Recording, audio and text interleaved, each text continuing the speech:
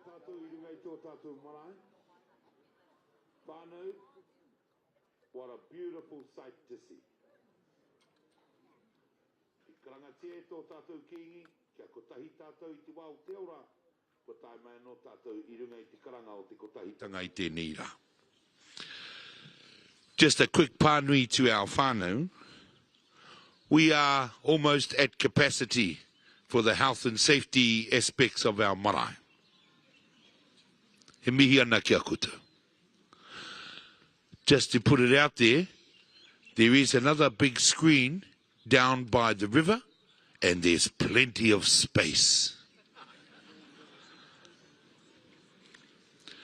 So if we can encourage anyone that wants to take the opportunity to go down by the river, tēnā koutou.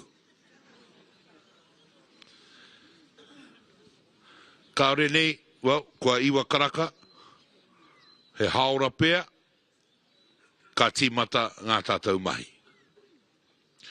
No reira, whānau, we're going to have the clergy and the choir and te reo o Rātana under the piruru.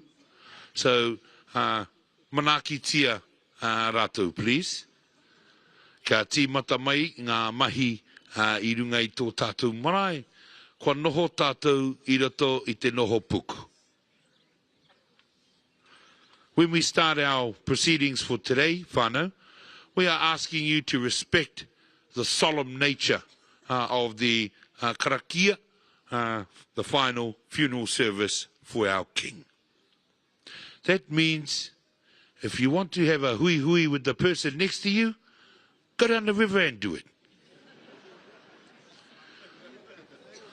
Kaore he kete kōrero I te wā e mahi ana te karakia. Thank you. I'm trying to say this in the nicest possible way, whānau. He no, kia matara tātou. Manaki tia te tapu o ngā whakahaere. Anei, kia taki tū tātou.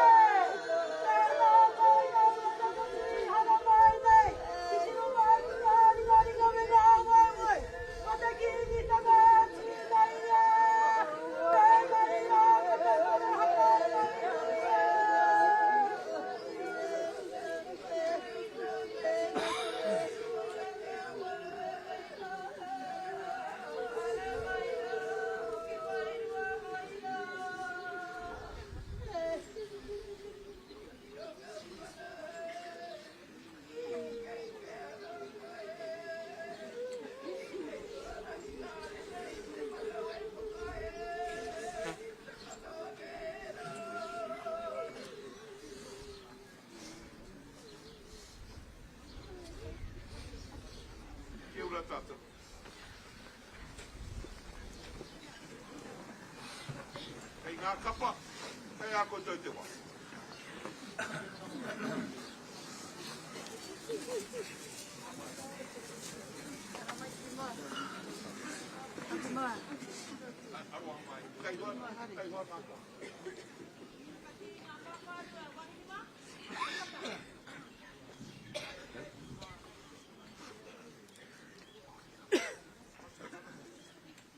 Kia whakatakoto e te whareariki o Tonga.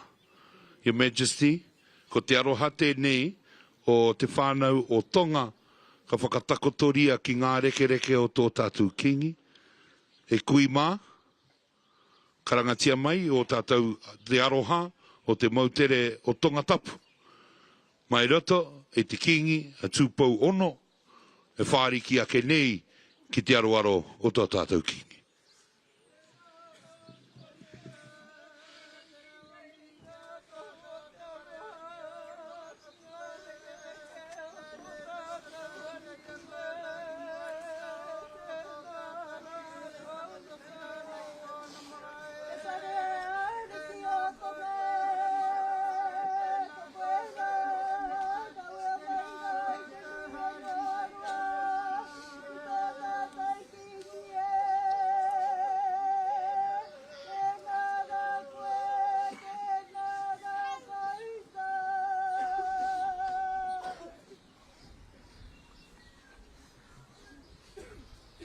Your Majesty, me te whānau o Tonga.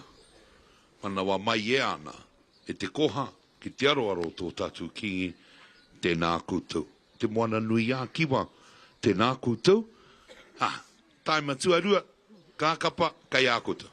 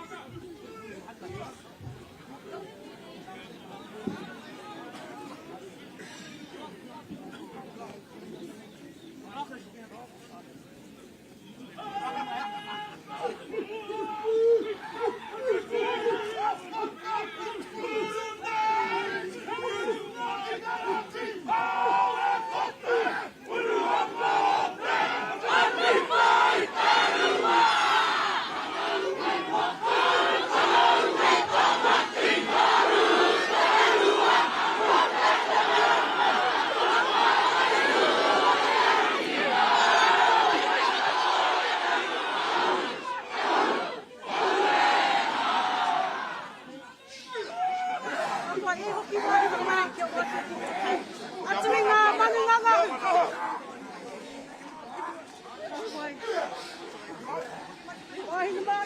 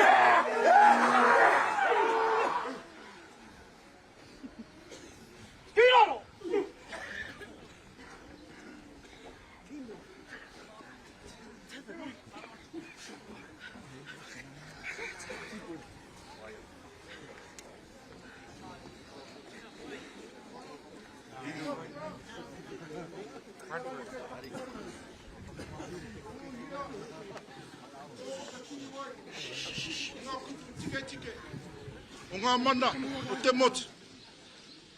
Puta noa I te moana nui a kiwa. Ha, ka wai hoi kona. I te rua te kau. O hānu ere. I te hui a motu. Nā au tēnei mea, te kotahitanga. I whakau. I roto I tō kau hau. Ui maki hoi, te pātai ki te iwi. Pēhā rā, te mana o te tono, ke kotahi ai, ngā iwi. Ki te kore, te kotahitanga, ka eke ki roto I ngā whānau. Tērā kōrero ka tika. I te rua te kaumātai o aku hata. Whakarewa ai, ko tēnei whare, o te whare haka o Tainui. Hei te tuki, I te rā, whakakipa au.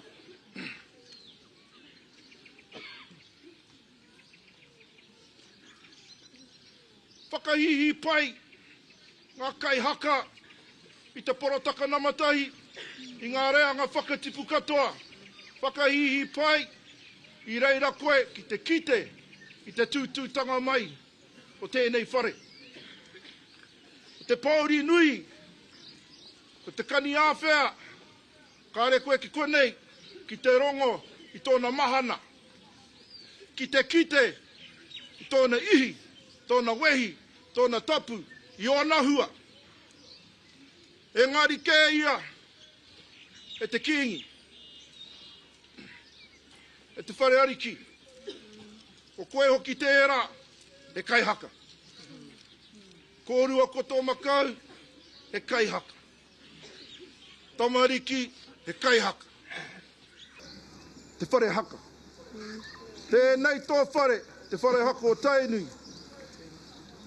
E tuku ana I ngā mihi whakamutunga kia koe te kiingi. Ka tiki nā atu e rao ngā kupu, te karakia.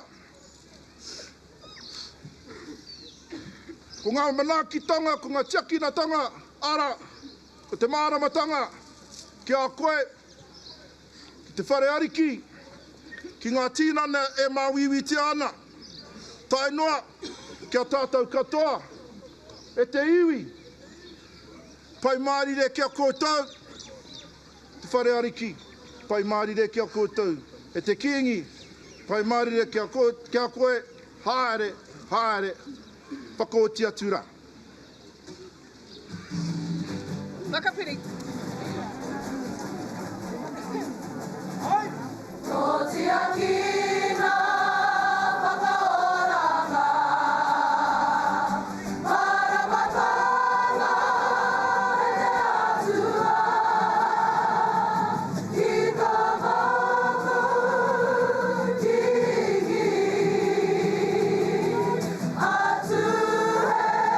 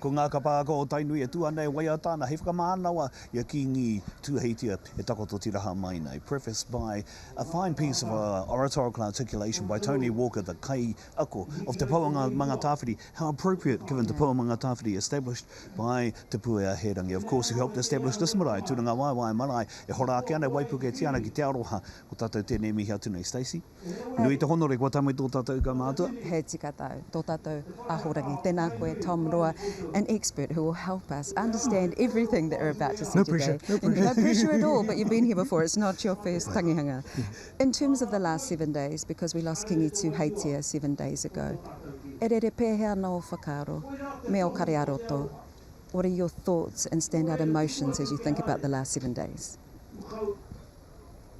One of the days we brought the Vice-Chancellor of the University of Waikato, and I was interpreting for him. And as I interpreted for him, he said, "It sounds so much better in Māori. How can you say, e tangi ana te wairua? My spirit cries. How can you say, e ti hai ana te tarauna? The very heart of my heart is being ripped." That wairua, that spirit, has permeated these last 7 days. And I'd say it's been sewn back together by so many people coming, the incredible manaaki, how everyone has been looked after, and then what we look forward to today. Can you tell us about what we can expect in the next half hour? And of course, te korero nui o te wā, te whakawahinga, the coronation of a new monarch. Exactly right. And I'd suggest, with respect, that the media have been a major part of that sewing of this heart together, and the call of the King to this kotahitanga, this unity of minds, unity of purpose, unity of hearts. So you're doing a fantastic job. Koe mihi mai kia māua. Thank you. Kia matu. I also said earlier to parts of the media team that the last few days have been a practice. This is the big day. Please don't stuff it up. Well, actually, in terms of that, we better go to where we should be listening to right now. Tēnā koe, me whakaroko tātou ki a tukuro rangi mōkena tuana ki runga i te marae a te ia ia nei nā. Tainui, tēnā koutou, tēnā koutou, tēnā koutou mō tā koutou koha ki tō tātou kengi. Ka tiake, kia ora tātou.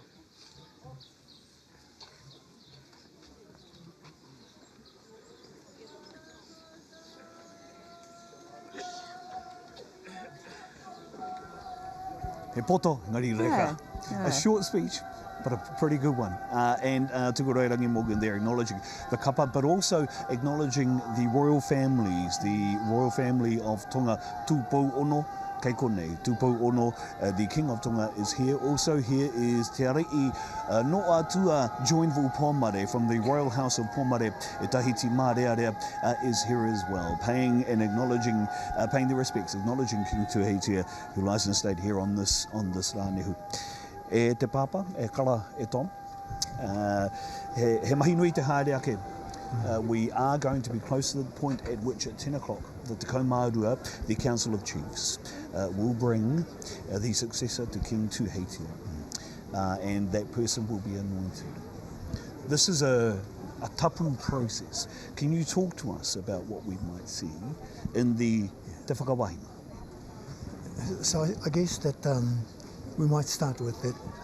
This Kiingitanga is different from every other monarchy throughout the world, where the chiefs of the land gather and they decide who will be the next monarch. All other Kiingitanga, all other sovereignties, it's a sort of an automatic process. So over the last few days, the chiefs of the land have gathered and they have made the decision. We of Waikato, we of Maniapuru, we of Tainui Waka, we have no part to play in that process. So we don't know yet who that ariki tohu, that new monarch will be. We will know with the rest of the world when they come from the doors of Mahinarangi with the chiefs of the land to show who is their choice. That process is again very tōkupu tapu. Tōkupu he mana nui orota, he wairu anō. So following the unveiling, you might say, of the ariki tohu, they're seated on the throne. There will be karanga, there will be karakia, there will be wairea, clearings of the pathway for the new ariki. He or she, we don't know what it might be, will take their place on the throne that has been set by her ancestors from Tāwhiao's time. Then there will be more karakia, more consecrating of his taking this huge responsibility. And with that, the ariki tohu will be anointed with oil as follows a biblical practice. They will not be crowned with jewels or gold. They will be crowned by the placing of the Holy Bible on their head. With that, more prayers will proceed. At the ending of that prayer, the people are asked, what shall we term this ariki? Shall we term them ariki taungaroa? There are a number of terms in Māoridom for the highest ranking of each tribe. Back in 1858, the question was, should we give that terminology to them, or should we rather have something that is above all of those other ariki? So, Te Wherowhero, the first Māori king, was termed a Kiingi. And with that term, there was an equality of status expected of the king with the Queen of England.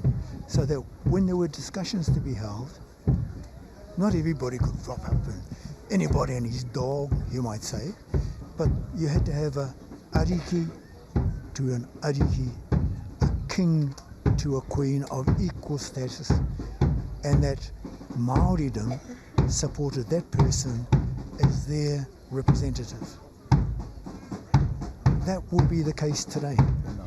With Te Ariki Nui, as the band is coming forward, Te Ariki Nui Te Whareunga Kahu, there was a kind of a hesitancy amongst the people when the question was, shall we call this a person a kingi?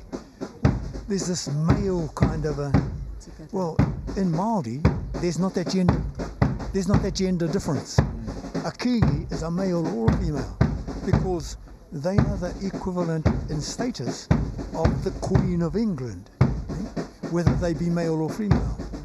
However, with that kind of, you might say, modern thinking, how many years back with Te Ariki Nui, she recognised that difficulty for her people.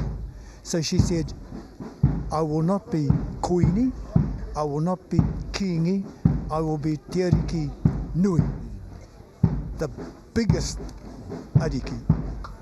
So again, we'll hear in the karakia whether we're to call the new person Kiingi, Kuini, or ariki nui. You could say that we're going to find the new beat that we will step to, just like the beat that we can hear right now. That's right.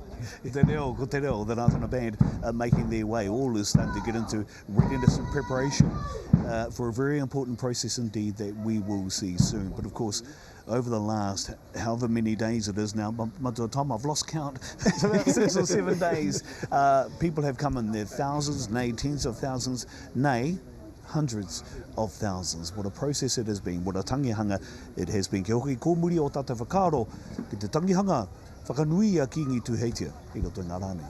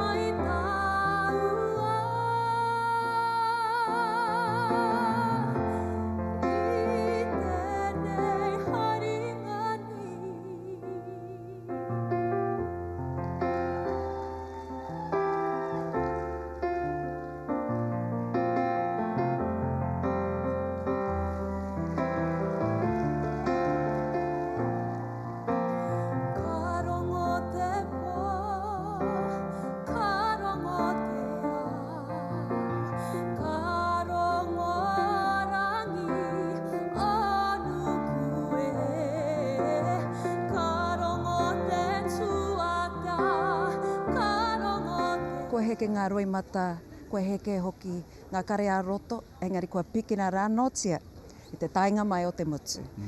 There have been many tears that have been shared, there have been waiata, there have been amazing kōrero, but most importantly, being here has been so essential to the healing of the iwi Māori. And it has been said so many times, Kiingi Tuheitia, te kingi o te kotahitanga, someone who unified people both in life and now for the last 7 days in his passing. I was waiting with Stacey to do the throw to our next host, and I didn't know why she did it. It might be because she knows one of them intimately. This has been a collaboration of Māori media throughout the last 7 days, and that continues today. We're now going to take you to our co-hosts today, who are just down by the barge at the back of Kimi Orowhare. You'll see them there now. One is Tini Molyneux, and the other one is, oh look, I can't remember his name. E te tau, tēnā koe. Tēnā koe te tau, tēnā kōrua koutou ko matua Tom Roy. Yes, I'm here with the legend of Māori broadcasting, Tini Molyneux. We're by the Waikato River. Now, one of the famous sayings of the Waikato River is he piko he taniwha, he piko he taniwha, which basically translates to at every bend there is a taniwha present, and there's 2 new taniwha that have just arrived on this particular piko of Te Awa o Waikato, one from Tūhoi, one from Te Arawa. Tini, I mean, it feels like there's a celebration about to happen. Not so much a sorrowful event, but we've been engaging with a lot of the thousands of people that have come down here by the Waikato River, and they feel in a very positive mood. There's a spirit cascading amongst the people here, but one of celebration, one of remembrance, but one of celebration of what's about to happen today. Ne? Te rauwhia ko te mihi tuatahi ki ngā atua. You know, all we can say is the gods are definitely with us today. Beautiful day for such a sad day, and what a send-off. What a send-off. The majestic Waikato River behind us, and within the waters of Waikato flows the history of the Kiingitanga, all the way back to the base, and where to the source of the river, which is Lake Taupo and Pootatau Marae. I tīmatahi ai te Kiingitanga e Pootatau te Wherowhero. And therein lies its history, and now it's all about the past, the present, and the future. And if you look around here today, you can just tell where that future is going to. So kia ora whakaaro, Scotty, mo tērā ahuatanga kotahitanga. He tino tika tō kōrero, Tini. I mean, the river links the beginnings of the Kiingitanga in 1856 to Huia Pukawa and Taupo, Hinana ki uta, Hinana ki tai. The river flows down from Tongariro Mountain and joins Taupiri Mountain, standing here, which will be the King's final resting place today. And we're going to see, as you said, a magnificent send-off today with waka coming along the Waikato River and carrying the King to Taupiri Maunga. So yes, steeped in history, but also steeped in a lot of aroha today. We're going to see a ceremony unequalled, I think, apart from Te Aotearangi Kahu in 2006. We were both at the ceremony in 2006 to send off Te Aotearangi Kahu, and today, again, another huge event in front of us, and something that's going to be history here in Aotearoa. Tēnā kōrua, ia kōrua mahi, tēnā kōrua e kōrua kōrero. Ka nui ngā mahi ko tia kōrua I roto I ngā haora te haere a kene. Kei te whakatika te marae. People are preparing to be in place and to be in the right position to welcome the Te Kaumārua who will lead on the successor to Kiingi Tuheitia. Te ariki tohu e kōrero hi a kene. E te mata tome mea nui tēnā ma te Kaumārua e ārahi mai. Ne, ma te Kaumārua me ngā rangatira o te motu e ārahi mai I te ariki tohu. Tai hō koe, tai hō pea. The Te Kaumārua was appointed by the king. They are his Te Kaumārua. And te ariki tohu will appoint his or her own Te Kaumārua. The chiefs of the land will be led by Tumu Te Hehui, Se Tumu, from Ngāti Tūwharetoa, following his tupuna, Te Heu Iwikau, who led the ascension of the very first Māori king. So the chiefs of the land will accompany. It's part of that funny dynamic that the Te Kaumārua are part of the chiefs of the land. So therefore, you're saying the ariki tohu, so the one that succeeds, will then choose their own Te Kaumārua? Yes. Ahia, when will that happen? Kei aia. It will be, we've got to give that new person a time to kind of settle in, realise. I think so many people saw how Tūheitia was nervous and he was very uncomfortable when he was the people's choice, when he was considered to be the man for the job. But I think you made the point, he grew the job for the man. Don't know whether it'll be a man or a woman, but the ariki tohu will surely be following the model. So that's the part of the sense of anticipation we're feeling right now. Everybody is waiting to see this big moment. Oh boy.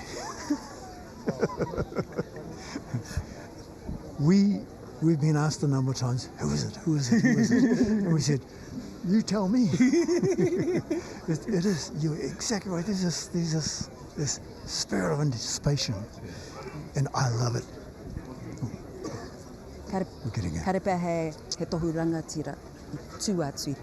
So all of the emotions, everything you could possibly want in terms of an incredible send-off for Kiingi Tuheitia and for the succession. Me runga na kotu i ngā karakia tākinana, kua rite, ngā toa taua, kei te whakatau, i ngā rangatira, i tumu te heu, me te ariki tohu, e haere ake nei, all is about to be revealed now. Here, e te rānehu, o Kiingi Tuheitia Pootatau, te wherowhero te tuawhitu. Kei te arahi mai te ariki tohu, te ariki hou, kua rite, te iwi, ko tūtū mai ngā tāta, e te iwi, mātakitaki mai.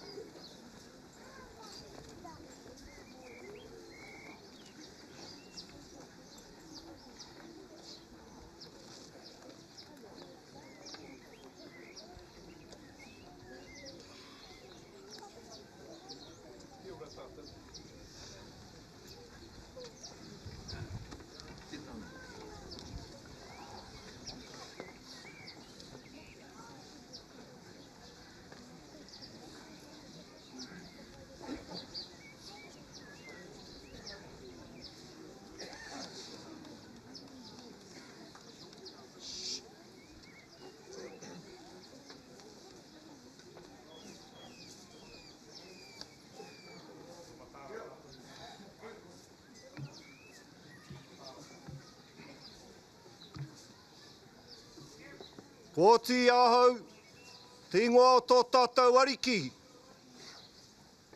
Mai a Pootatau tā whiao. Mahuta te ratakoro ki te atairangi kāhu. Tūheitia. Ko ngā wai hono i te pō.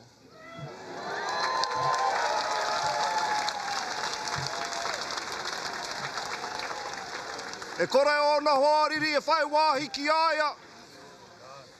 E kore ngā mea kino, e tū kino i aia.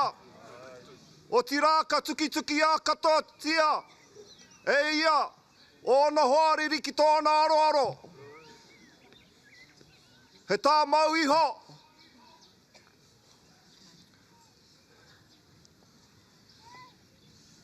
He puna Wherowhero. He wahanga arangi. He pakarūtanga whenua. Ka haere o na mana i kona. Ki te whakawaki mai i te peka. I whakawiria. E te waikura. E iu arangi. Tāpā mai tātau e tamahine. I whakatāmi ai. I o tāua mamai tanga i mamai ai tāua. I o tāua nonoke tanga i nonoke ai tāua. E iu arangi. Tapa mai hei aha. Hei ariki taungara. Hei toi hau. Hei kahu tātara. Hei Kuini. Hei Kuini. Hei Kuini. Kāti kua ati konei. Ko te ariki nui. Kuini Nga wai hono i te pō.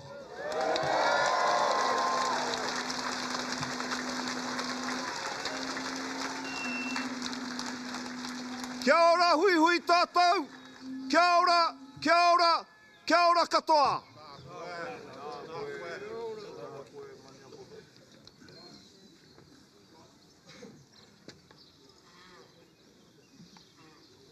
Tome. Tome ki konei tua. Wai umai tō rākau ki ana.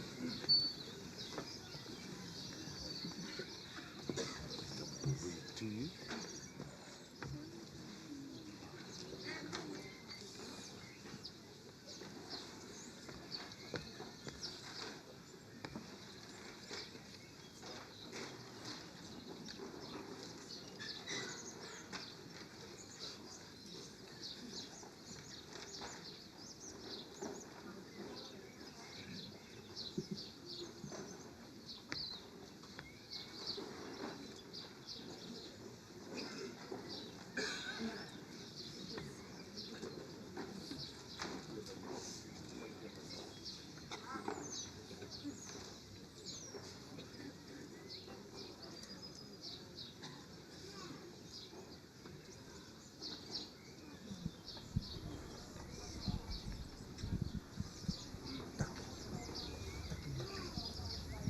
Tēnā, koe ki te kōwai te ariki hou.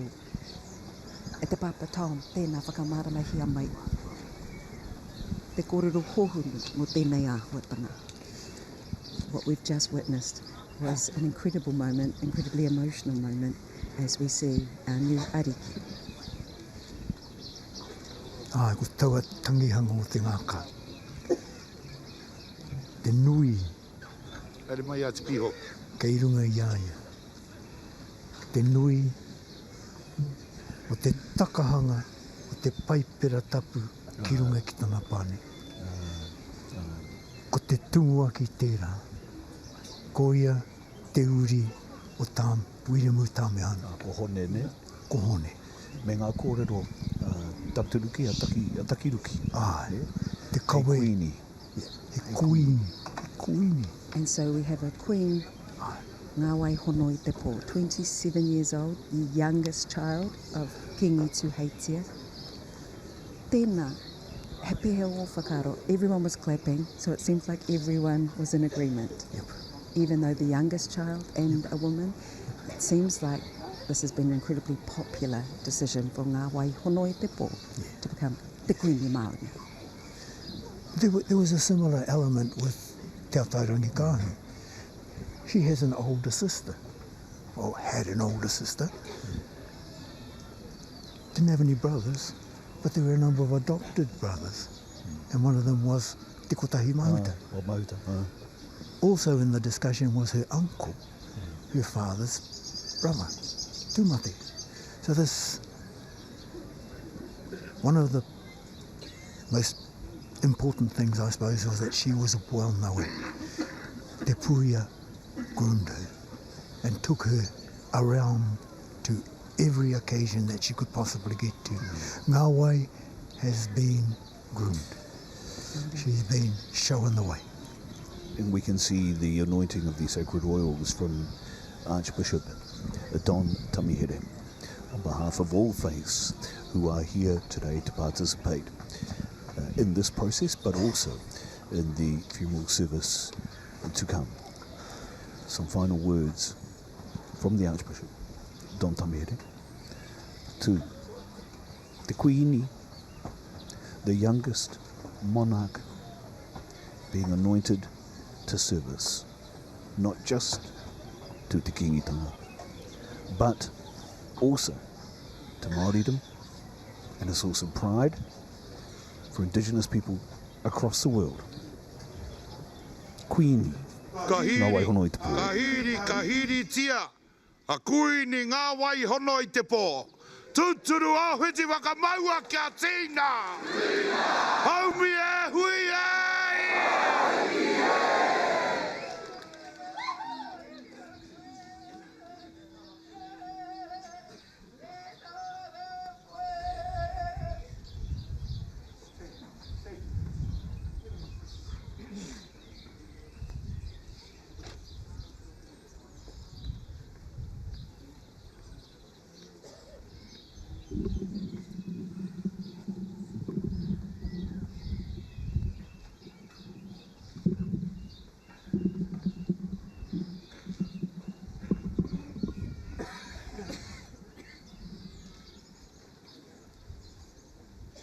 E iu e rangi. Tēnā huakina mai te rangi i rungane. Kia ki te atura mātu katoa te rire o ngā rangi, te mana o ngā rangi, te tapu o ngā rangi. Kia tau ana mai te mana te ihi o ngā rangi tū hā, ki runga kia tātou katoa e pai nei. Ki runga ki tō tātou kuini, kua puta mai te rangi nei. Ki runga anu ki rā ki tō tātou kiingi, kāngaro i tēnei rangi hoki. Tēnā takahia rāne a hou, turuturu a viti wakamaua kia tīna. Tīna! Haumi e wia! Piki ake tō whaki i te rangi tuatahi i te rangi tuaru. Piki ake tō whaki i te tāhuhu matapu i te nohoango aitu. Urunga o te rangi ki mua iahine ko te kawai whea. I mua iahine ko te kawai kauaraia. Hei te kawa no karihi ki te angi pū. E tai kari piripia, te tai ia te moana ma, te whatu tai moana mea, ona whiwhinga mea, ona rawenga. E kakara... Mata poutu tāu ai te tatau o te whare o tini rau. E kakara, E kakara ko te uira ka maupu i puia. Tai e ngā hiku. Tai e ngā upoko. Ia mata rawa. Turuki. Vai turuki. Whāno, wharake. Hara mai te toki a haumi e. Tākina te kawa ko te kawa no wai, ko te kawa no rehu ai te rangi, ko te kawa no hine rangi Māori. E tau ai te rongo mau, e tau ai te mau ngārong. Tākina te kawa kia wātea. Kia wātea tō tātou kuini i te whiwhi, i te hara, i te whara ki te tangata. Kia wātea i ngā whakapeha. Kia wātea I ngā pū hai hai o tēnei au huri huri. Ka whakarei ngā hau ka whakamaua kia tīna. Haumi e hui e. Kia ora tamana ino, kia whakapapapa na mutu mana kia tere takaro hirahi. Ko toa hua haere, haerake nei a te kuini. Ko tarangi Māori e, turu awi te whakamaua kia tīna. Haumi e hui e. Ngā minita, kai ākuta.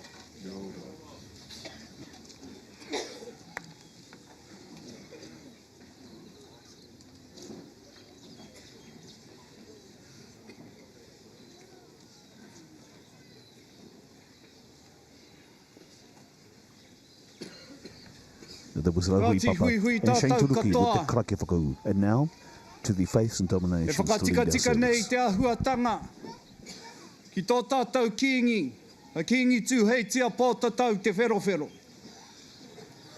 Ko huitahi nei tātou hei whakamahara ki te atua I te oranga o Kiingi Tuheitia Pootatau te Wherowhero, tuawhitu.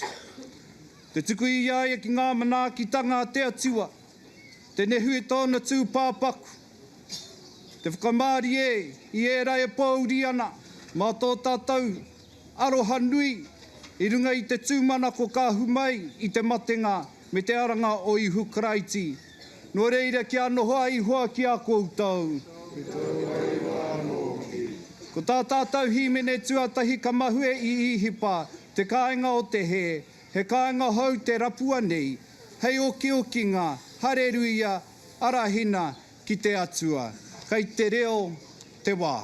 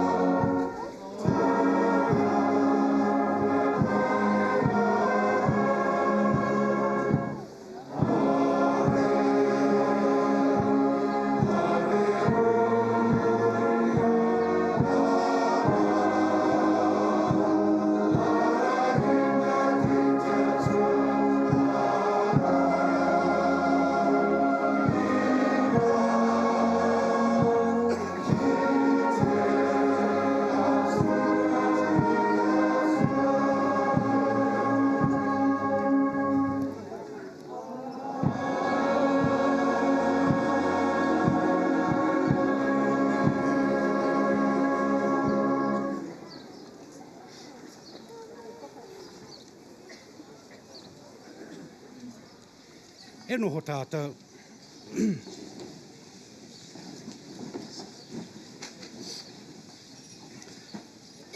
Te aroha o te atua. Kia whakarongo ki ngā kupu ata kraiti tō tātou kai whakaora. Kua hau te aranga me te ora. Kua ia e whakapono ana kia hau aha kua mate e ora anō. Kei pauri o koutou ngā kau e whakapono ana koutou ki te atua. Whakapono hoki ki a hau. Hara mai ki a hau e koutou katoa e māwiwi ana e taimaha ana. Māku koutou e whakaoki.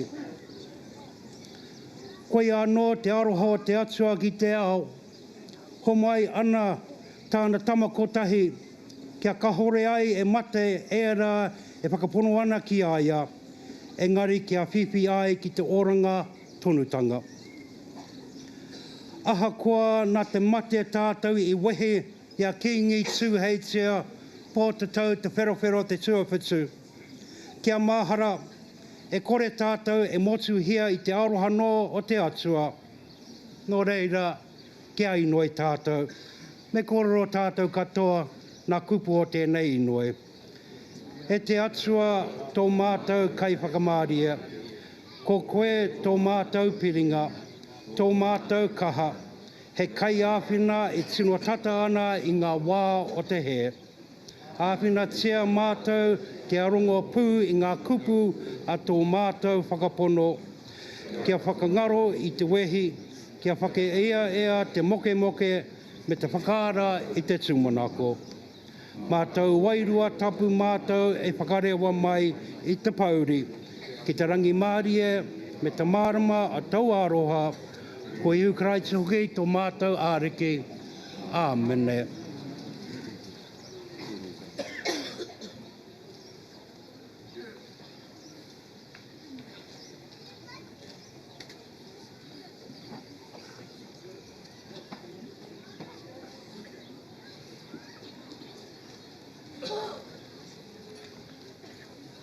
Te whakamaharatanga. E te atua tō mātou matua. Ka whakamoe miti tia koe kua waihanga tia mātou. Ke rite ki tau a ke te ahua. Ko ho mai hoki ngā pūkenga. Kia mahi kia koe. Ka tuku whakawhatai kia koe mo Kiingi Tuheitia. Ngā tau I noho tahi ai mātou. Te pai I kete ai. Te aroha hoki I whiwhia e mātou mai I aia. Nā reira, whakakahangia mātou kia waihoi ki tau manaakitanga. E ahei ai ki tau tohu o te oranga tonutanga. Ko ihu karaiti hoki tō mātou ariki. Āmene. E te atua kaharawa. Ka whakawā kia mātou ki te tohu mutunga koro me te tika. Ka aroha hoki koe I ngā mea katoa I hanga e koe. Ka koa mātou ki au tohu o te wetukina hara, o te hari, me te rangi Māori mo era katoa e arohana ki a koe. I roto e tō atawhai. Tahuringi e te pauri o te mate. Ki te anga no o te oranga hau. Me te hina pauri o tō mātou wehenga ki te koa o te rangatiratanga o te rangi. Ko ihu kraiti hoki tō mātou ariki. Tēnā I mate. I ārake a e orana mō ake tonu atu. Āmene.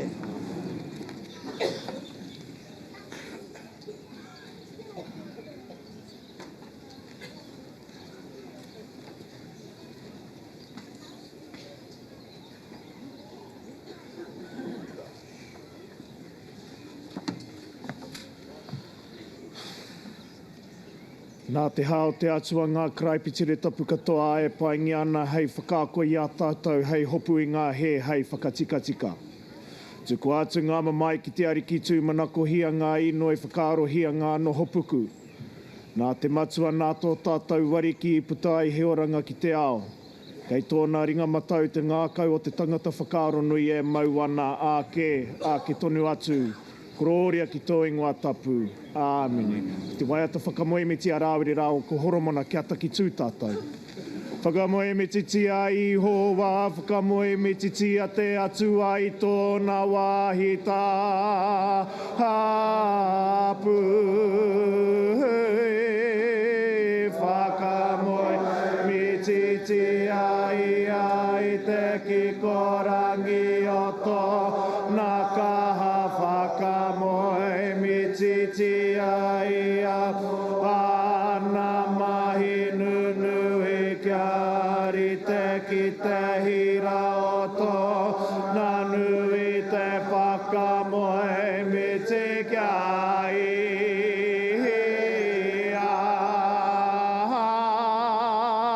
whakamoemiti i runga i te tangi a te whakamoemiti i runga i te hātere i te pawakarongo e tākuta mai tiki te ako atou papa kaua hoki e whakarere a te ture atou whaia wai ho hei whakapai pai a tahua mo tōma te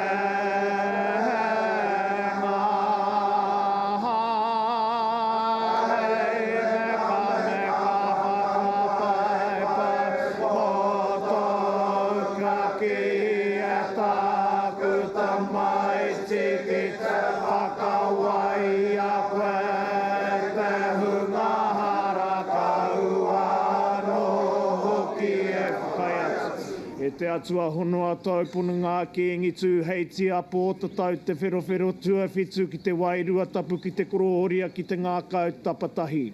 Kia whakanui a koe i runga i te ngākau ripini tā me te whai atua no i a koe noho mai nā koe i runga i tō torona. E noho iho mai nā koe, pupuri mai nā koe i te manaakitanga mō mātou. Haere mai awhitia mai o te akina hoki o mātou, tinana me o mātou wairua ki ata mōhio ai mātou ko koe ai hoa. Kororia ki tō ingoa tapu. Āmene.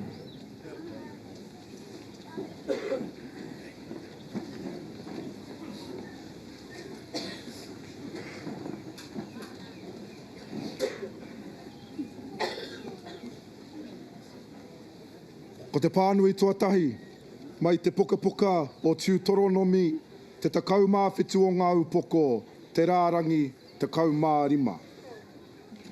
Ko tā iho ā, ko tā tō atua e whiriwhiri ai. Ko i ana ke tau e mea ai hei kiingi mō.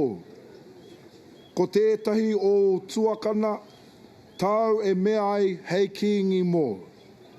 E kore ā hei kia mea tia e koe, hei kiingi mō, te tangata iwi ke, e hara nei i te tuakana nō. E ika mā ko te pānui tuarua, mai te pukapuka o ngā waiata a rāwari, te waiata rua te kaumātoru. Ko ihoa tōku he para, e kore a hau e hapa, ko ia hei mea kia takotoa hau i ngā wāhi taru hou, e arihi ana ia i a hau i te taho ngā wai a tarere. Ko ia hei whakahoki ake i tōku wairua, e arihi ana ia i a hau i ngā roa te tika, he whakaaro hoki ki tōna ingoa. Ai aha ko haere a hau ki te awa o te atarangi o te mate, ka hore he kino e wehe ai a hau, no te mea kei tōku taha koe. Ko tau rākau, ko tau toko, ko e nā hei oranga ngā kau mōku. E takana e koe he te puke tōku aru i te tirohanga anō o kuarere. E whakawāhi ane koe tōku mātenga ki te inu pūrena tonu tāku kapa. E pono e aru i ahau te pai me te ata whai ngā rā katoa i ora i ahau. A ka noho ahau ki te whare o ihoa a ke tonu atu. Nō reira kia whakakororia te matua, te tama me te wairua tapu. Ko te ritenga ia i te tīmatanga, a tēnei anō i nei anei, a ka mau tonu iho, a ake, a.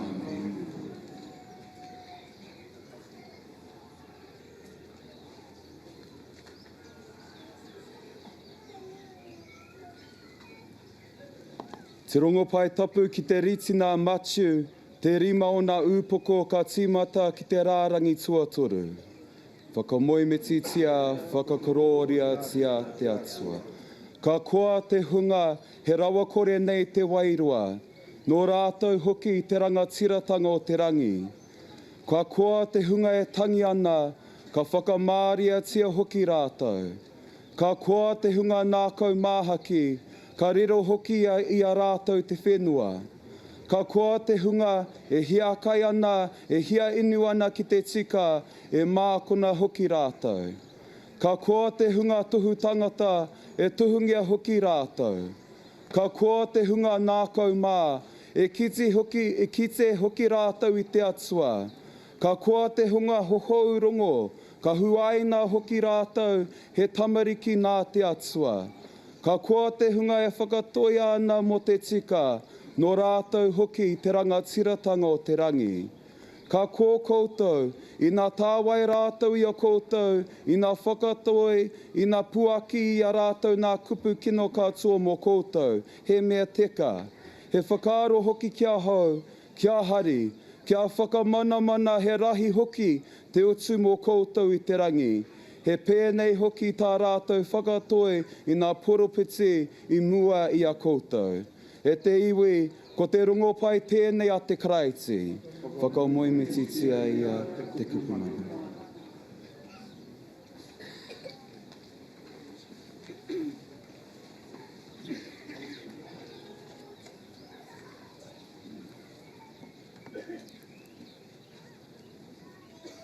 Mahea, e ai te mana motu hake o te iwi Māori katoa tū atu i te Tūheitia. Ke te mohi o tātou kāre, he ara kē atu i āia. Ko te Tūheitia ia, te kaupapa nui, te huarahi whakaeke, te huarahi kāea. Koina te pū tūmanakotanga, te whakarotanga ake, te hao o te ngākau kua kitea kua rongo, i roto i ngā kōrero me ngā mahi nunui, a te kingi Māori, a Tūheitia Pootatau te Wherowhero te tuawhitu, i te wā iaia, i roto i ngā tau. Koina te tikanga pēr, o tana kōrero, ki āne iwi a Waikato Tainui mā, i te wā, a tōna hui koro nei hana tua ngāhuru, mā waru. No tēnei tautona, e rua wiki no iho, ki muri nei. Hei tāna, mā te Tūheitanga, mā te Tūheitanga, mā te Tūheitanga ka ea, te mana motu hake. Koina hoki te tikanga o tana kōrero, te kaupapa nāna te whakatakoto, ki rungi te ātea tapu, i mua i te aroaro o tōna tipuna whare a mahi nārangi, i mua i te aroaro nui o te hui āmotu, te hui nui nāna i karanga i te timatanga ake o tēnei tau. He whakarotanga ake, he wānanga nui, mo te whare kōrero nui, o te iwi Māori i pakaru mai, no ngā hau e whā. Tana kaupapa, hei whakatakoto, hei paukā hiki, hei paukā toko, hei paukā eke, mo te whare kōrero o te iwi Māori, mo te oranga ake o tātou katoa. Hei tāna, tākiri tū te Tūheitia, tākiri tū te mana motu hake. Ko te pātai ko arara ki roto i aua, ko tēnei. Me mea, ko te Tūheitia ia te mana motu hake o tiwi Māori katoa toa ka ea. Mā hea ai, ai, te Tūheitia ki roto i tiwi Māori.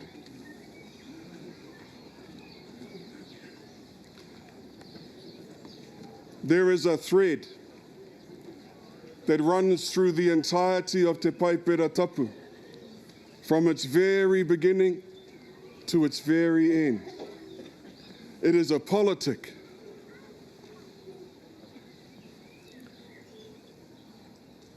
It might be unusual for you to see a leader of the faith speaking of politics. I believe in the separation of church and state when it comes to the exercise of power and authority. But when it comes to the pursuit of justice, when it comes to the pursuit of peace, when it comes to standing in solidarity with those who are marginalized and oppressed, I believe there should be no separation. We should be on the same page. We should be standing in the same place.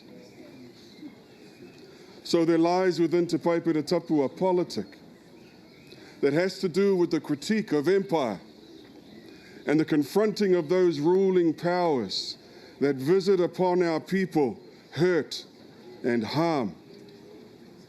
An example of this is the story of the Exodus, when Moses was drawn out from within the system of the Pharaoh and returned to it to confront it by saying, "Let my people go."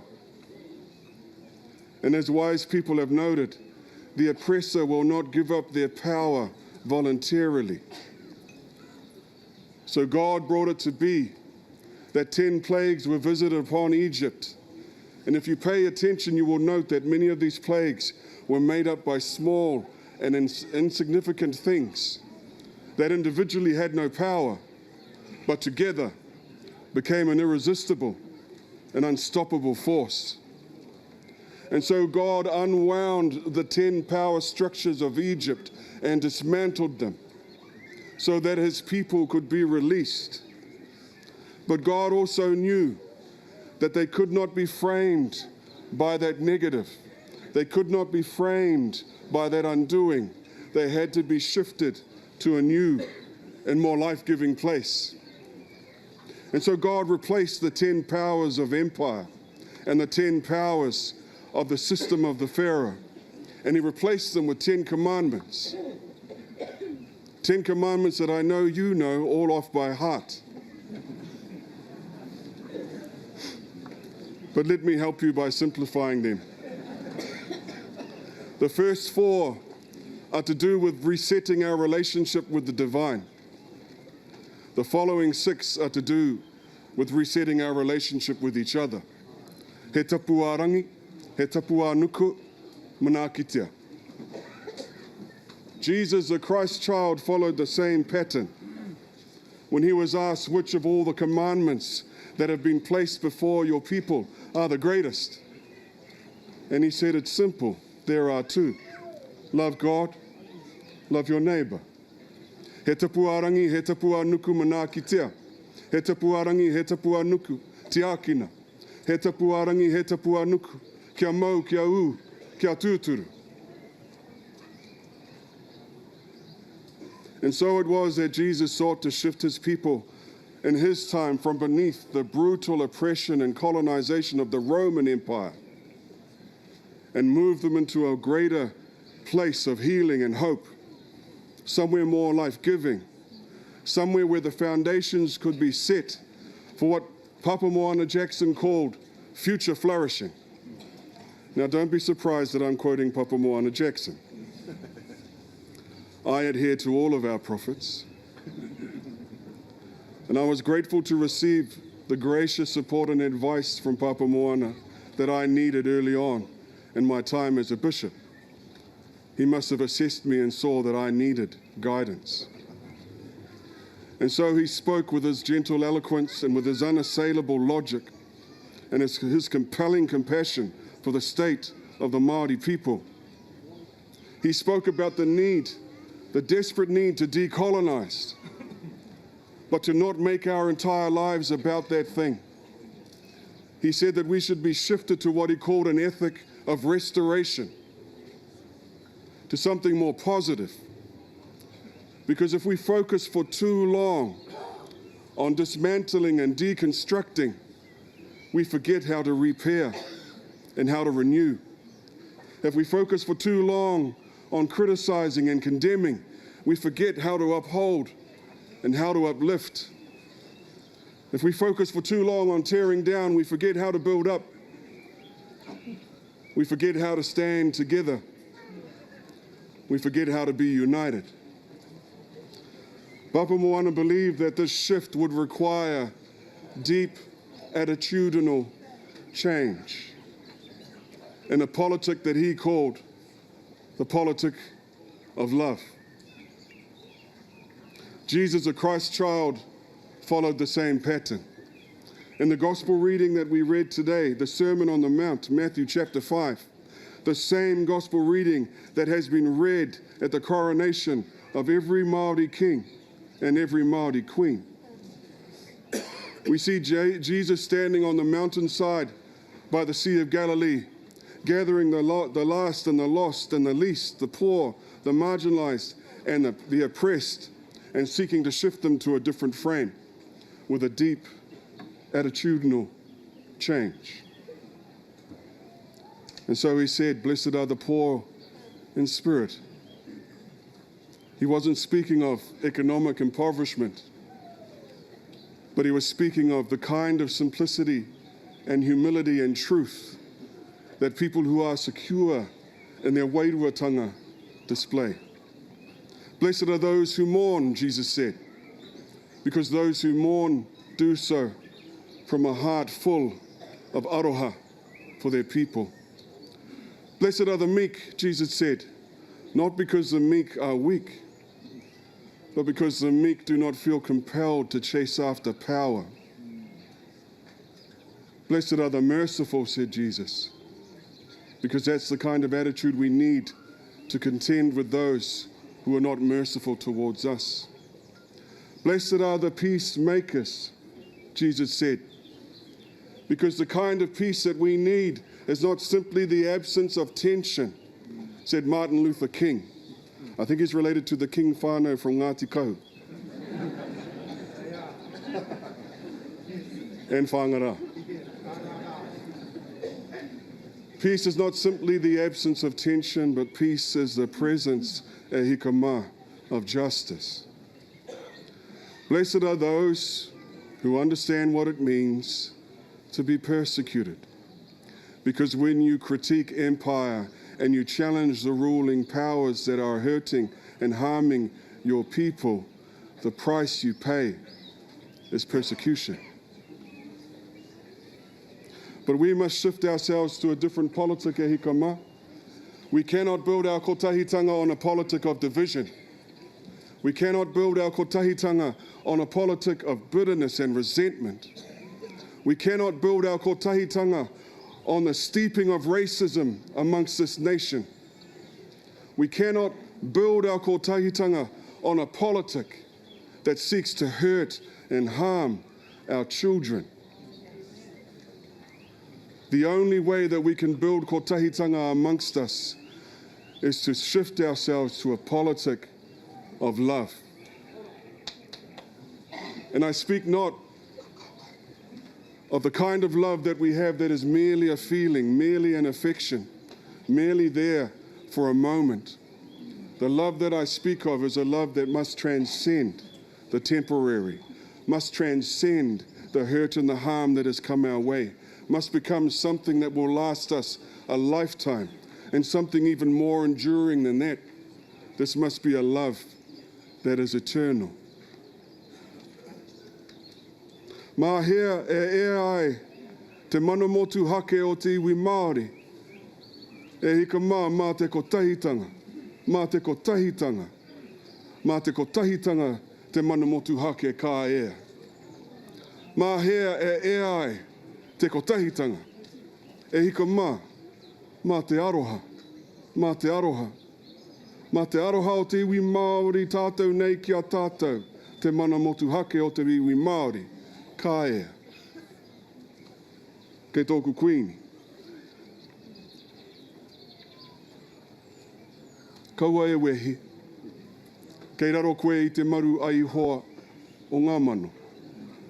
Karangatia tō iwi ki te kotahitanga, a mā tō iwi nei tō karanga e whai. Te hei Māori ora ki a tātou.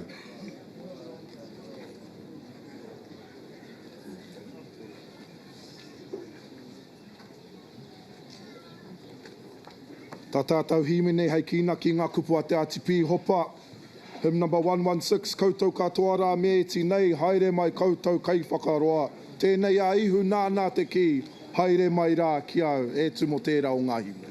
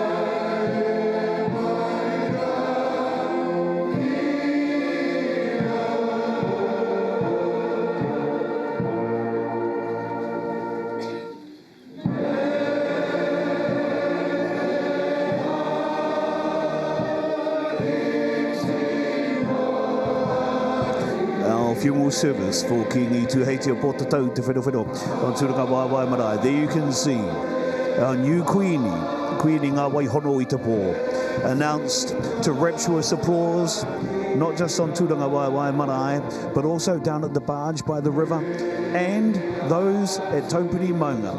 Applause around the world, and as you can see, ko ngā kai hoe i ngā waka, e whakatikatika ana. E sao him koutou katoa rā me ti nei, haere mai rā ki au, the words of the most reverend Don Tamahere. E te Queenie kaua e wehi, kei roro koe i te maru o ihoa.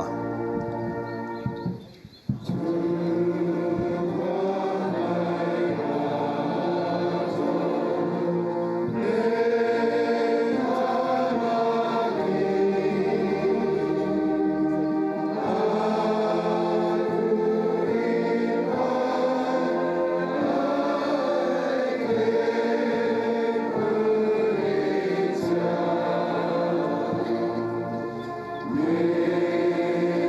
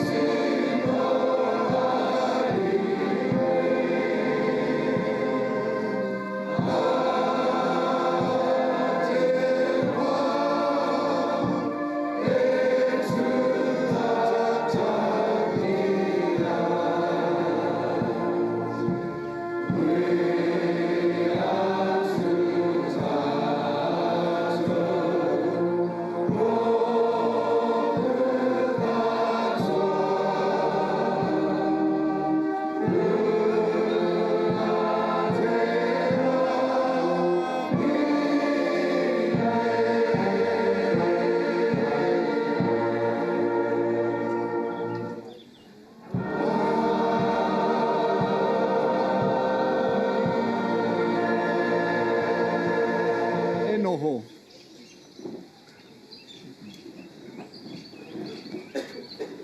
Me inui tātou. E te matua e inui ana mātou ki a koe mo te hunga e aro haina nei e mātou. O tia ka hore rātou e ki te ana tukua ki tau pongonoa ki a Kiingi Tuheitia taurangi Māori.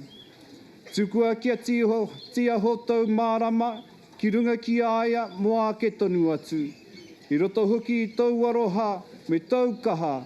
Wai hangatia ki roto ki aia te take o te ora o au mahi tohu. O i hukarai te huki tō mātou wariki. Āmen. E te atua kaharawa ko koe te matua o ngā atawhai.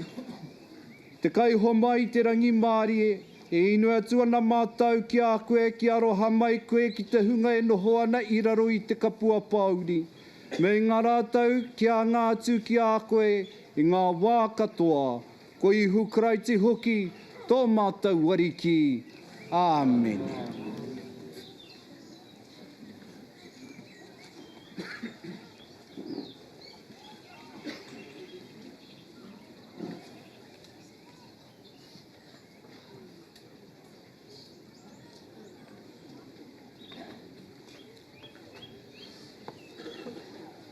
Kia whai kroria, hono re hareruia kia ihoa o ngā mano.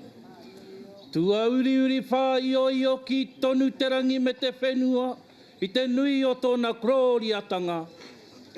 Ia ta whai mai koe ihoa e ngā riki, matua, tama, wairua tapu me ngā nahera pono, me te māngai hei tautoko mai, aia nei, ake nei, ā. E te tokotoru tapu me ngā nahera pono me te māngai. Kia tatu iho mai koutou ki Wainganui i tēnei piringa o mātou. E whakamoe miti atu nei, hei tātari i ngā kupu katoa, e whakapuaki nāna e mātou, i roto i tō koutou kororiatanga. Ko koutou nei hoki te tīmatanga, me te whakaotinga mai o ā mātou, e tūmanako atu nei, i roto i tō koutou kororiatanga, ko te māngai hei tautoko, aia nei, ake nei, ā.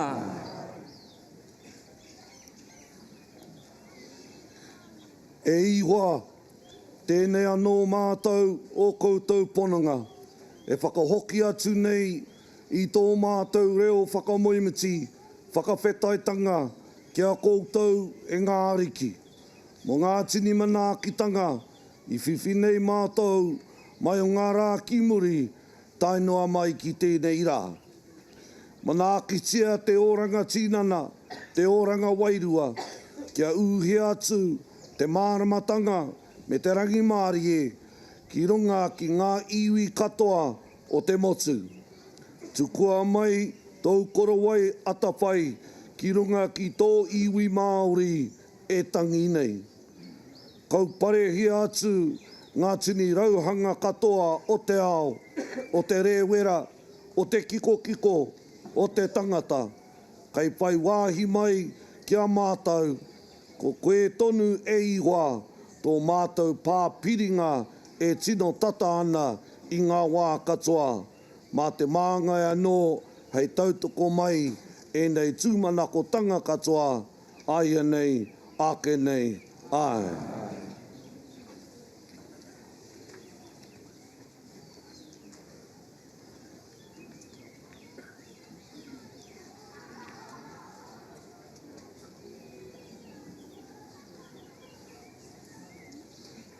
E te ariki, kia aroha mai koe whakarungo mai, ki ngā inoi a tau hunga e karanga atu nei, ki a koe.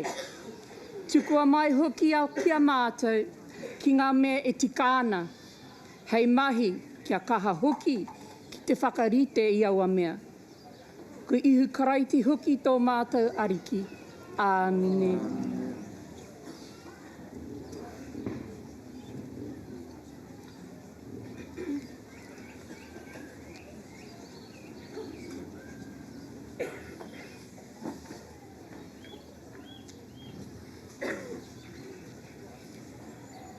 E te atua kaharawa, pōna o te whakaaro nui katoa. Ka rauna o te matoranga katoa. Ho mai kia mātou he kanohi kia kite. E ngāko kia mōhio ki au mahi whakamiharo. Kia pūmau ai tō mātou mōhio me tō mātou aroha ki tā e pai ai. Ma te karaeti tō mātou ariki. Āmene.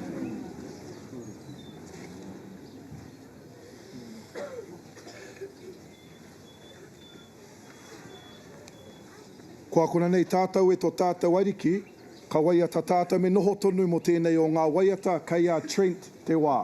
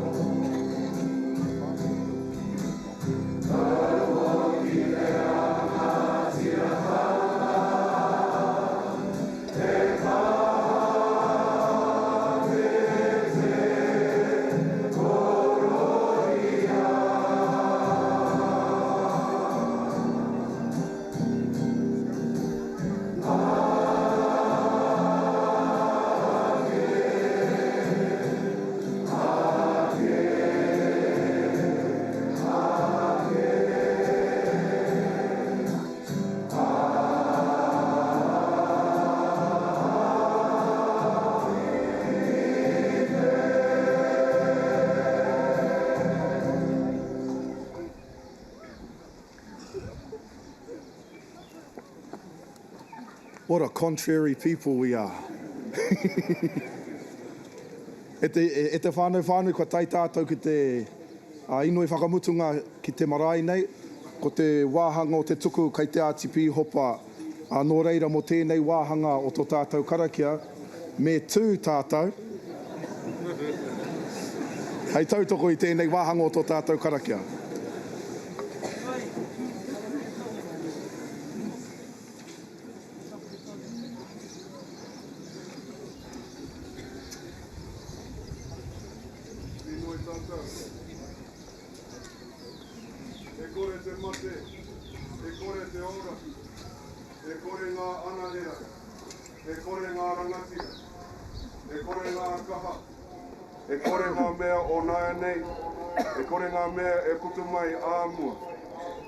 E kore te tike, e kore te hohonu, e kore tētahi atu mea hanga, e kaha ki te motu i a tātou i te aroha o te atua, i tērā i roto nei i a karaiti ihu tō mātou ariki.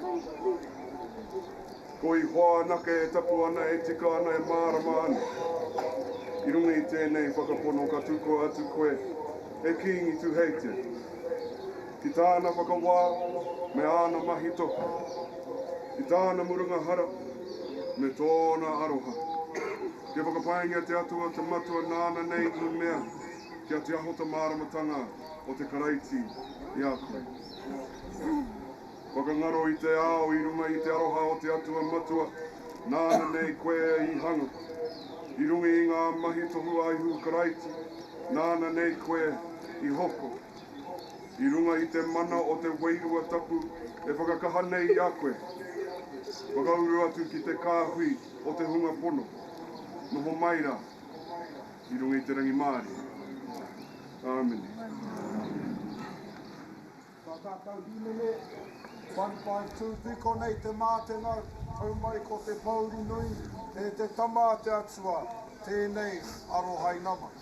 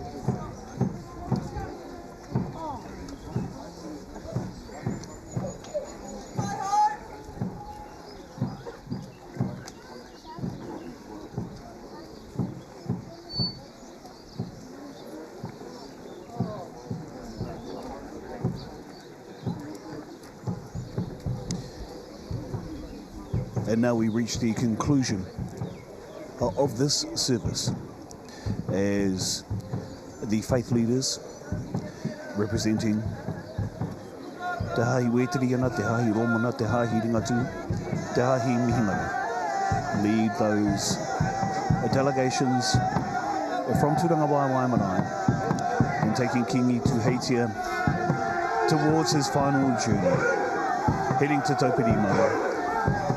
Stacey Morrison, Dr. Tom Roa, here with us in Tūrangawaewae Marae. Kei te rongo koutou i te haka. E te pāpai e Tom. E pēhea nā ngā whakaaro i tēnei wā. Tuki tunu ana te mana. Tara, uma e ti hai ana. Ki enei ahua. Hoe no. Mate ana he te kura, ara mai ana he te kura.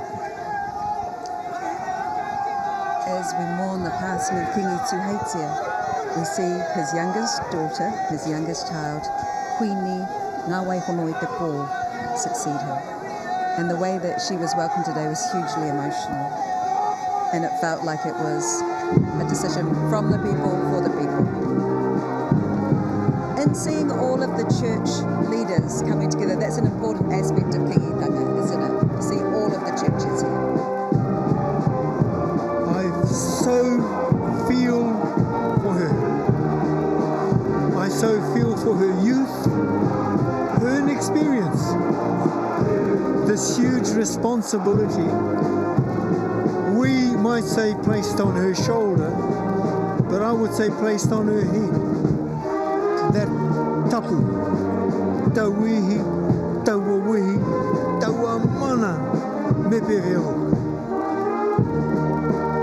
He tika hoki tau, she is ready for this. And now the people are ready to take their king on his final journey. Being led by Sir Pau Te Mara, with leaders including Tātere McLeod, Rikirangi Gage, Penny Henare, Tūra Mahawira, the king making his way onto as a part of the cortege, heading to the river. Kia whakaroa ke tātou ki te ao Māori, e waiata nei a tangiana, ke Kiingi Tuheitia, karirone, karirone.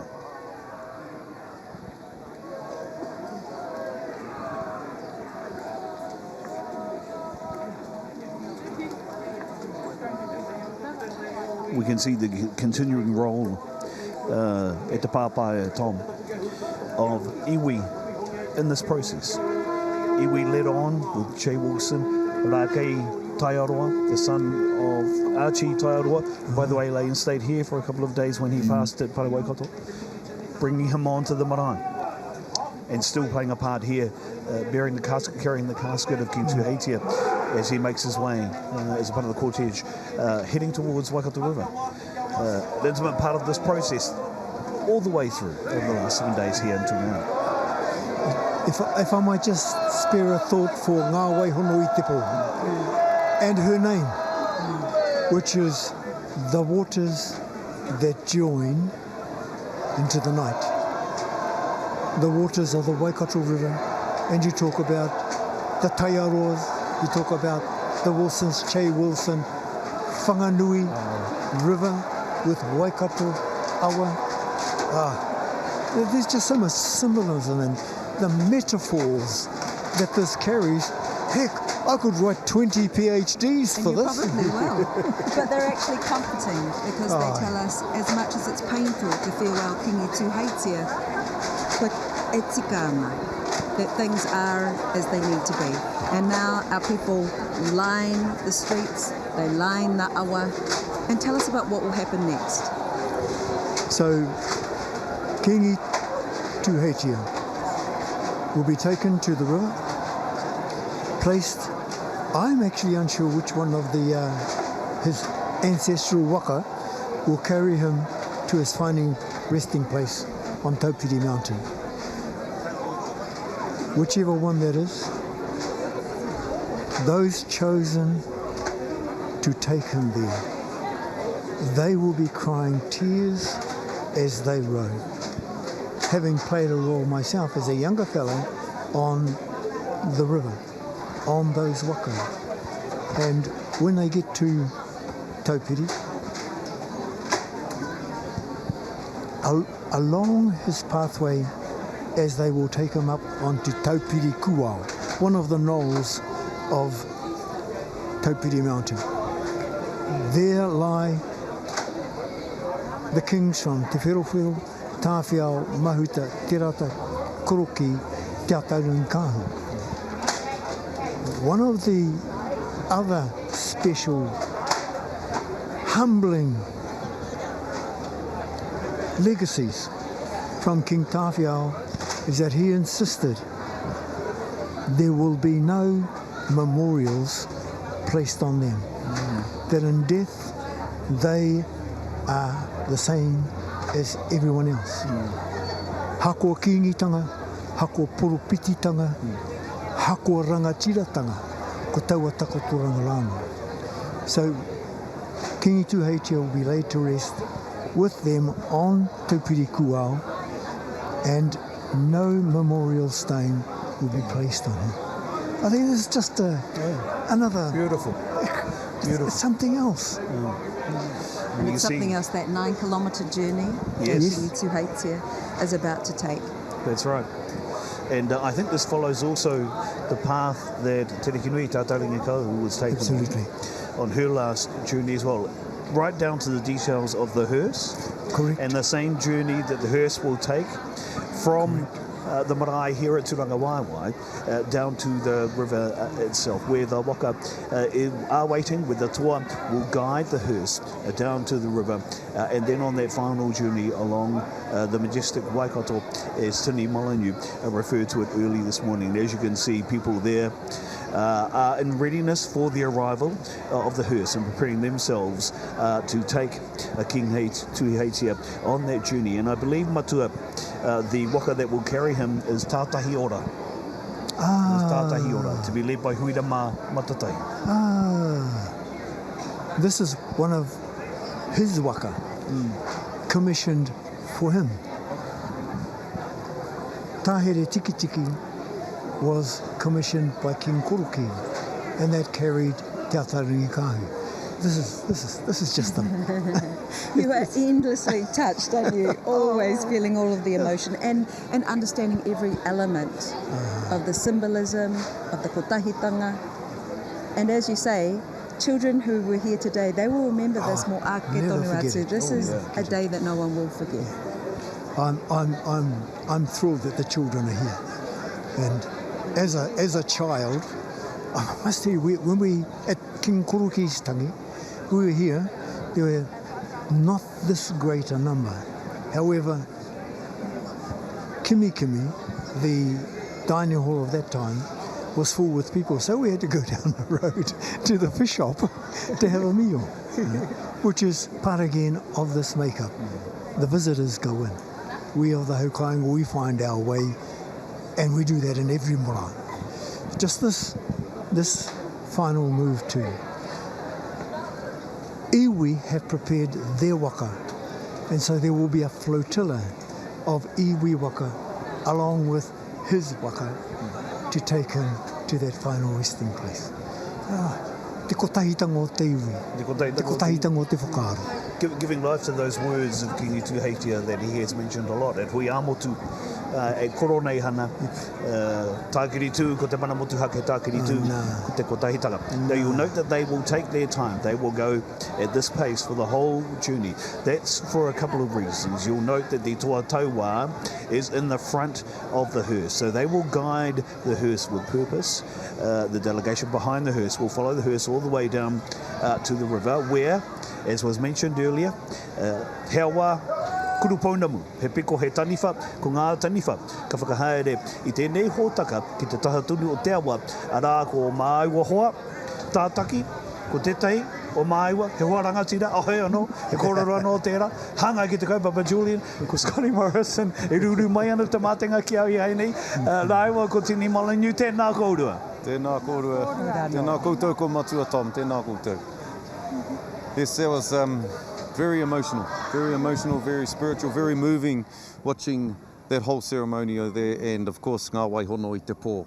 Kuini Nga waihono i te pō being anointed as the successor of Kiingi Tuheitia. Absolutely chilling, spine chilling what's going on down here. People lining the banks of the river, and when they named her, the chair that went up and down the length of this river was just absolutely amazing. And so many people here, Scotty. Well, what we've noticed just in the last 5 minutes or so is everybody coming down from the marae to the side of the river here. So the crowd has just increased remarkably just in the last 5 minutes. We've seen the brass band go past, some of the rangatira, tuku morgan of the rangatira who were just on the pai at the ceremony just recently up on the marae there have all just come down here. So they're all preparing for the arrival of Kiingi Tuheitia here. As Julian and Stace said, he's being guided down by some warriors at the moment. He's in the hearse, he's on his way down here, and some of the waka are already out on the river. Some of the waka have already gone out, they're warming up, they're getting ready, so it's all in preparation for the arrival of Kiingi Tuheitia here, his casket here, the hearse here. We've got warriors lined up along the road, everybody's ready. The anticipation is growing here for the arrival of Kiingi Tuheitia. And you know, there was absolutely something special that's also happened, Scotty, to actually ensure that the flow of the river is right for when they take that waka down to Taupiri Maunga, following in the footsteps of the journey that his mother took 18 years ago. Tika, because the river's usually controlled by the power companies, and even though the current is strong below the surface of the water, the current's not that strong, so you wouldn't really notice if the river was flowing in a very free fashion because of the control of the power companies controlling the flow of the water. However, the request has gone in that they release a lot more of the water to come through the river so that the surface of the water gets a lot more flow on it, which will help our wakataua as they paddle the king from here down to Taupiri Maunga. And another thing too is that in 2006, Waikato Tainui had to ask for permission to take Te Atairangi Kahu on Waikato River. It was controlled by the council back then, various councils along the river banks. But in 2008 there was the Waikato River settlement, and in that settlement the request was put in by Waikato Tainui that they had more control over what was happening with Waikato and with the Waikato River, and so this particular time they don't have to ask for any permission. They can just go straight on and say, we're taking our king on the awa at this particular time, close it down. And that's mana motuhake for you. Tēnā koe, that is mana motuhake. Okay, koena ngā huatanga I konei, tēnei wānei, te taha o te awa o Waikato. As I said, everybody is preparing for the arrival of the king. Anticipation is growing. The warriors are ready, they're preparing themselves. The paddlers are already on their waka, and they've already launched themselves onto Waikato awa. So, ka reroa, ka ki te tatau I ngā huatanga o konei. Hei whakanui, hei whakamānui, te tainga mai o te tūpāpuku o Kiingi Tuheitia ki konei ki te taha o te awa o Waikato. O kia tuana, kia kōrua. Tēnā kōrua, tikana te kōrero tākiri tū te mana motuhake, kei te kitea rauatia I roto I tēnei āhuatanga. Tēnā, kua tū mai a Kuini Nga waihono I te pō. 27 years old, and she is now our new monarch of the Kiingitanga. Nō reira, ko wai te wahine ariki, te ariki tapairu e kōrero hia nei, kua eke hei Kuini, ko Nga waihono I te pō. Let's learn more about our new queen.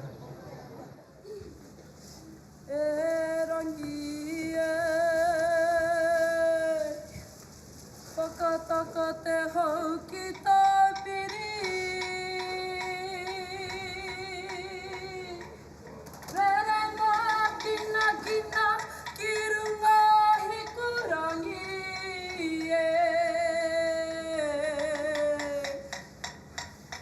Ngunguru te tai o te urumana, Hapai mo te taira piti,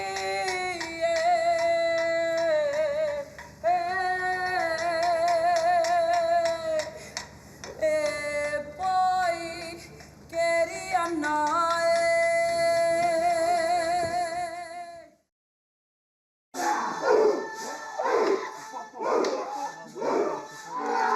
And as you can see, these are the events that happened earlier this morning, where she was brought on to Tūrangawaewae Marae to be anointed with the sacred oils, with karakia, with the incantations made appropriate for her ascension to the Ahurua Tapu Matua Tom, to the Ahura Tapu na Matua Tupuna. Leaders you can see there by Che Wilson, assisted by Arake Taioro, and flanked by her brother, Korotangi, who sat beside her throughout the whole service and process. With his uncle Maharaya, King Tuheitia's brother on one side, and then on the other side, her cousins as well, standing beside her, including Po'omai and Tūrongo. What a process that was, what a moment that was. People just saw the pictures, Matua Tom, crying, clapping, rapturous applause, emotion. I have to say, I shed some tears. I have to say that my heart was beating, both for the loss of King Tuheitia, and I dare say he was just showing something. And there was all sorts of things happening in the ao Māori, and then we lost him. What might have happened in the next few years? With Ngā Kuini Nga hono i te pō. Now in that position, I truly feel for her. I truly believe too that she is the woman for the job, and she will, and I love that phrasing of yours, thank you Julian, she will make the job fit her, the woman. The future. Every iwi, every spokesperson of every iwi, every kora, every kaikaranga for every iwi carried that sentiment. But it's more than a sentiment, that commitment to kotahitanga. We have a flag, uenuku te pō, and on this flag it displays each of the kings and te atarangi kahu, and a description, a very brief description of each. Through now to Kiingi Tuheitia, Kiingi o te kotahitanga. Wow. The emotion in all of that, it just keeps tearing away at the puku, at the stomach, at the pit of the gut. But as you say, te Kiingi o te kotahitanga, so this is what Kuini Nga hono i te pō is sprung from. Yes. She comes from kotahitanga. Yes. She was met with an energy that really felt hopeful. Yes. It really felt that although we've had such a shock and 7 days of an incredible farewell for Kiingi Tuheitia, anō nei, I tino rata te iwi. Ngā iwi o te motu, ki tēnei kōwhiringa, kia eke, ko Kuini Nga hono i te pō. Ko tau ahono, te tau o te wairua, te Māori tau. Ko tau ki runga i a ngā hono i te pō, tēnei kauenga nui whakaharahara. Engari e tauan, Tēnā koe te papa, tēnā koe, tēnā tātou. What are those beautiful words? Those are beautiful words from Matua Tom Royal, Dr. Tom Royal, who's with us. As you can see, the cortege was making its way, for the uninitiated, along Regent Street, which is the first right if you're going north after the Ngāroa Wahia Bridge. That's where they are now. It'll bank and curve left and make its way back down to the river towards the barge, where Tini Molyneux and Scotty Morrison were before. And now in place is our reporter Mikey Sherman, who's at the barge now. Mikey, tēnā koe. Tēnā tātou katoa. Mikey, look, everything's in place there now. People are eagerly awaiting and anticipating the arrival of the cortege now. I just wanted to ask you what you made of that moment. We were talking about Kuini Nga hono i te pō. I will say, e hoa mā, that it was such an emotional moment in history to witness. I was fortunate enough to be standing by a young woman who had travelled with her whānau all the way from Tokorua to be here. And the two of us looked on to the big screen here near the riverbank as we saw the appearance of our new queen, Te Ariki Nui Ngā hono i te pō, and the crowd erupted with applause. Many a tear were shed here, and it was such a beautiful moment to witness. At one point, there was a young boy standing next to the woman that I was speaking with, and he said to her, "Do you need a hug?" and they had a special moment there, that moment of kotahitanga that we've all been talking about. It's absolutely come to fruition throughout this week, and we've seen it again today at the anointment of the new Queen. Ko taua taua, Mikey. I had that moment here as well, and I've had to get some tissues. It does feel incredibly hopeful. And now tell us, how does it feel, ki te taha o te awa, there at the side of the river for you? You've seen many scenes recently, political and otherwise. So how would you describe the atmosphere and the people you're seeing there at the moment as we await Kiingi Tuheitia? It's one of calm, it's one of anticipation. The people here were obviously not up at the top at the marae, so this is the first time for many of them that they will be able to lay their eyes upon the King's coffin as he makes his final journey down this pathway here behind me, which is lined with ruruhi, ngā kuia, ko te reo hākui tēnei, I tukuna te karanga, ki ngā tāngata ngā manuhiri katoa I tae mai. Mena rā koe he reo karanga haere mai. Whakararangitia mai tēnei ara rongo ai te kiingi I tō reo. And so I will translate that now. The call was put to those in the crowd who had travelled here from around the motu, that if they were able to do karanga and able to let their voice be heard, that they come here and line the pathway that Kiingi Tuheitia will take as he makes his way on to the waka, onto his ancestral waters of the Waikato River. And so their voices from around the country will be heard alongside those of Waikato,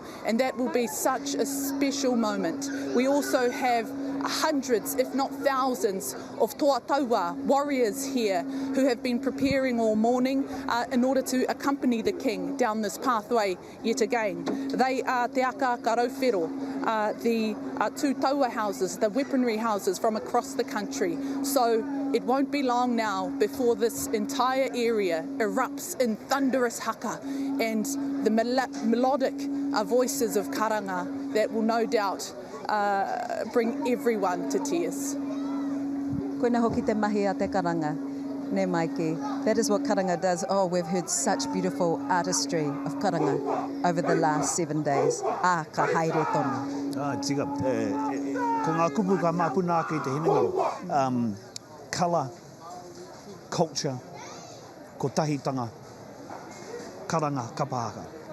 And we're seeing that played out now, and it is still continuing to play out now as the cortege makes its way towards the barge, where Scotty Morrison and Tini Molyneux are standing by the arrival, awaiting the arrival of that cortege to them, and they have someone with them now that they're going to have a chat to as they await that arrival. Hoki ake anō te mauri o ngā kōrero kia kōrua Tini, kōrero ko Scotty. Whainora e kare mā hoki mai anō ki te taha te awa Waikato o tira, he piko he taniwha anō, ko hono mai ki ngā taniwha e rua nei kia māua ko Tini. Tēnei taniwha, no te iwi o rongo whakata. We've got a new taniwha joining myself and Tini. It's Mātai Smith all the way for rongo whakata. Tēnā koe a? Tēnā koe. I think you'll find that it's a kaitiaki at every bend of this river. Scotty, maku koe whakatika. Would you like to be a kaitiaki, would you? I would like to be a kaitiaki, particularly on this very momentous occasion. It's a special day. We have just witnessed history here this morning, and I don't know if our people at home can see, but along the banks when Ngā Waihono was announced as our tōtātou nei ariki hou, Kuini hou, there was rapturous applause across all the banks and even across the river here. E huro ana, they were absolutely in agreement with the decision that has been made today. I roto I ngā haere whakamua, kai ko te mai nei to what we call the future. She'll be taking the Kiingitanga into the future. She's well known, just about every 27-year-old in New Zealand Māori knows who she is. Yeah. So tell us about that side of her. Yeah, and I think that's really a poignant kōrero to talk about, is that Ngā Waihono I te pō leads Te Kāhui Rangatahi as well, which is a rōpū based here in Waikato, and basically ko te kaupapa ka whae e rātou, ko te pupuri I te mana motuhake o te Kiingitanga me te whakaako ki te hunga rangatahi o Nāia nei tōna hirahiratanga. So it's about ensuring that the youth of today. We know that we live in a world of TikTok and Instagram. The relevance of the Kiingitanga to Waikato Tainui, but also to us here in Aotearoa. Many of us could be seen as quite ignorant to the significance of this kaupapa. But nevertheless, it's a huge burden or a huge ask of a girl so young, don't you think, Scotty? But to be fair, I think that she has been groomed well by her father and Te Makau Ariki, and also by her grandmother. She has been at the ki ngā rekereke, of Te Ariki Nui, me tōna papa, and me ana tini haere, she has traversed many kilometres, many countries with her parents. So I think that kei aia te pitomata, she has huge potential to, hei kawe I te ohaki, to carry the legacy of the Kiingitanga and her dad, her Tūheitia. I like what you're saying there about her pitomata, about the potential that she has. As you mentioned earlier, all of the thousands of people stretched right across the side of the Waikato River here, across the banks here, and even across the river and up on the bridge over there was unanimous support, unanimous clapping, unanimous support for her as being anointed the new monarch of the Kiingitanga. And you talk about pitomata, she's fluent in te reo, she's got university degrees, she's got all of these skills that are going to help her into the future of continuing te kotahitanga, but also continuing the legacy of te Kiingitanga. I have no qualms in saying here on this broadcast that she will be an amazing leader for us here in Te Ao Māori. I've met with Ngā Wai, over a social occasion, at formal occasions. Ko tana kawe I ai anō, the way that she holds herself. Kamatu, ko ia te whakatinanatanga o te hūmare. And she's a kapahaka person too, so she you would is. have been involved with her in kapahaka circles. Well, here's the thing, it's quite ironic because she's hūmārie and rangi-mārie, but when she's on the kapahaka stage, it's like she finds her inner Sasha fierce, She's a transformer, and she is fierce up on that kapahaka stage. Nō reira. Yeah, and that whole rangatahi thing that the Kiingitanga was talking about seems to be coming through. I mean, you look at Hana, who's down in Parliament, and she had actually warned everybody. The kohanga reo generation is coming through. So this is all part and parcel. And yourself, as we talk about rangatahi. Tēnā koe, tēnā kōrua, tēnā koe. I think in terms of the future, te anamata, te apōpō, we're in good hands, we're in safe hands with Ngā Wai at the helm. And I know that she will be an absolute inspiration for our rangatahi, for our future leaders of tomorrow. Haere ake nei te wā, haere ake nei te wā. Well, the other thing too, Mātai, is you can see the amount of rangatahi that are here today. Plenty of rangatahi, as we mentioned, right across the crowd here today. Tūrangawaewae. There's rangatahi everywhere. Kura kaupapa Māori are here. Te kohanga reo kids are here. So, as you mentioned, the future's bright for te Kiingitanga and te ao Māori. Tika tāhau. And as Tini was saying, there are lots of rangatahi that will be aspiring, inspired, lots of aspirations, and kuia tēnā hei tēnā hei whakaawe I te hunga rangatahi. And then speaking of rangatahi, there were many that were mentioning her name. Ngā Wai, it's Ngā Wai, because some of the people, which you can't see at home, couldn't see the big screen, so there was a little bit of suspense for a while, and then it was just this murmur, this anō nei he tai. As I said, the applause. It's pretty difficult to get a spot down here, Tiwi. It's really packed down here on the side of the Waikato River, and there's a lot of positivity in the crowd now that they know that Ngā Wai hono I te pō has been anointed as the new monarch. E ne mihi ana ki a koe I o kōrero e hoa, tēnā koe. Tēnā koe, o tira, tēnā tātou katoa. Tēnā koe mātai. Tainui te mihi ki a rātou tokotoru, I te ahuaranga o a rātou kōrero. I'm sorry, did Scotty say Mātai was a rangatahi? Yeah, well, we can't always be factually correct, but in terms of the energy is youthful and timeless. No. And I will give a quick shout out actually, because we're speaking rangatahi and TikTok. One of the big waiata from our daughters group, Ngā Puna o Waiorea, was a waiata Ngā Wai hono I te pō. Oh, yes. I'm going to say it was a prophecy now, but Ngā Wai hono I te pō, it's going to be a biggie. Paki. They sang that was Tani Wharau 1998, I think, when they had the Matatini in Wellington, 1998. Beautiful waiata, I remember them doing it. Potentially not on TikTok on that version though. No. No, TikTok had a different meeting in 1998. Tituki wenei āhuatanga, I nā te ātāhua. Tom, this is all of our people farewelling the King in the way that we know best. Again, I can't help but make the comparison with the funeral procession for Queen Elizabeth and those other royalties around the world. this has more of a feeling of being the people celebrating, the people remembering, the people crying. I love those C's that you used earlier, and charismatic, characterful, crying for their king. And these tauā, these young men are bringing the king to the awa. They are performing haka. And in that noise that they're making noise to farewell their king. The karanga, that is another one of the kiss. The karanga of the kuia at the roadside, at the riverside, will be spontaneous. It'll just come from their hearts, from their spirits. That's such a good point to make, because I think sometimes people might not understand that karanga really is not something we practice. It's something ka putanua, I te whatumanoa, that is led by your heart. And so that emotion, that wiri, it turns into vibrational sound, and it's something that just pulls at heartstrings, pulls at our tears. And that's when the roimata are now unavoidable. Yeah. Those tears just spring up. Yeah, if I could use another C word, and we may be gilding the lily a bit here, but collectivity, and then cacophony, that cacophony of sound, build up through collection, through collectivity of people coming together to express themselves. People will ask, matoto, e te tākuta, they will ask, why do we do this in this way? Because it's a uniquely Māori thing to do. I suggest that Stacey is totally correct. It comes from the heart. It's through the tangi. People have said, Waikato, you're just too much. And I said, we didn't train for this. Well, maybe we did in other smaller occasions, but this has happened at the drop of a hat. It's because of that wairua, Stacey.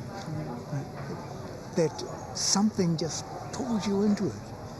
And that's part of these tauā, these kuia lining the banks, pulling that collectivity, hauling that character beautifully from the past for today, but looking towards tomorrow. Yeah.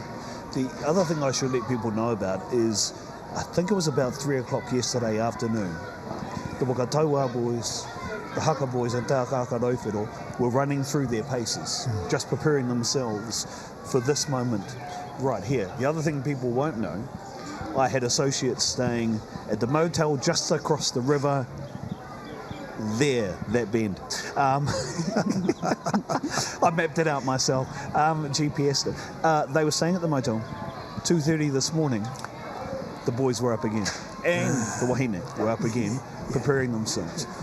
And so this process that we're seeing being played out right now, they have gone through over and over and over again, not just to make sure they get it right, but I think to also spiritually prepare themselves. It's really important on this spiritual journey for the king that things are done correctly. The adrenaline that takes these people into another world. Absolutely correct. All of that time spent, yes, preparing to get it right, but it just gets that ihi, that wehi, that wana. Oh. I'm running out of words. Sorry, Julie. I'd say that it also eases grief.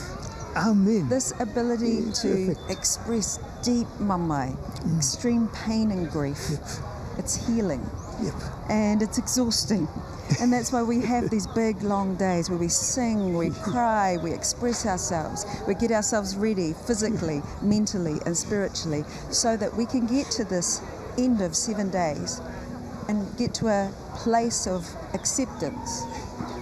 that we must farewell our king today, and then we can turn to welcome the Kuini Nga. I'm sorry, Julian, I just thought of another sea cathartic. Look at this. I mean, this is unbelievable. What's that, 10 deep? I think 10 in parts, maybe 7, 8. But look at that line of people, 7, 8. This is what Scotty and Tini and Mikey were talking about. 7 to 10 rows of people deep, stretched along that road, that pathway leading up towards the barge.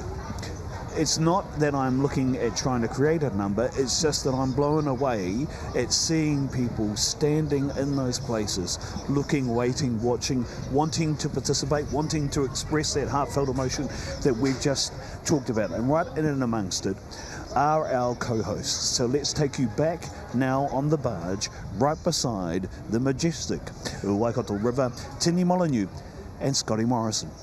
Yes, kia ora hoki mai anō ki te taha o te awa Waikato. We're back here on the side of the river of Waikato. The procession just went past us a couple of minutes ago. Thunderous haka and really spine-tingling feeling right down here by the river. We've been joined, Tini and myself have been joined again by Mātai and of course Orini Kaiparas with us as well.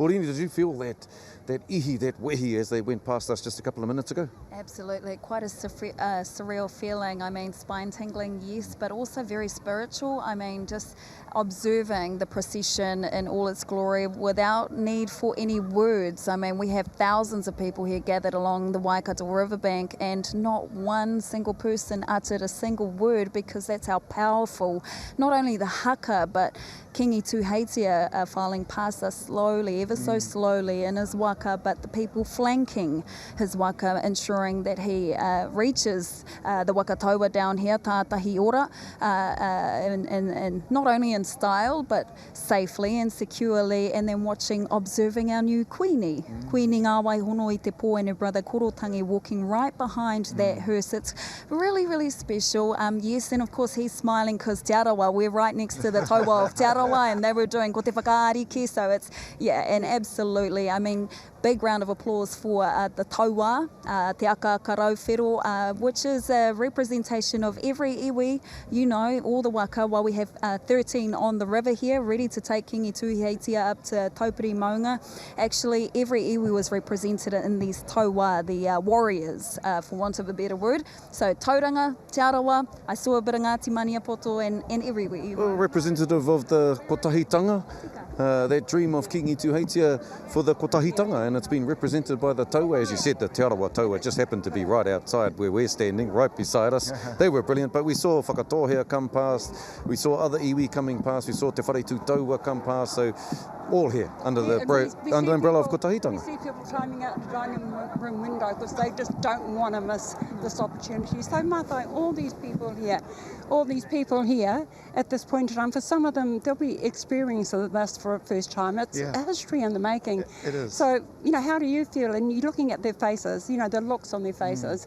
So, you know, how do you feel and how do you think they feel? Oh, I think that we all feel the same. I mean, there is a tinge of sadness, but at the moment, there's, you know, it's mixed with optimism. You know, we've just had the anointment of Ngā Waihono I te pō, I te atanei, and now we are seeing these beautiful images. You know, I have to say that when the Wakatu Pāpaku went past us, you know, I welled up with tears. This is the final time I'm going to see my king, mo ake tonu nei, mo ake tonu ake. Nā reira, ngā whakaaro nui tonu ki te whānau o tira ki te kāhui ariki.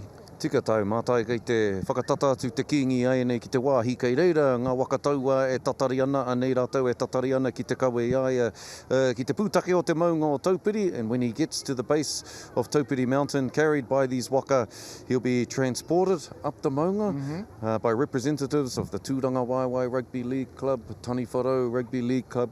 They'll be assisted by the Raungaiti Rugby Club, so it really is an all-in affair, this one, all of the iwi, all of the different clubs, a lot of different institutions here, and also a lot of non-Māori here as well. As I cast my eyes across the crowd, there's a lot of non-Māori here. The kotahitanga that Kiingi Tuheitia dreamed of is coming to fruition. As we've been saying over the past few days, te kotahitanga I roto I te ora, te kotahitanga I roto I te mate. Also the Kiingi, te Kiingi o te rangatahi, and we also, on top of the non-Māori and Māori who have gathered here, they're not only middle-aged or elderly, but we have rangatahi. We have a lot of rangatahi and kura who are here. I heard throughout this week, is it a day off? Well, actually, no, a lot of the rangatahi were saying, no, we're a part of history as well, and it's important for us as kura Māori to gather here and to pay our respects because we have a voice and we deserve to be here. So curriculum aside, this is te ao Māori, this is also mana motuhake in action, and that's our kura being here in person, being present and witnessing, like Tini said, an historic occasion that will never come back.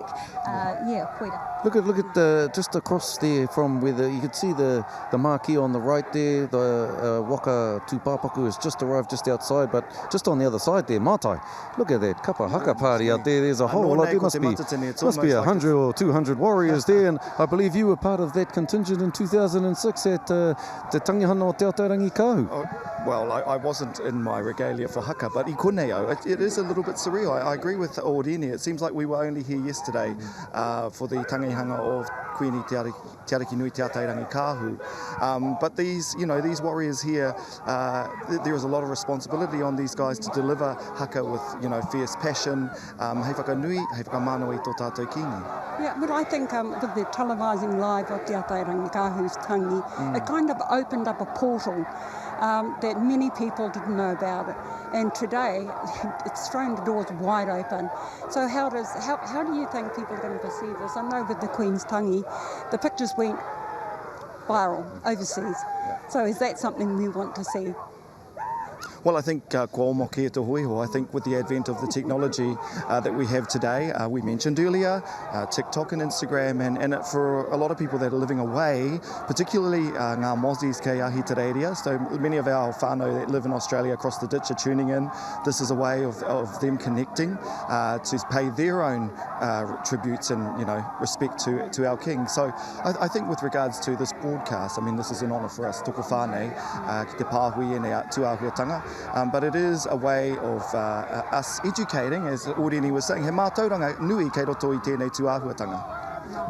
And it's also insight, an opportunity for non-Māori, for New Zealand as a country, as a nation, to observe royal protocol according to tikanga Māori. That's very rare. And for Māori ourselves, many of us, like myself, while I'm 40 years old now, it's still a learning curve as to how tikanga Kiingitanga unfolds and what it's about. So I'm sure there are many here wondering and actually learning a lot from just being present, but also when we started out from 10 a.m. Te whakaekea, Kuini Nga hono I te pō, the te kaumarua. There's a lot of learning. So education, according to te ao Māori, doesn't exist just in a classroom. It exists all around us, and here we are today observing that. Yeah, because we had all of Tipene boys coming here to pay their respects to the Kiingi, and a lot of them are leaders of this country. And they paid such beautiful tributes to him. And I'm sure he must have been proud that his kura, when you drive past Tipene now, it's all sparkling white, and it's a beautiful new sign, almost indicating we're open for business.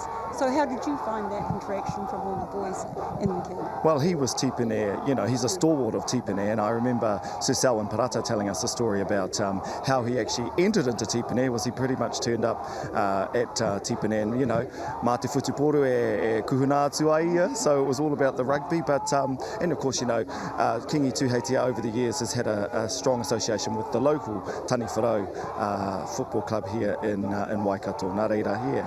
It was an appropriate tribute from the boys of Tipene. I concur with everything that's been said here by you all, and so I should, because I'm here standing with you, and we're all supposed to be on the same page, so I'm not going to disagree in public on a live broadcast right across the country. But I think it's very pertinent what you said, Tini, that Te Aotearangi Kahu's tangi opened the portal, and same with Ordini about this being a moment of education for our people right across the country. And I really want to congratulate Tainui, Waikato, for making this available for everybody to watch, because they have opened the door yet again to the whole country, to the whole world, to be able to participate in this momentous occasion, this historic event, and to actually see the beauty and the power and it's of not tikanga easy. Māori. It's not easy to mourn the death of someone in your family with the whole country and world watching. So And everybody here is actually participating in that process, and a lot of them will leave here and not forget about this. So we're seeing images now e te whānau, kei te kawea tō tātou kiingi, ka kawea ki te taho te awa. So our king is now being lifted. Yeah, it's a very, very surreal moment right now. That's right. We have members of the Tani Wherowhero Club, a lot of them actually, not just the Tani Wherowhero Club, but those responsible or who have been given the honour of carrying Kiingi Tuheitia from his house down to the waka tātahi ora, are actually nephews, men and young men that he raised or had a huge impact on and influence of, but that's uncle. That's the uncle, and so he's going down to Tātahi Ora.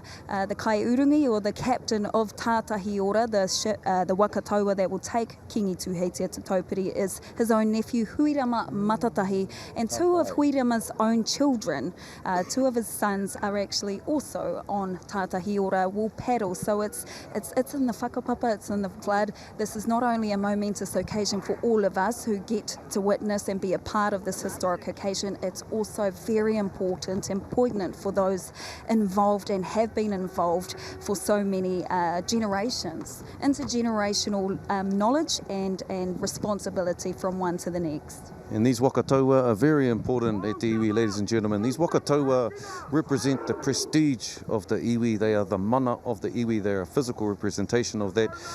Tātahi ora, the name Tātahi ora, Tātahi, comes from the congruence of the Waipa and the Waikato rivers. And each, because Waikato are a river people, each of them have a landing point for their waka. All the hapu, all the marae down the river have a landing point. That's what the tātahi is. And the ora represents the commitment of Waikato Tainui to the revitalisation of the health and well-being of the Waikato River. So tātahi ora, that is the waka that will be taking Kiingi Tuheitia from here at this point. He'll be loaded on very shortly, and they'll be taking him on tātahi ora all the way to Taupiri Maunga. Jules Stace, ka hoki atu kia kōrua.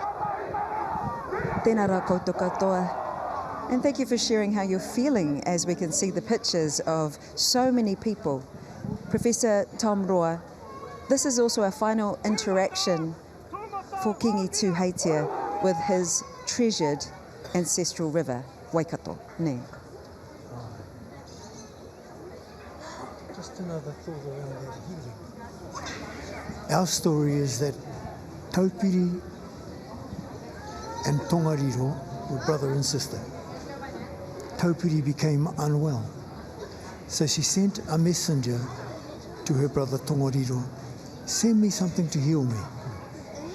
So Tongariro sent the Waikato River, which has its beginnings at Tongariro at Ruapehu in the Kāhui Maunga in the central Nopāna. This river, our tūpuna say, if you are unwell, go to the water. If you are unwell, take the water. These healing waters, of course, over time, we've had all sorts of other things happen in the river, and it's not as healthy, perhaps, as it used to be, but we're building that back up. As Tūheitia takes that final journey on his ancestral river, we also say that the river is a tupuna. She is a healer. She carries the family. You know, we men, sorry Julian, we've got other things that we think is more important. The women care for the family. So as Tūheitia takes his final journey, born by his ancestral river, that female aspect carries along the river, and now I celebrate ngā wai hono te pō tō tātou pū. Yeah, and I think the other thing that I just thought about is you were mentioning our place at Te Matua Tom, or maybe quite rightly that lack thereof. Yes. Also the place of ngā wāhine, Heiarahine, because I've just remembered about Punaroimata and the importance of the punaroimata, the tangi wiwini of the wahine, to continue to carry Kiingi Tuheitia on to the waka, tātahi ora, and then again that aspect of why. And people wonder why we talk about water so much in Māoridom. And yes, there are some issues that we discuss when we talk about water, and we don't need to talk about that today. Those are the political aspects. But the importance of water to us, because of all the connections that we have, both in terms of the physical manifestation through Waikatoa, but also the importance of tangi, of punaroimata, in this process that is being undertaken right now with Kiingi Tuheitia.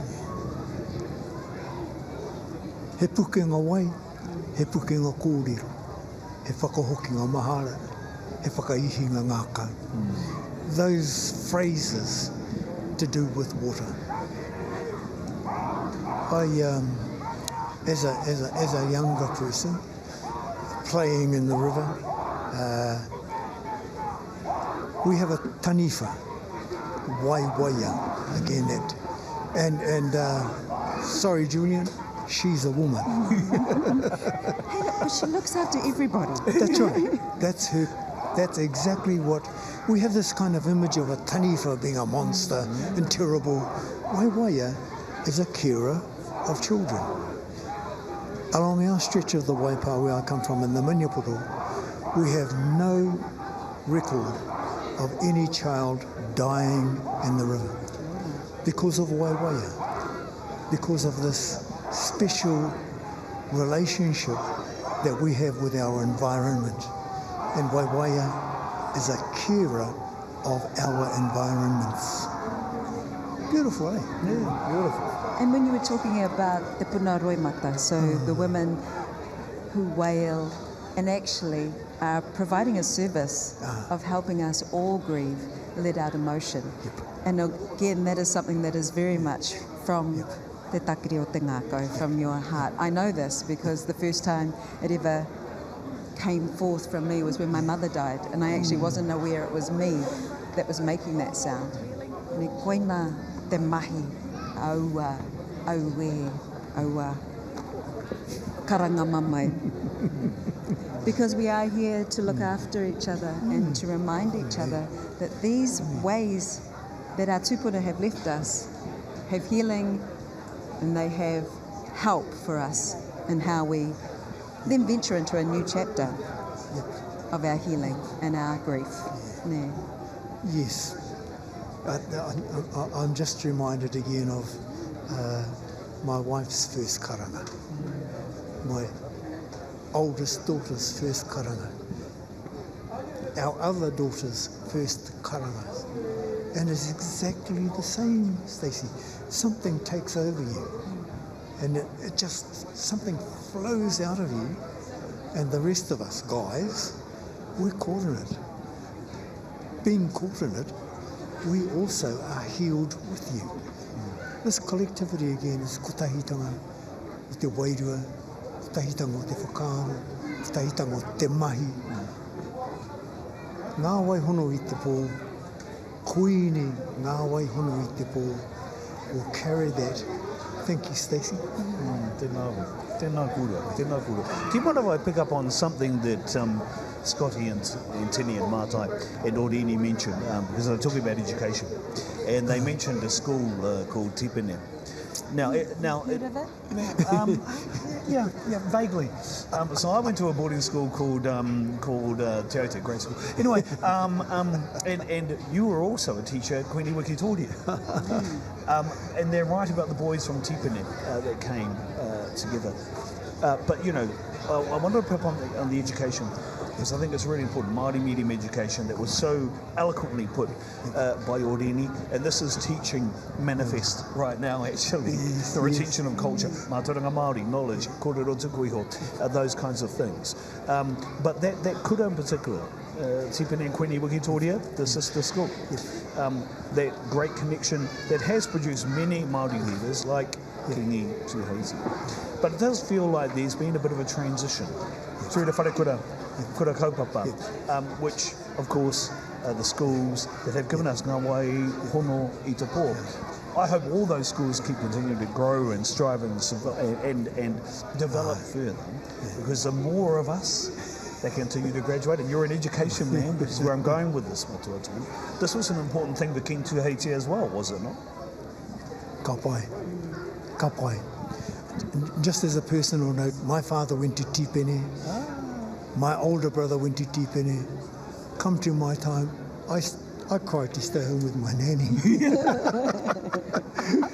Because my older brother, when he first went to that space, he cried every night for the first month, being removed from the family.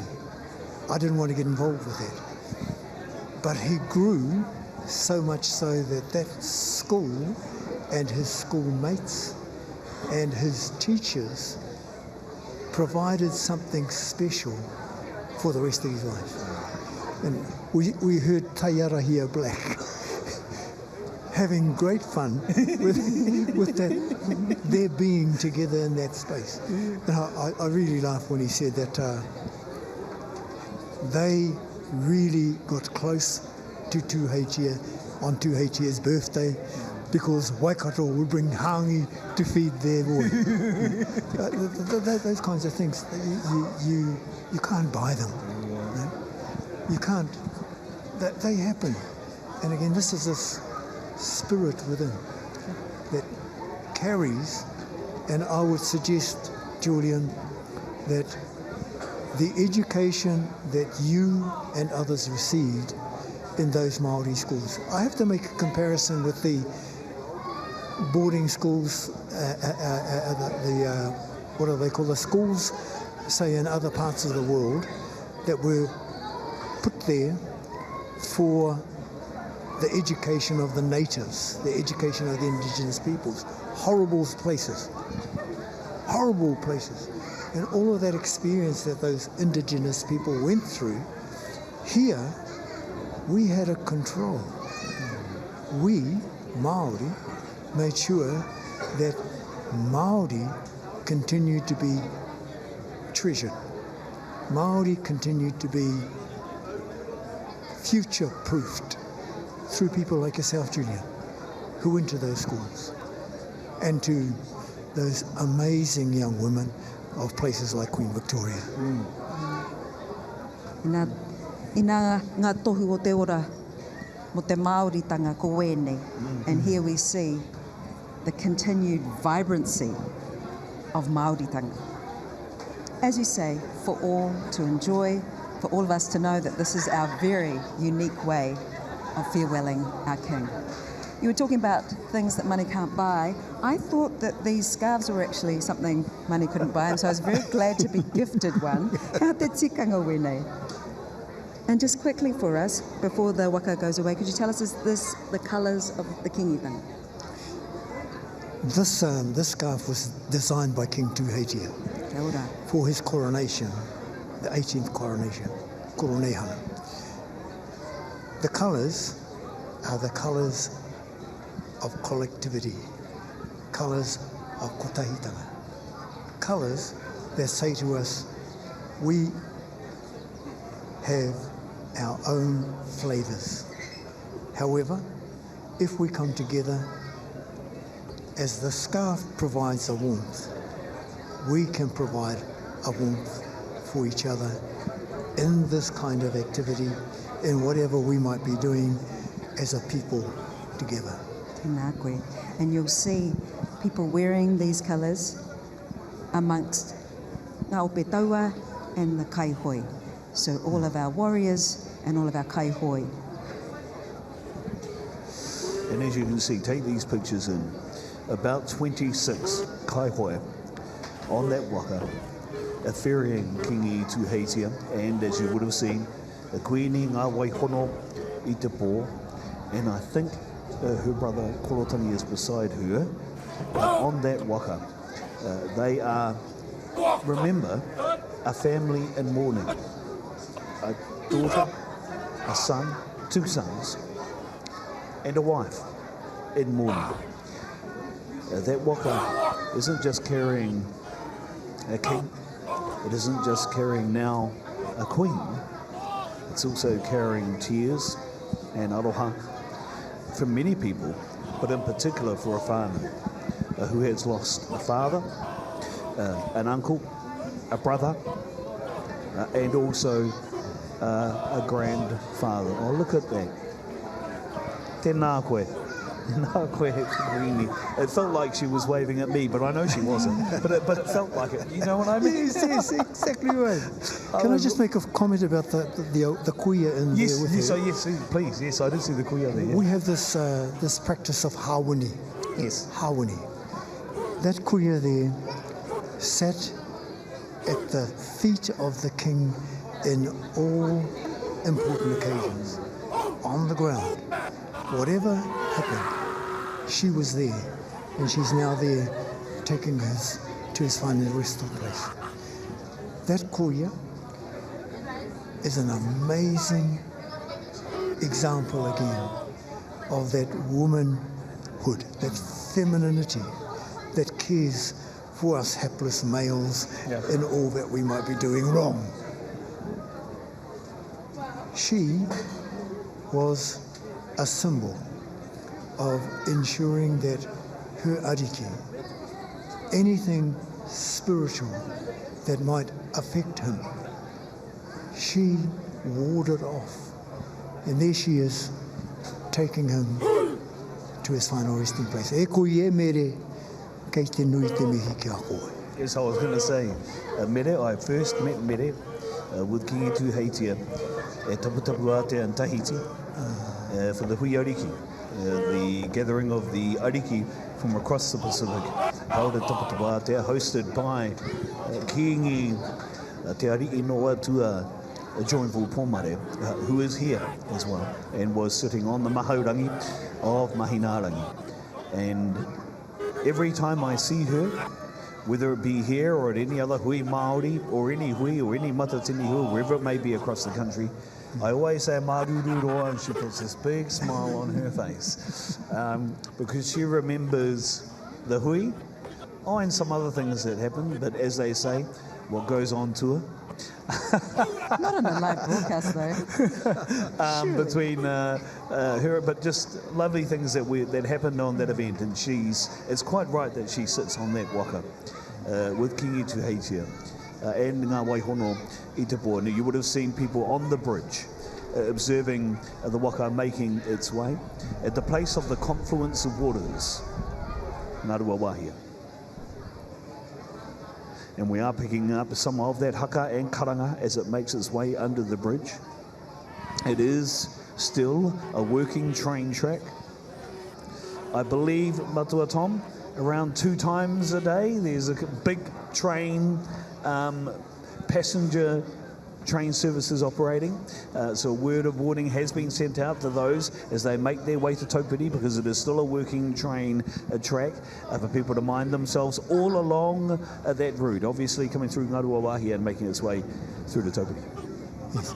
So also interestingly, people will make their way to Taupiri by train, by bus, by car, perhaps by helicopter, to carry this love, to carry these thoughts, both for Kiingi Tuheitia and now for Kuini Nga Waihono i te po.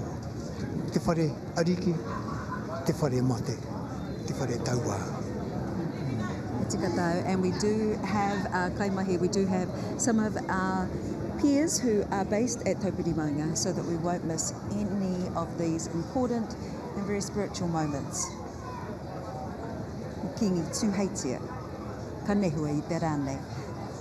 So Matua Tom, when Kiingi Tuheitia reaches Taupiri, can you talk us through exactly what will happen? So the waka is travelling downstream at the moment. They will turn and come to the right-hand bank, park up, and there will be again a lining of the way with taua, with kuia, to take him to Taupiri Kuao, that knoll of Taupiri Mountain, where they'll lay him to rest, with I suggest another outpouring of sadness and grief. It's a particular poignant moment when he's actually laid to rest, and I believe that the cameras won't feature that. I'm sort of kind of sad that I'm not there, but Tēnā koe I tō wouldn't make it whakaro up nui. there. No, tēnā koe tō whakaro nui kia noho mai ki tō māuataha. We really appreciate the insights you can offer us from here. And it will actually be the case, the public won't be going right up to the burial site either, will they? No.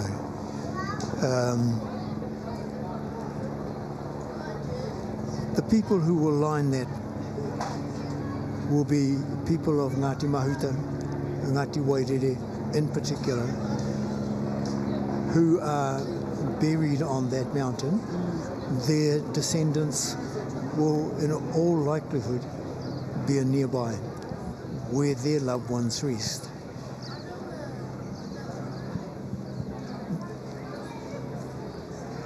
I'm just kind of caught in that because I'm reminded of Billy T. James and that incident where Te Ataru Kahu felt so sorry for the family and for the importance of the man that she called for him to come here to Tūrangawaewae and then to be buried on Taupiri Mountain. There are other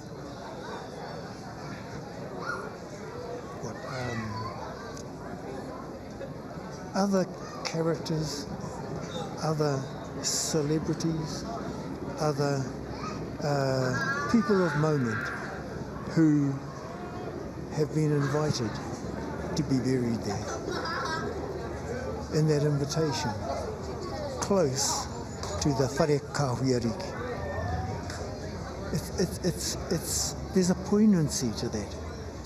And in the burial that will be taking place shortly, another poignancy which will again ka ngaua ki te puku, ka ngaua ki te tarau, ka ngaua te hekenga o te roi mata o hupe.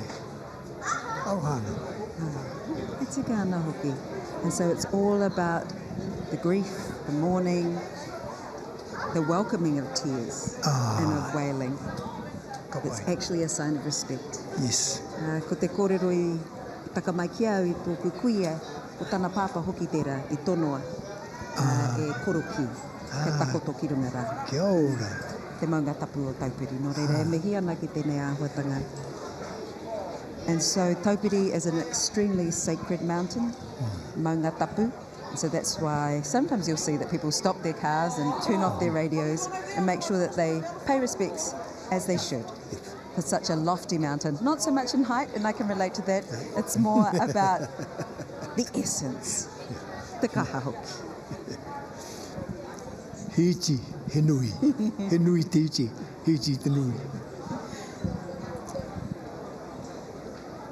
I'm just taking these pictures in. And perhaps, Julian,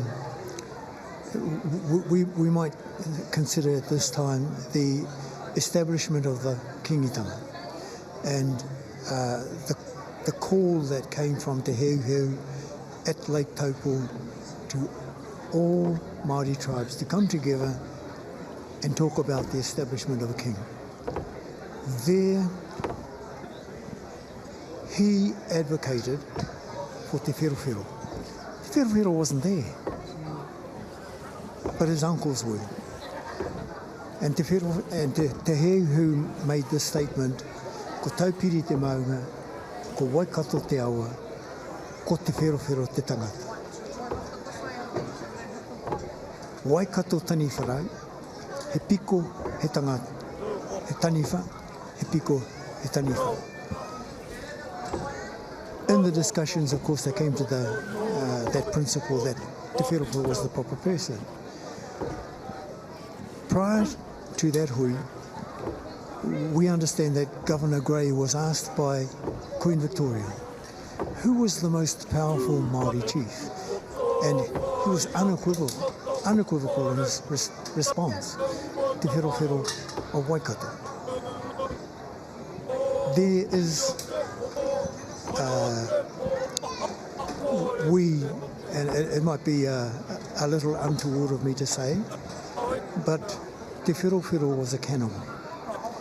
He was part of the old world where cannibalism had its import not in terms of feeding a hungry person, but of feeding a spirit, feeding a mana, feeding a power. He was unsure that he should take this job on. Te Wherowhero was insistent, not only because of Waikato Tani Wharae and the support from every corner of the Waikato River for Te Wherowhero, knowing that in that support, Te Wherowhero is the man for the job. But Te Wherowhero has a whakapapa, and in that whakapapa, at every bend of that whakapapa is a chief. Each and every bend of that whakapapa is somebody of such significance that not only because of his political and his ability as a warrior, his acumen in how he ensured that his Waikato people were together, but because of that whakapapa, he could say to his cousins from throughout the land, hey, maybe we need to do this. Hey, we gotta do that. Typical he taniwha. Typical he taniwha. And there it is, another corner and another taniwha. Kia mātakitakia ke tātou, te haerenga o te waka, me ngā waka, toko ono ngā waka, e tere ana, I te awa.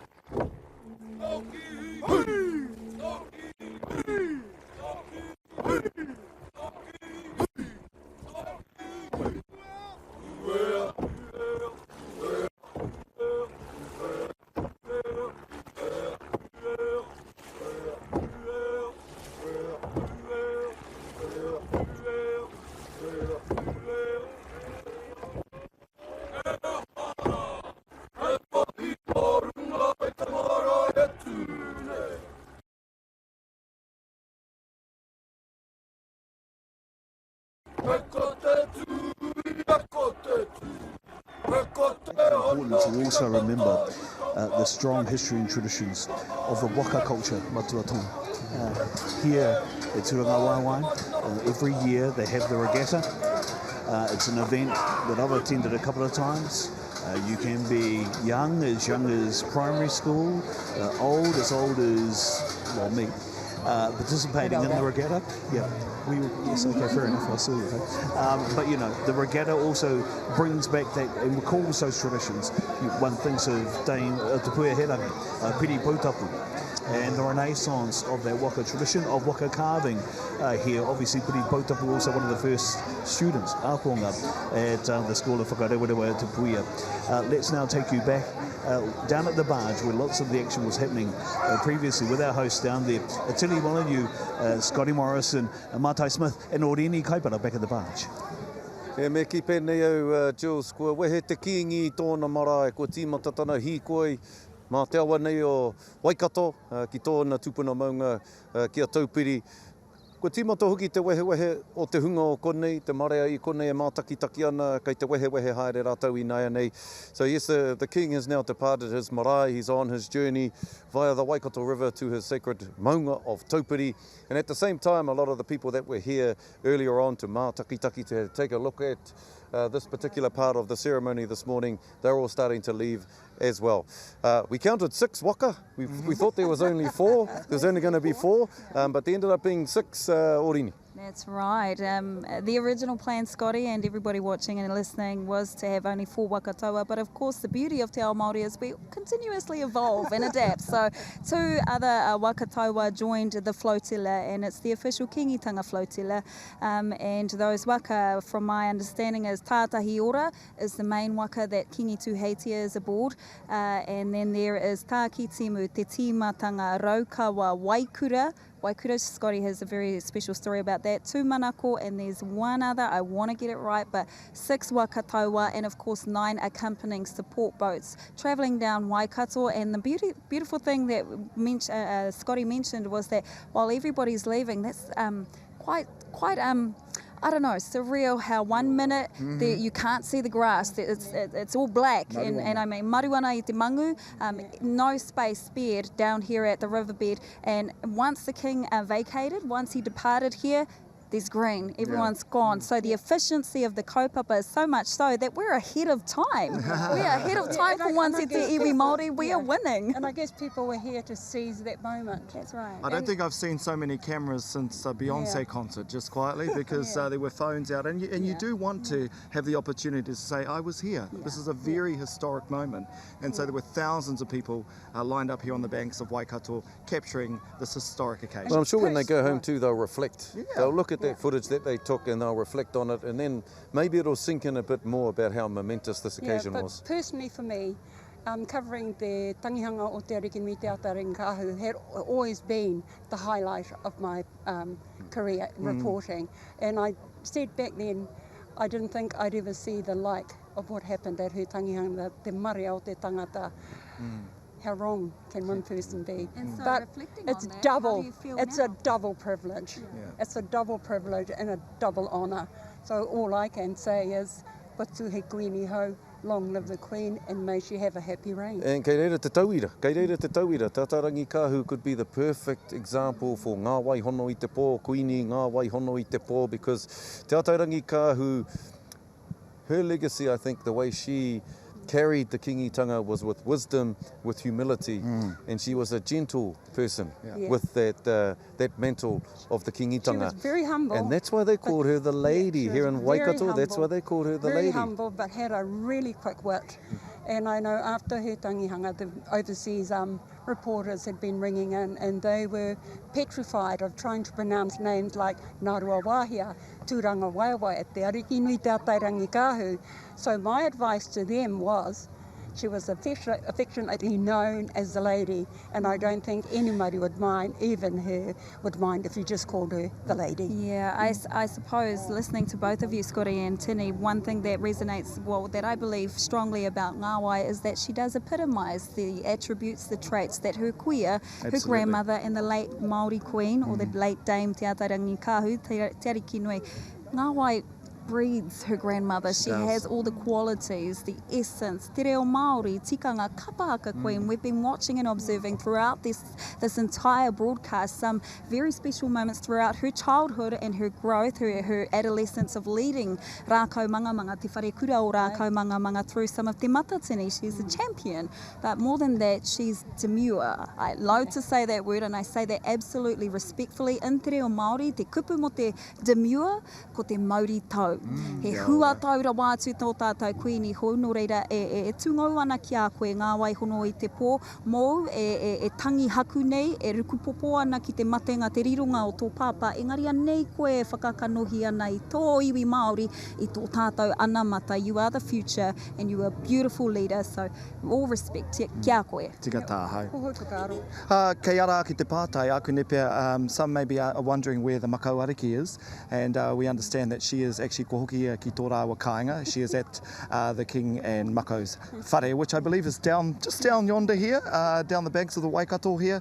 But they will be going ka haere rātou ki te tiki aia. And also, not only will they be collecting mako ariki, but also their kuri. Yeah, that's right. So the procession is actually flowing past the King and mako ariki, their whānau home, so their private home, their personal home, which is on the riverbanks here. They will go past, and Te Mako Ariki, as we understand, will be outside observing her husband, her late husband, and her children actually, flowing past towards Taupiri, and then she will meet them at Taupiri. So no, she's not staying home at all for the rest of this kahore. She's just making sure that her husband flows past correctly and everyone's doing their mahi on that river. I better pick up on what you were saying before, Rini, about an interesting story about the Waka Waikura, because I'm sure everyone at home's waiting for that story. Yes, they said, Rini said Scotty had a story, he better hurry up and tell the story. Well, this Waka Waikura, apparently, it belonged to Te Wānanga o Aotearoa, built in the year 2000, I believe, and of course, Kiingi Tuheitia had a lot to do with Te Wānanga o Aotearoa. I think he worked at Te Wānanga o Aotearoa. He was a tikanga advisor at Te Wānanga o Aotearoa before he ascended to the throne, and so he, in 2008, because of his attachment with the Waka Waikura, decided that he wanted that waka to be part of the Kiingitanga flotilla of waka. When it was being built, and this is the story.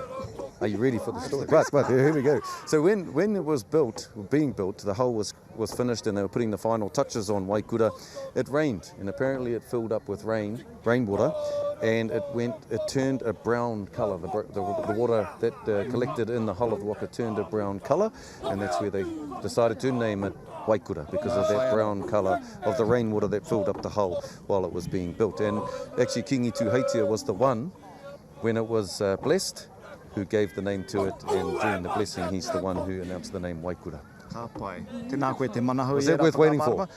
He kōrero tērā, he kore e Waikura.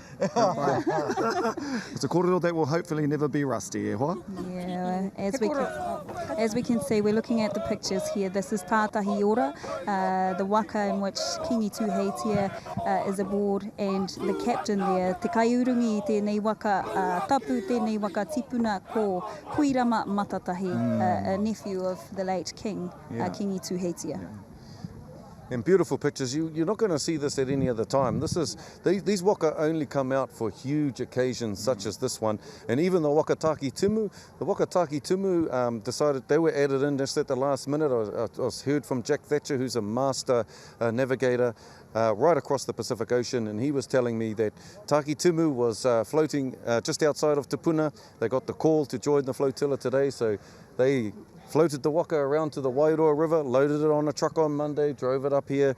It's about 26 metres long. It was built in 1990 for the Waitangi celebrations. And there's 50 to 60 warriors from Tauranga Moana who've jumped on that waka and been here today to be able to paddle Taki Tumu with the flotilla to take the king to his final resting place in Taupiri. And that is really, significant of the connection of Tauranga Moana and the tribes of Tauranga Moana to the Kiingitanga. And also the whole issue of kotahitanga.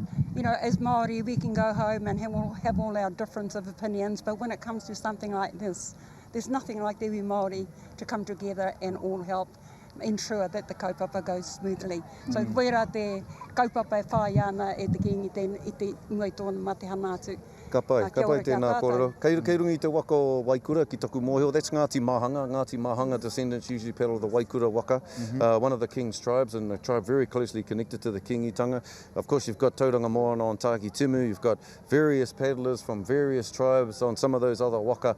Apparently, though, when they get on those waka and start paddling, even though they're all the reo, different reo and different iwi, different connections right across the motu, when you get on those waka and you're paddling, there's kotahi te reo. There's only one voice on there, and it's the voice of the Kiingitanga. So there's that kotahitanga, that unity just in the flotilla of waka. And so that should be. But I want to pick up on your point about Ngāti Mahanga, Scotty, because not only are they the one voice, the lone voice, the kaitātaki of that waka in particular, but a lot of the boys, the men from Ngāti Mahanga were actually responsible for cleaning up this atea, this space down here. They built a new road. They put asphalt in the road so that Kiingi Tuheitia could come. A stark contrast to 18 years ago to the day of the burial of the late Māori Queen, Dame Te Atairangi Kahu, which was of course pouring down with rain. We've had an array of symbolism of tohu, of tongi throughout this week, which has been picked up largely by the iwi kāinga, that, you know, there have been some beautiful symbols of peace, of unity, of hope. And I think that's what this new monarch brings for especially our rangatahi, is hope, is optimism, is a bright future ahead that involves not only mana motuhake ko tahitanga, but Māori identity to its bare authenticity. And what that looks like, we must wait and see, but right now let's go back to our waka. Beautiful pictures we're seeing here of our waka going along the Waikato River, taking our king, Kiingi Tuheitia, to his final resting place on Taupuri Kuwao. And we've just got a little bit more time left, so quick wrap up from each one of us, because we're getting baked here in the sun, aren't we? It's getting rather hot. The sun's come right up on top of us. But just a quick, some quick reflections from each and every one of you as we finish out and send our broadcast back to Julian and Stace. Tini ka tima tātou ki a koe. Whakaaro, e kore pēr he whakaaro e wareware pēnei te whakahaere i ngā āhuatanga o na whakahaere a te Māori a rātau anō tikanga. He kaupapa ka ki te whānui hia. He kaupapa ki tōku nā titiro whakamua ka aro tika hia mai e te au wahora e putai nā whakaaro te Māori ki te whakapāho i enei tūmomo kaupapa atu anō ki te motu kia kore takatakahi hia nā tikanga. Hoi rā te mana hoka i te ahai. Tēnā koe. Oku whakaaro e karema. Tēnā koe. Tēnā koe. I guess I'd take the opportunity really to thank Tainui Waikato. Ko ngā ringa raupā, ko ngā ringa hāpai te kaupapa, kia tīkina atu i te kōrero ki te pai āmua, ki te pai āmuri ka pai hoki āmua. Nā reira e mihi atu ana kia Waikato Tainui. They have catered for the thousands who have turned up in their droves to pay their respects to the King, Kiingi Tuheitia, and today, of course, the anointment of te Kuini Nga waihono i te pō. So I just really do want to take the opportunity to thank Tainui Waikato for their manaakitanga. The hospitality has been absolutely amazing. Ko koutou, mo tēnei mea te manaakitanga, ko koutou kei tawhiti. And I just want to pick up on the pictures that you're seeing from wherever you are across Aotearoa and the world, where we're privileged. Tini said the word earlier, we are privileged, and I for sure feel very privileged and honoured to not only be a part of this broadcast, but to be standing here on the shores of the Waikato River, to be a part of the fabric of this beautiful occasion. Although it is sad that we have lost a mighty tōtara, the Kiingi Tuheitia, but there is also love and happiness unfolding in terms of the anointment of our new monarch, Kuini Nga hono i te pō. For me personally though, I'm like Mātai, kore te mahi e tutuki ki te kore arau ringa, arau mahara, arau hinengaro, arau tāngata e ope e poi e hāpai ake i te kaupapa. Tākiri tū te kotahitanga, tākiri tū te mana motuhake koirā, te tongi kura a Kiingi Tuheitia nei e kite nei te whakatinanatanga o tērā. No reira, e mihi nui ana kia koutou moko tempota mā koutou, te hāpai o ki muri, nā koutou i rangatira ai mātou, i whakaingia, ke haere mai tātou, te ao pāpāho Māori ki kone ki te mahitai, e kore aku mihi e pau. Koira pia te kōrero neskoti ki te kore amuri e tika, e kore amua e tika. Koira te kaupapa e kawea ki konei te rānei. Kia ora. Tēnā koe. Tēnā koutou katoa. You can see the reverence of the king, the mana nui of the king, as he goes along the Waikato River. People on the sides, the haka are still being performed, the karakia are still flowing, and the roimata, I'm sure as well, the tears are still flowing as our king makes his final journey. Nō reira, ko mātou toko whāene mihi atu nei ki a koutou katoa, ko mihia a Tainui waka, hoi anō tāku he tuku i ngā mihi whakamutunga pēr ki tō tātou kingi, me te ki atu ki tō tātou kingi, e te rangatira e te kingi e te ariki. Ko tino tutuki i a koe ngā kawenga i utai nā tu ki runga ki a koe, hei kingi mo tātou mo te motu whānui, no reira haere atu rā ki o tūpuna e tatari ana ki a koe. Hoki rawa mai ki a tātou te hunga ora, i a tātou toko whānei ki a koutou, e mātakitaki mai ana i te kāinga tēnā koutou katoa, o tira Julian taku tuakana, Stacey taku tau, Tom roa taku ahorangi, ka hoki atu te mana, te mauri o tēnei kawenga ki a koutou. Kia ora koutou.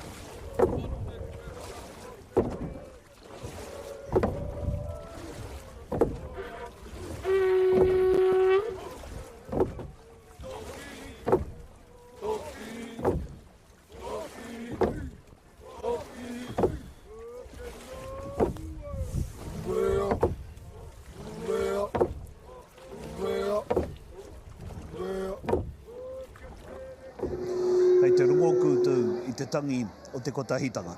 Ala ko te oro o ngā hoe e rarapa mai ana, e rarapa mai ana, e rarapa mai ana. You're hearing the sounds of kotahitanga. What a better encapsulation is there of kotahitanga than hoe beats the hoe in the water and then coming to rest and back in again in unison. Unity, kotahitanga. He rawe te kite atu, he rawe te whakarongo ake. And also our thanks to our co-hosts down at the barge, Scotty Morrison, Tini Molyneux, Mātai Smith, and of course Ordini Kaipara. They did a wonderful job for us down there as well. You're watching us here, of course, at the Rānihu o Kiingi Tuheitia Pootatau, te Wherowhero, te Tuuwhitu, ko te Manakuraia. E mātakitaki mai ana koutou e ngā mahi a te iwi Māori, e hiko nei, e tangi nei, e haku nei, nau maira. Tēnā no koutou katoa. Kei Tūrangawaewae tonu mātou. So as you can see, people have come back to the marae now as they get ready to watch on the screen, just like you are, the final resting of Kiingi Tuheitia. And as you'll see on those beautiful waka i nā te atāhua o ngā whakarākeitanga, you've no doubt taken in how beautifully adorned they are. Nō reira, me whai whakaro ake tātou ki te nui o te mahi hei whakatutuki i te rā āhuatanga. If we start to think about how did they get to look so beautiful, what happened behind the scenes, just some of the amazing heartfelt service that we've seen over the last 7 days. So let's understand a little bit more about how those waka came into being today. Nā Kiingi Tuheitia tonu tēnei waka i rewa ki te awa.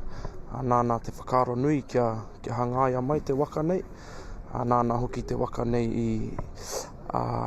i manaaki i tuku ki runga i te awa nei i tōna wātuatahi. Koina te ohaki o tātou King. Kia kotahi ai te iwi Māori, otira Aotearoa whānui, ngā tangata tiriti me te ao. E roto i te wā i aia, nōna i runga i te paipai, i te roanga o tēnei wiki, ka rongo i ngā kōrero o ngā ariki o te moana nui aki. E kōrero mō te whakakotahi, te moana nui aki, wa ko tai mai a Hawaii ki runga ki tō tātou King. Kua riro te honore ki te rua te kaumārua o ngā kaihoi, ka whai wāhi hoki e tehi o ngā whānau, ngā tamariki, ngā mokopuna a Kiingi Tuheitia ki runga i te waka. Koira i whakarapopotohia ki te rua te kaumārua. Nō reira he honore nui mō mātou te hunga i whai wāhi ki tēnei kaupapa. Ko tauranga moana o Ngāti Raukawa ētahi o te taitoke rau ka tai mai. Koira ētahi tauira o te whakakotahitanga, te whakatīnana i te kotahitanga.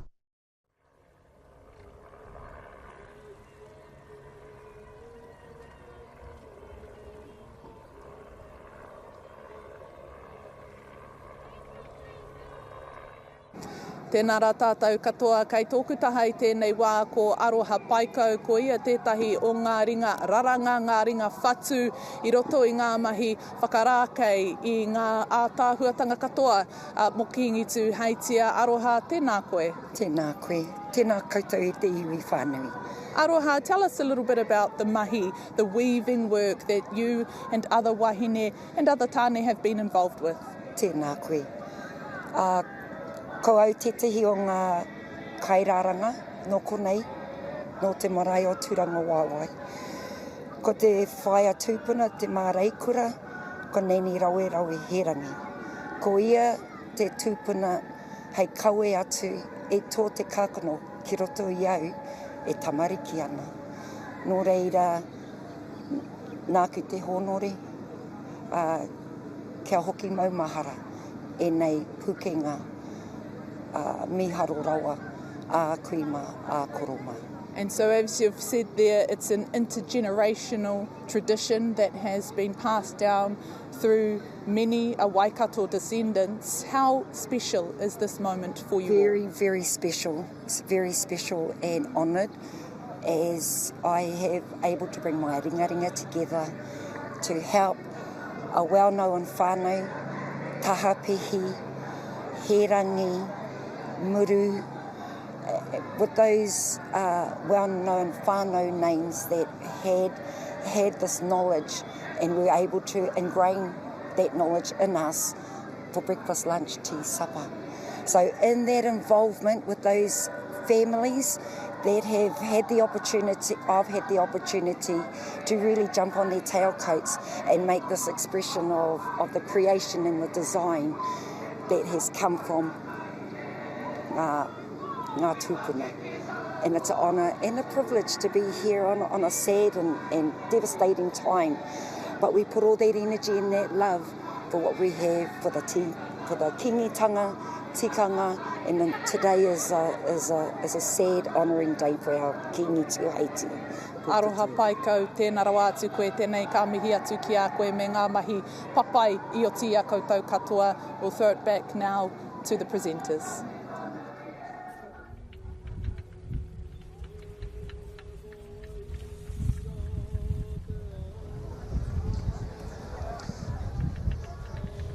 Ka whakarongo ki ngā kōrero, a ngai iwi nā rātono ngā waka I mahi, ngā kai hoe, te wahine whakarākei, I aroha e kōrero ana.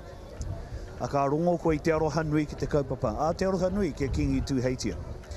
And as you can see, the kai hoe are making their way down the Waikato River, and at certain parts there are schools, there are children, there are communities who are standing on the side of the river paying their acknowledgements, doing haka, singing waiata, doing karanga, sending lots of things out to King Tuheitia as he makes his final journey to Taupiri.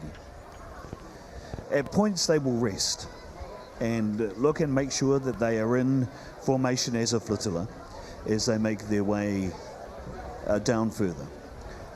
And so they just collect themselves, make sure all is in readiness, make sure they're all staying together to look after each other. It is a process that requires working together. Mahi tahi, kōrero tahi, haere tahi. Te matu e Tom, ka kite koe, I ngā mahi a ngā kai hoe. Kore ka hore ka nui a roto. There's a certain amount of pride you must have in seeing the work of the people, particularly being evidenced in this way on your awa, on your river, with the waka e ngā kai hoe. Absolutely. There's this, again, I suppose if we're being scientific, adrenaline, engari mo te wairua.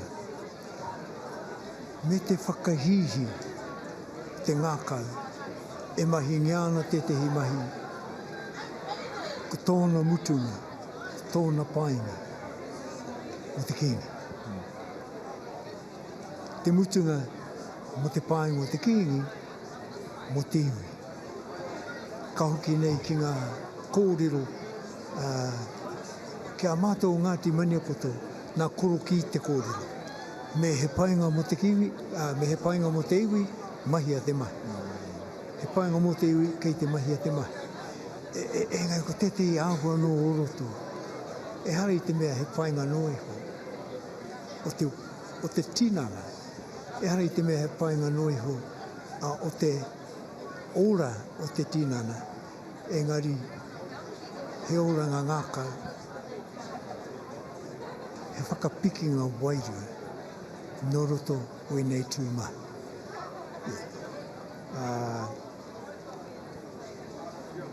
Te pera rānoa Yahweh tamariki ake ana. I runga o e te ho ngā waka tau wānei. Me te hoi. Ko ia tērā rāno te I tauira.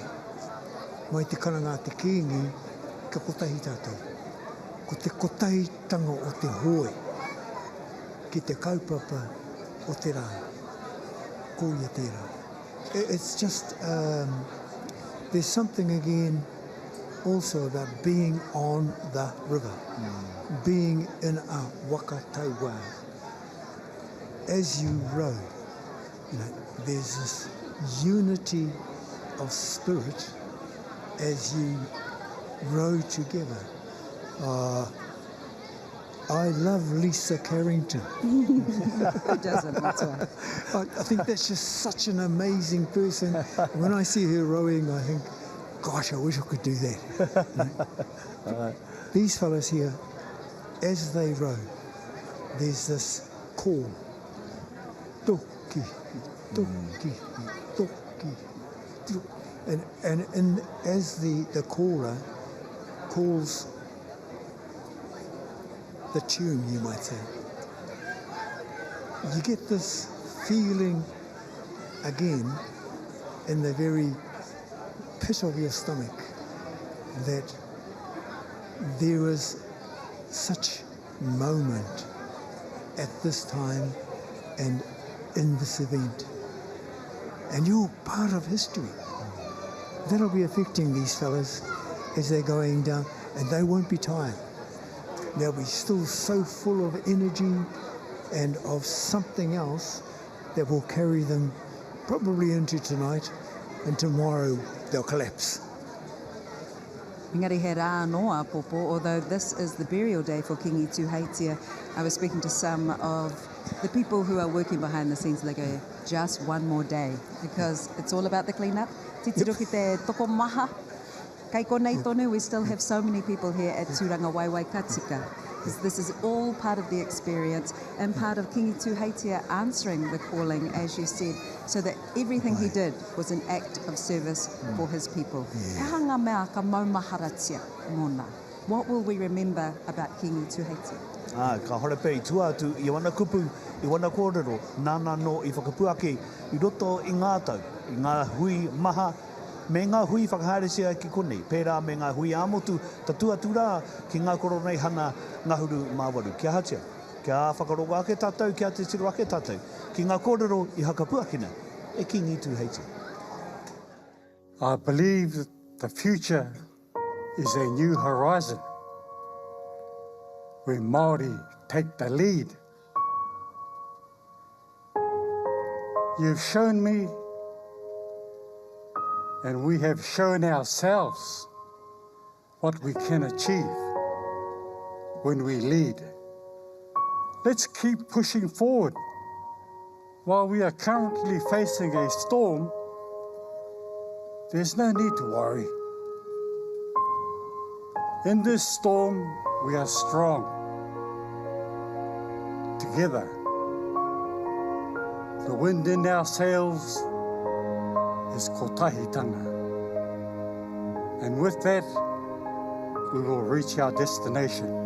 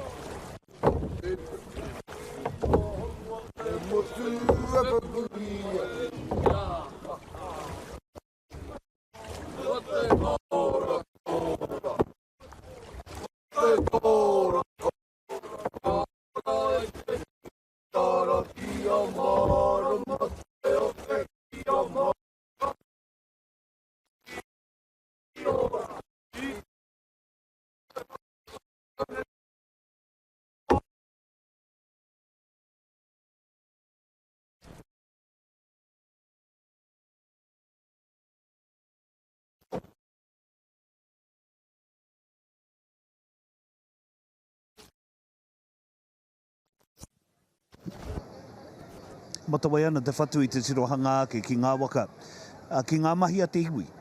I a rātau e kākawe ana, e hoe ana i te waka, i a rātau e whakatere ana i te awa, me te kākawe ake i te kiingi, e ki te wāhi e takoto ai ia. I ko i ona mātua, i ona tūpuna ko te hunga, i noho ki runga i te ahuru o tapu i mua ia ia. Arā ki te tapu ki runga o taupiri kuaho. As we mentioned earlier, there are points at which they will take a break, and now they're again in action and making their way down the river to Taupiri Kua. We have another team standing by there, but before we join them and offer other thoughts, let's again return to some words from Kiingi Tuheitia. He kupu anō I oti I te Kiingi, hei whakahihiri, hei whakaihihi, hei whakakotahi e pai here tahi ai, te iwi Māori e rapu tonu nei te ara. Ki te ora, mā te kotahitanga pēr, ka ea, mā te kotahitanga pēr, ka tutuki, kia whakaroa he tātou. Kia tahi atu kupu, nā te kiingi I te wā o te ora. First, we need to dream, be creative, sing waiata, let our culture flow. When I watch our tamariki perform, my heart is full. So let's start there and prioritize what truly matters. Our kotahitanga can be whatever we decide.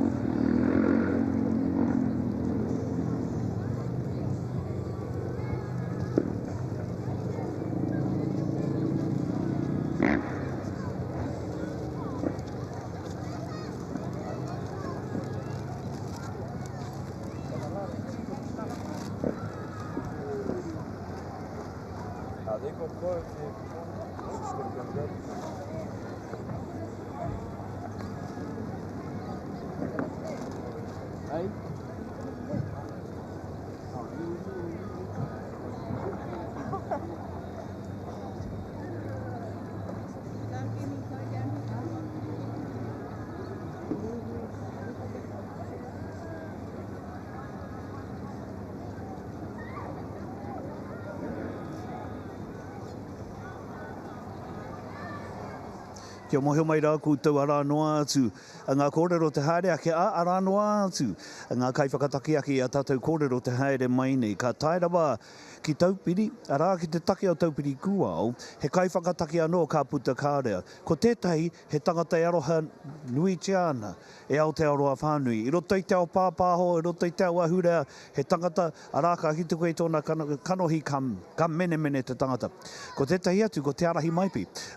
Ko te arahi maipi tērā i hao kōrero mai, i roto i ngā rānei, ke whakaronga ke tātou ki ngā hua o ngā mahi o te arahi, i tana haere, i te motu, i te rohe. E rau rangatira mā, nau mai ki te rua kōiwi o te mana o te wehi, nau mai ki ngā reke o te maunga tapu o taupiri. Ko tēnei te wāhi, ka takoto ai tō tātou kingi. Aia e whakaake ana ki runga i tōna waka a tātahi ora, ki runga i te awa o Waikato, ka hau mai ia, ka piki ake ki a taupiri kuao, ki reira takoto ki te taha o tō tātou ariki nui te atairangi kāhu kāmutu ki ngā kingi o te pō. Nō reira kia koutou katoa. I roto i o koutou kāinga maha, i runga i o koutou marae maha, nau mai, haere mai. Nā, ko tēnei te hunga hua wai mari, te noho ki konei, te waha i ngā whakaneke hanga o tō tātou kingi, ko te arahi mai pia hau, nā kua tū mai Ngāti Mania Poto, Ngāti Pāwa, mihi ngā rangi Forbes, tēnā rawa atu koe tuahine. Tēnā koe te tūngane, tēnā koe te tūngane hoki. Nā tō tātou rangatira JC John Campbell, tēnā koe e whakarangatira ana i enei mahi a tātou. Kia ora, tēnā kōrua. It's so lovely to be here with you both. Thank you so much for having me. I'm just looking. Mihi, you talked about this. You pointed this out to me before. Describe what we're seeing behind the cameras here.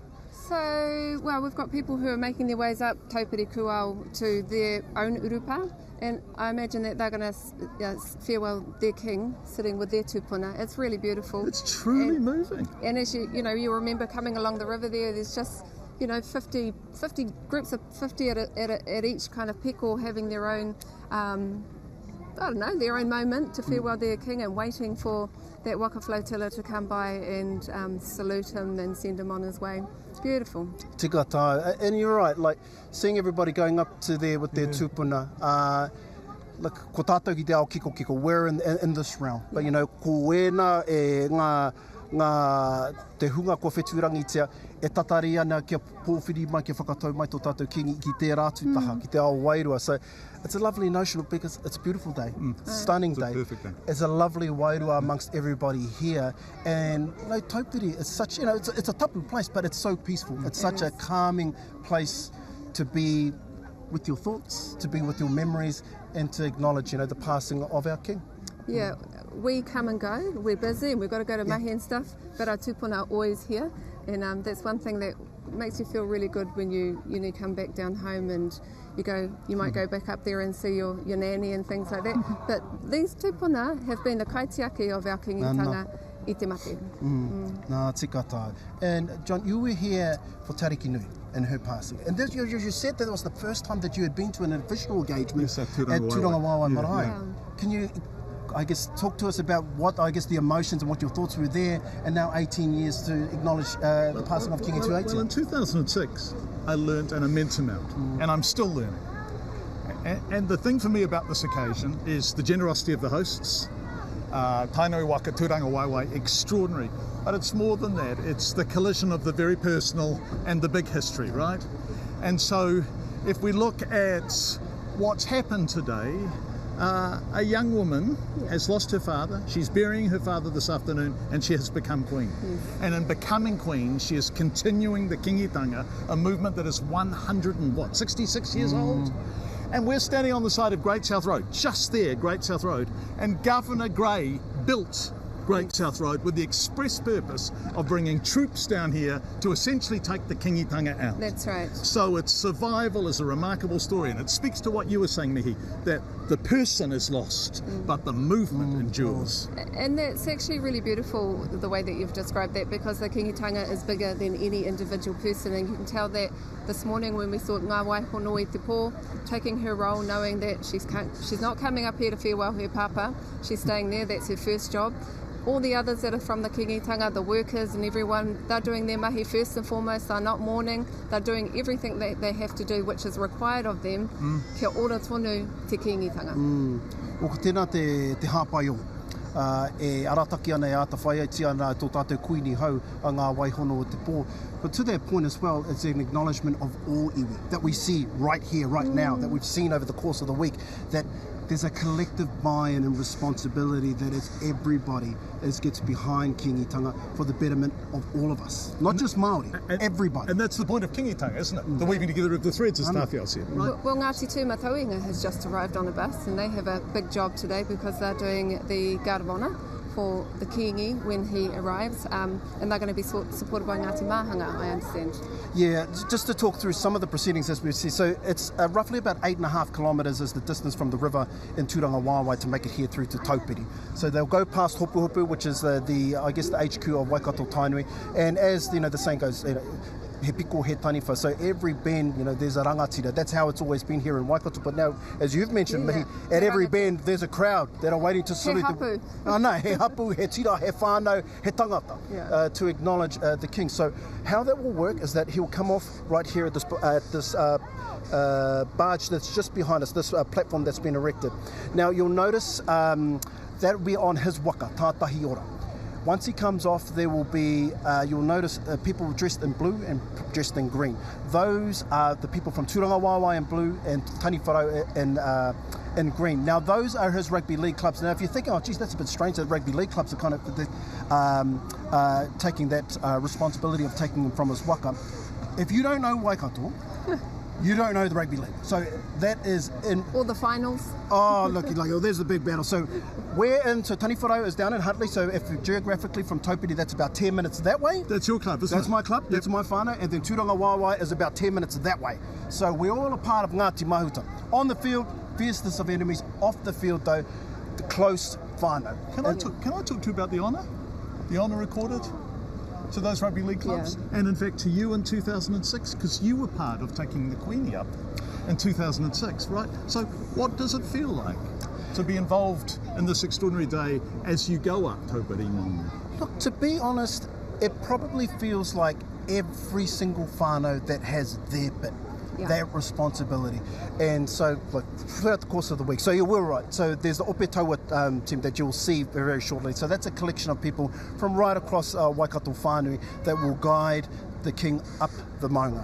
They're here, Tani Wharo Tūrangawaewae, those are the old boys. Once they get to the front gate, that's the senior players. And then once they get to the actual Taupiri Kua, when they start ascending, well, you got to be fit. Look, you have a look at that. That's not a cakewalk. That's not easy. So all the fit ones, all the old ones, okay, you fellas done your part. So all the current fit players will take him all the way up to the top. But even before then, in the last week or so, we've had a whole other whānau who have been up there cleaning up the maunga. Everything's beautifully mown and all the gardens are done. All down here you can see a whole lot of plantings taking place. So everyone has a role, every whānau has a connection to Te Kiingitanga if you're from here. Tika tēnā. So, mo te roanga o tēnei wāhanga kia tātou. Ka waha i ngā kōrero, ka whakamārama i ngā harana, engari ka tuku anō hoki mā te wairua e kawe tēnei wāhanga whakamutunga o te whakaeketanga o Kiingi Tuheitia ki runga o Taupiri Kua. Nō reira e te iwi kia ita tonu mai. E hoa mā tēnā koutou katoa, I ki te koutou i ngā hautupua nei o te aho pāpāho. Māori pāpāho Pākehā anō hoki, ko mihi ngā rangi Forbes koe. Hia tau nei e mahi ripoata ana, e mahi whakataki ana. Tai atu rā kia John Campbell, he tino takatai no toi te ao pāpāho. Me te ara I mai pi. Me tāna kōrero mo te riki. Me wana kōrero. E mihi atu ana kia rātou katoa. Kia mohia mai koutou, hanei te mea pēra rawa te matara I ai ani. Rere tonu ana e rā mea katoa. As you can see, again, as we mentioned earlier, just moments where they just take time to make sure that everything's settled. E tau ana te mauri e rā mea a katoa, and then they'll continue to make their way. So all is in readiness at Taupiri Kuao, as you saw and heard from Te Arahi Mihi Ngārangi and John. We'll go back to them very soon. He pai hoki ki au te kōrero a te aria. I really enjoyed how he said that it's like any whānau who holds that responsibility of uplifting their loved ones. So those are the really human aspects of this tangihanga that we can all relate to. Yeah? It is intergenerational, eh, Matua? Tom, I mean, I've heard people talking about Reinga. Ruru gang.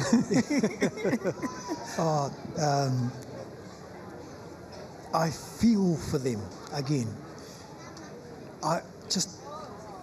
it blows my mind how you mentioned 2 o'clock in the morning, this group of people practicing their haka, practicing and getting it right.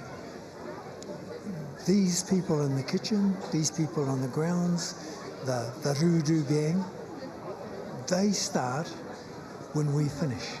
We go to have a sleep and they're up from dusk to dawn. And that's not an exaggeration. Dusk to dawn, they're doing the unseen. We don't mihi to them enough. We don't pay recognition to them enough. This is where I just want to put in a plug to you fellas. Those images and the way that that your production team have included every corner of every reanga, of every iwi that are here present and have been present over the last 7 days. It's awesome. At home, I should inform you too that I've been missing over the last couple of days because I've been at my nephew's tangi in Tūrangawaewae, and we'll bury him tomorrow. We told the people, don't come today, go to Tūrangawaewae. So hopefully they're here. Some still maintaining the ahika at home. In that, what you have done is you've produced a historical record, which as an educator, I reckon I could get 20 PhDs out of this. So if anybody's interested in a PhD or a masterate looking at so much of this, I had a word with the chair of our management program at Waikato University. I said, watch this. This is best practice. If you want a model of best practice, watch what happens at Tūrangawaewae. Came back to me and says, I'm in awe. I just can't believe how you do this. And I said, it's not me, bro. Talk to them. There's a PhD in that. You talked about being an educator. This is the best whare wānanga. This is the best kura. This is the best place to be educated. It's learning in action. As you say, Matua, I think in corporate speak it's called agile teams. You have an agile team that works in the kouta, an agile team that works at lifting up taupiri maunga. So it's a really agile team that all works together and they know their place and they know their mahi. Yeah. People come to the Moraitua tangi. Each knows I'm doing this, I'm doing that, I'm doing that. And yeah, there's an agility in that. As part of that education, I spend a little bit of time in the dungeon, which is another space that I used to be in a younger version of me. There, this person was being taught how to make a roast, to tie everything together from the meat, how to cut it, and I'm standing there and going, what are you learning here, babe? Young woman. She says, I'm learning to be me, Matua. Atau. Beautiful. Beautiful. Look, as you can see, I don't think we're far now from taupiri. So before we throw it back to our team there, and mahui au te kiake e te matua, e tangi ana te ngākau, te korenga o tui rāmutu. Waihoma te kiingi, e arahi te ara, ki a rātou mai. E hara tērā, haere i te haere moke moke. O rātou mai e rā e takai atu rā i te ara namu ki tai au. Nā rere, te pāpaka nui te awhai. Kia tō, kia koutou ko tō whānau. Tāku kupu ki taku i rāmutu. Ka rima ngā tangi ki roto i a mātou. Ka rima. No roto o ngā rā e toru kua pahu re tatanei. Tāku kupu ki taku whānau. Tēnā te tōtara hae mata, o roto o te wao tapu nui a tāne. Te hinganga, ka kapo iaia, a hinau, a mohi, māhoi, i a patate. Patate haere. Mahoi haere. Hinau haere. Tia kina te takahanga, te toki o waitua ki rungi tō tātou ki. E rā kupu, e rā whakaro. Hua ake nei.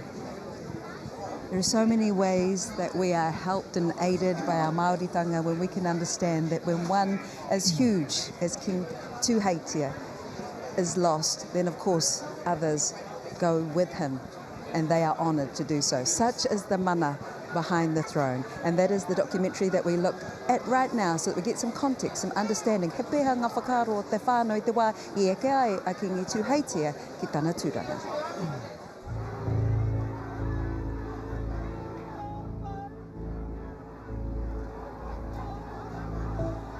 I can remember when Tariki Nui died, and at the time the Council of Chiefs from the motu were deliberating and pondering who was going to be the next monarch.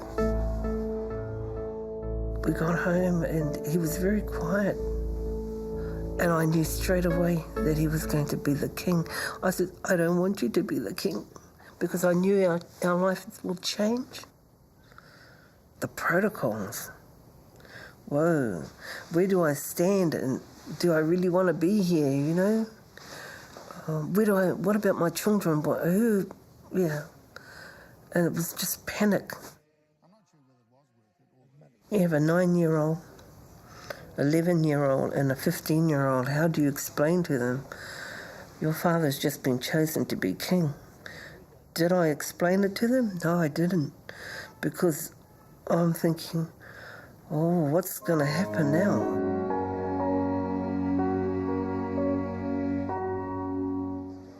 Kore ka hore pērana te huringa o ngā whakaaro. Ka pākau iho kia Kuini Nga hono i te pō i tēnei wā. Engari tuatahi, e kore ka hore e ngā kau mamai tonu i te korenga o tana pāpā. Ara i te korenga o Kiingi Tuheitia. E whakaterehi ana mā te waka ki tōna whakatokotoranga tai hoa ake nei ki runga o taupiri kuao. Man, what a fascinating insight those days. Just listening there to Te Makawariki and how generous a sharing that was from her to say what it felt like. And now that 9-year-old, her 9-year-old of the time, is now Kuini Nga hono i te pō. I think it's an incredible insight into the humility that is actually the powerhouse of the Kiingitanga, isn't it? Thank you for that. The humility and the power. That's my basic thinking. We believe that this trait in the whare kahuiariki of humility is indeed a trait that is a model for the rest of us to follow. In terms of the, again, the future, plus with the past. We saw that humility with Kuini Nga hono i te pō just now. We see it on the boat, on the waka. We'll see it as they proceed up the mountain. It's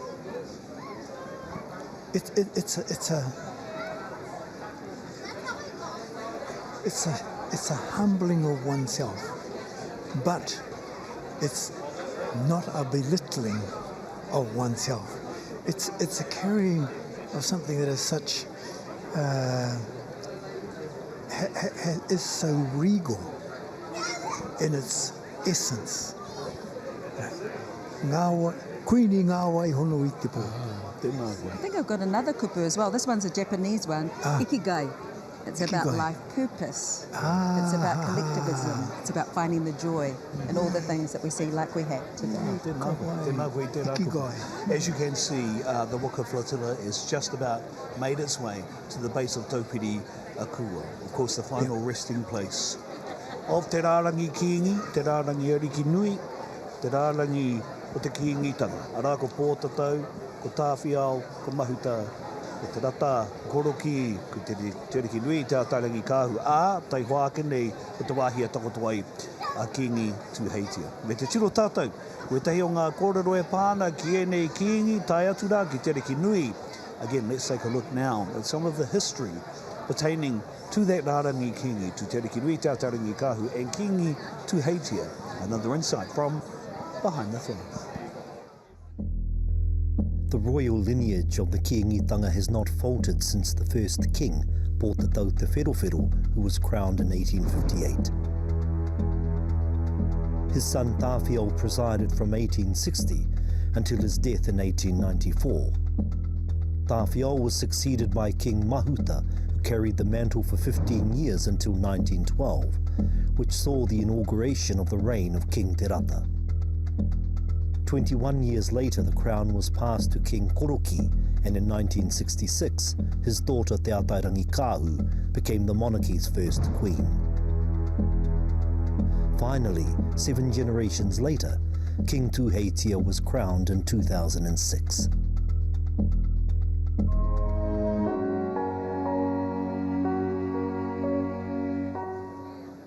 Ki tūhi koto i o mātou hoa stace, rātou tokotoru. O taia pēr e tātou te kiake, matua JC, tama te arahi, mihi ngā rangi wairua tapu. Koia. E mahi tahi ana. No tātou hoki te Waimarie. And so, as we continue following the beautiful journey of Kiingi Tuheitia, and as we have just heard, he follows in incredible footsteps, incredible tapuai. And today we see his final resting place. Ka whakawhiti ake tātou ki te hunga e tatari ana ki aia, ki ngā rekereke o tana maunga tapu taupiri.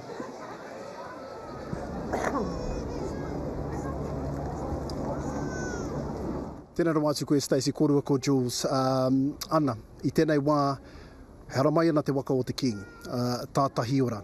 I tēnā piko whakamutunga o tōna tupuna awa. Tēnā awa i timata mai tongariro ki roto o taupo nui ātia, ka hipa i tōna tuahine a taupiri ka puta atu ki te puaho waikato ki te moana nui ākiwa. Ana ko tātou tēnei e pai nei, e tatari ana kia piki mai tō tātou kiingi ki runga o taupiri. It's been a beautiful setting here, mihi ngā rangi Forbes, John Campbell, but just now you can feel that, you know. I feel emotional, and at the same time I can hear the voices of the kaihoi as they are coming closer to the bottom of Taupiri here, and you'll be seeing these pictures. It's actually awe-inspiring. That phrase, awe-inspiring, I never knew what that was until I tēnei rā tonu. That's how I feel about it. It's incredible, and everyone here is feeling the same. Oh, nā tika tāu. I just want to do something. Listen to how silent it is. I don't know how many people are here, but there are thousands of people here, and it has gone completely silent. And I think of that line of Kiingitanga that we were hearing about just before we came here. And I think about Ngā Waihono i te pō, who was now the latest in that line, and what she is thinking right now as they come into shore on this awa. Boy, oh boy, it's an extraordinary occasion, isn't it? When you stand here waiting for Kiingi Tuheitia to arrive, knowing what's about to happen, and you see that whakapapa line all the way back to Pootatau te Wherowhero 1858, and you think of the story, it's not that far away, and you feel so connected here to that story of how te iwi Māori came together to challenge, to fight, to hold on to their whenua, and they raised up our first king. And here we are today, and we're about to bury the 7th monarch, our 7th Māori monarch. So it's a sad time, but it's amazing. It is a unique Māori that when you're in different settings, and John, you can talk, but you've been all around the world. You've covered so many different kaupapa, but it's hard to kind of explain the feeling of something of this type of magnitude. When you just said, look, we had motorbikes, there was buses, you know, it was all sorts of carry on. Not more than 2 minutes ago. Now, completely silent. Everybody, one thought, one whakaaro, I roto I te aroha mo te king. I think it's remarkable, and I would urge people to come to this place. You know, Tūrangawaewae, they are profoundly generous hosts. Come here, come and look at the moa, come and look at the urupa, come and look at the marae, because, you know, I often say to people when they say, after I've been here, I was down for motu in January, for example, I was down for tangihanga. People say, what's it like? And I say, it's the best of us. On the best day here, you never feel prouder. of what this country and its people are capable of.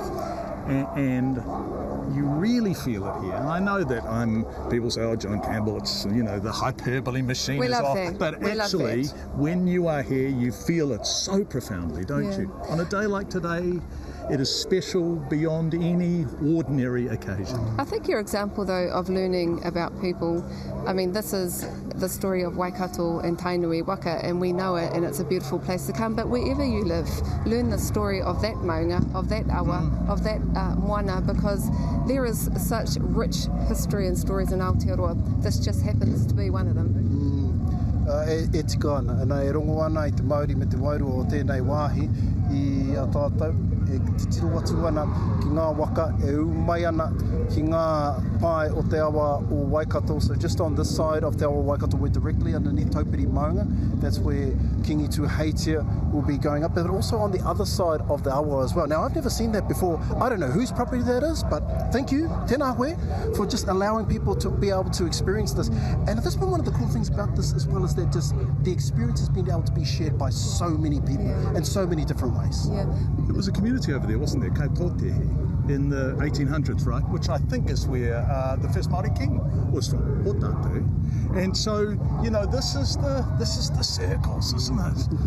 The fact that this place is so rich in the particular history, the personal and the Kiingitanga, just being here today.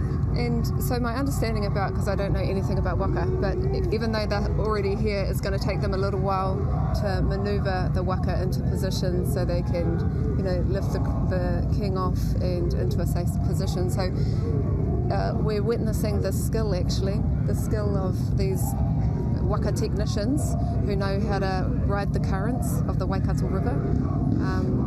The Waikato River can be ferocious at times, but today, the karakia that have been done will be asking them to guide them in safely and gently and safe trip. Ana, nā te kiingi pia i te pērā, nā te kiingi puta mai te rā, nā te kiingi tau ai te awa. Ease off. And so we're just watching the procession of Kiingi Tuheitia coming on to the bottom. And we're going to let's watch Mātaki Taki Tātou.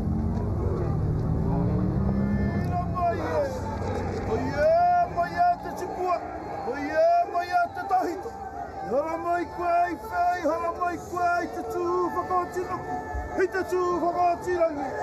Tō manawa, tō mātau manawa, e nei te waka o te potahitanga, o e nei a Kiingi Tuheitia, o te tau te Wherowhero te tuawhitu, i tōna uhu, ono hara mai te tō, aumia, uie! Piki ake tō hoki tarangi tua ka hibiki ake piki ake tō hoki tarangi tua Iki ake piki ake tō hoki te tō huhu matapo Noho ana wai tamarua tarangi Noia hilai ki tawa I whea ki mai ku te kawa I kaua I arai Hei te kawa kāri hea kawa I tō hoki tangi angi pō He tai kore piripi hea te tai kira na kamata Ngaro ana ko te tai a tamoata Mātua te pua ki tangata ne hekakara. O te pautu tāua I te tāua te whare o tinira. Hekakara. Māngi o te rāwhiti mai ana. Nei te waka o te kotahitanga. Ko e nei a Kiingi Tuheitia. O te tau te Wherowhero te tuawhiti. I tōna uhunga. Wāna hara mai te toku. Aungi. Huia!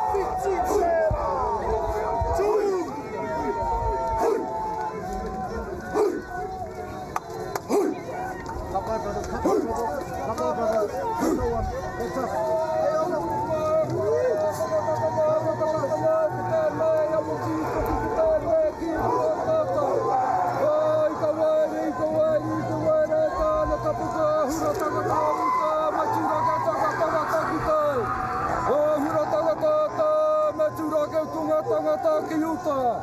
Pero ki rā takara penui, takara pera, to wahi awa tataita, awa whakamau tamai te ara.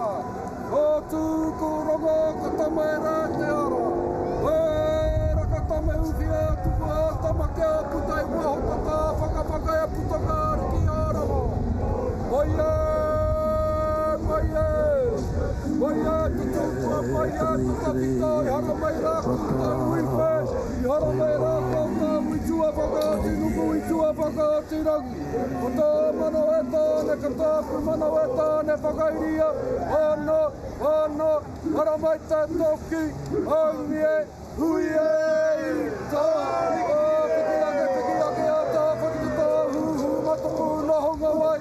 Te maru o taraki ki mai, hine ko takawai, i whē, ko takawai e kauara e ia. I tā heirunga heiraro!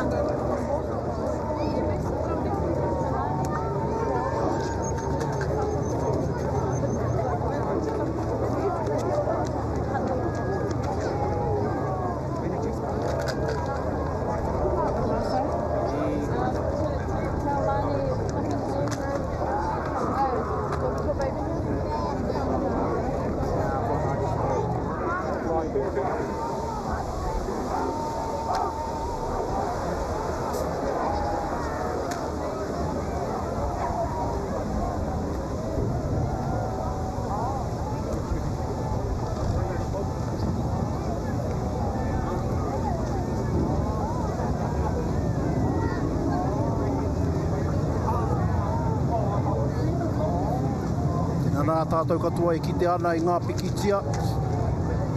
I whakaputaina ana i te aroha, te wehi, te tapu, te Māori. O Kiingi Tuheitia. Ia e whakaeke ana ki runga o taupiri. Ki te ana ko tēnā te ope taua e ārahi ana ia. Ki ngā taumata ike o taupiri kuao.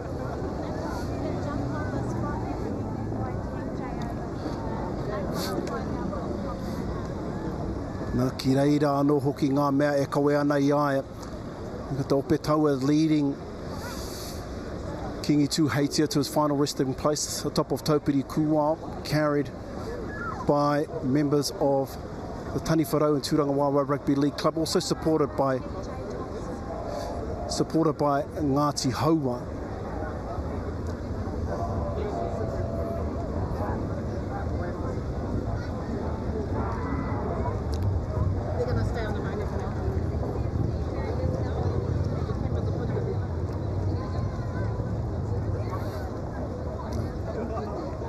Mana i te tapu o tēnei wāhi ko a mātou kāmera kei waho ake o taupiri, Kiingi Nga i te maunga.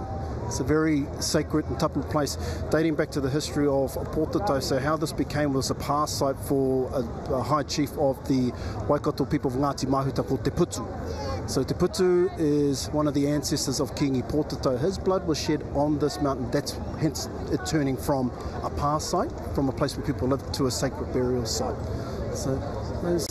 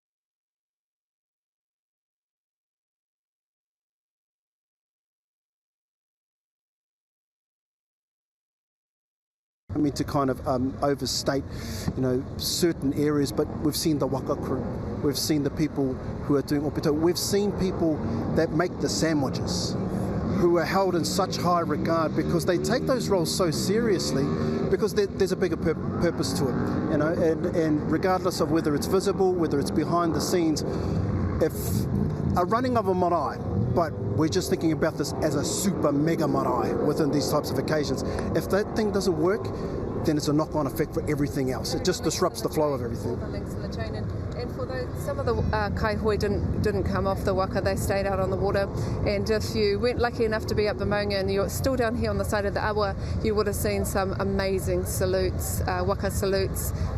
The formations that they were doing actually brought tears to my eyes. Some of the most incredible scenes out there, and we now see our kaihoi having karakia together. Their job is done for now, and they're going to hop back on those waka and they're going to paddle them back and probably have a bit of a rest, a well-deserved rest. He's up. He's at the summit, isn't he? Or nearing the summit. We're down on the road looking up, but he's there now. And they are unmarked graves, aren't they? But we know who's up there. We know that Dame Te Atairangi Kahu is up there. We know that the Kingi's father is up there. We know that Tawhiao is up there. We know that the first Māori king, Poto Te Wherowhero, is up there. Pootatau Te Wherowhero. So he's going up to be in the special place in an unmarked grave because they don't want to confer upon him a greater humanity than the other people who occupy the urupa, which I think is a beautiful thought. So he is there now. Koe nā no hoki e te ho ngā tikanga o nehe, o a mātou mātua tūpuna, kia au tō rātou takoto, ki tō rātou wāhi, ko takoto ai. Nō reira, kei ngā kiripoka ana, kei ngā rangatira tēnā, e tohu ana, kei whea ia, ana kua wai tēnā. Ka waiho tēnā ki tātou ki runga o taupiri, anana tēnā ka riro atu tō rātou wairua ki te wāhi ngaro. It is a magnificent sight from us. Again, we're at the bottom of Taupiri as we're looking up, just like the pictures that everybody else has on television. But to your point, Mihi, you don't see that sight very often. There are occasions where te whatumoana, te pāpā o te kiingi, I tanumia ia ki runga rau, e te hi o ngā mema o te whare kāhui ariki. Engari kia kite tēnei, te muia katoa nā Taupiri I te tangata. Nō reira, he mea mautiti ana ki te ngākau. Tō taua waimaria ko ki te atu te rāhuatanga e rua ngā wā I roto I te oranga, but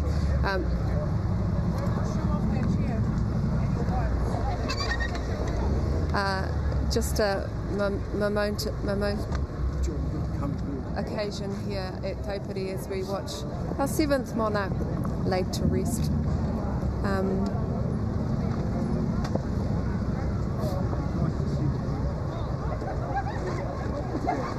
Nice to see the maunga in the background this time.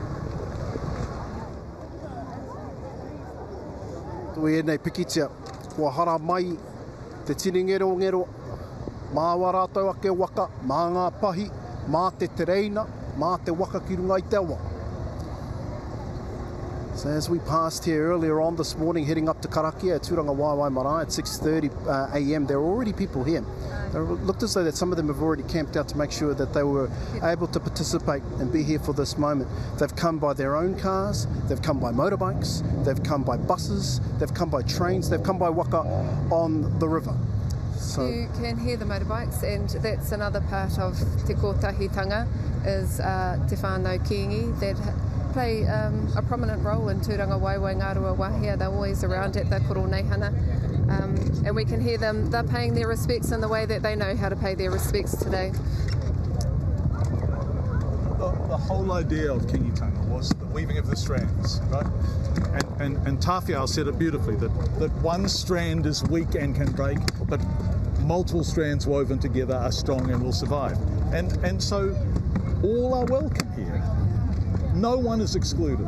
And I think it's important also that our tangata tereti, non-Māori who are watching today, know that this is for you too.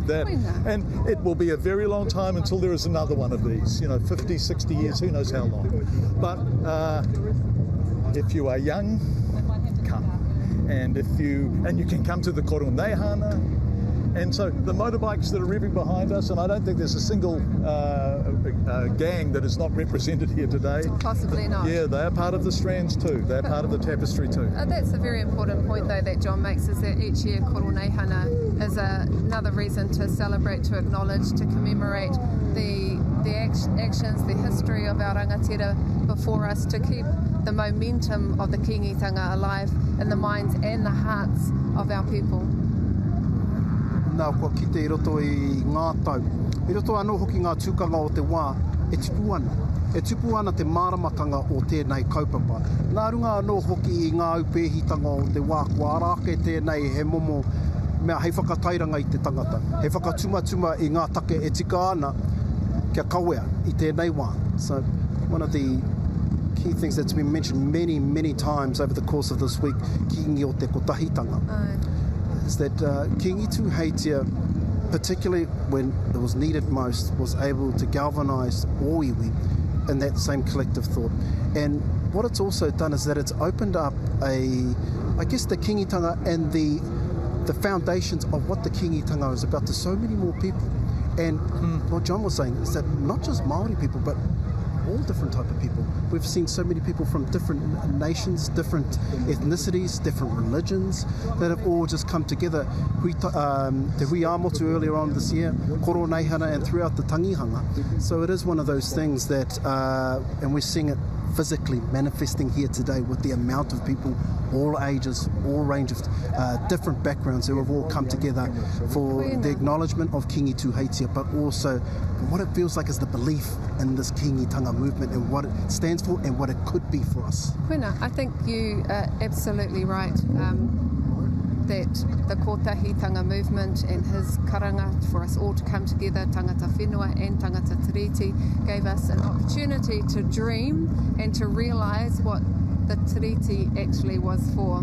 And so it's a beautiful thing to have tangata tiriti participating in the kotahitanga on the solutions of health and education and the inequities and all those kinds of things.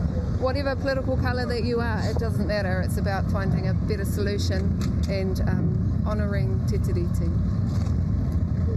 Yeah, I couldn't agree more.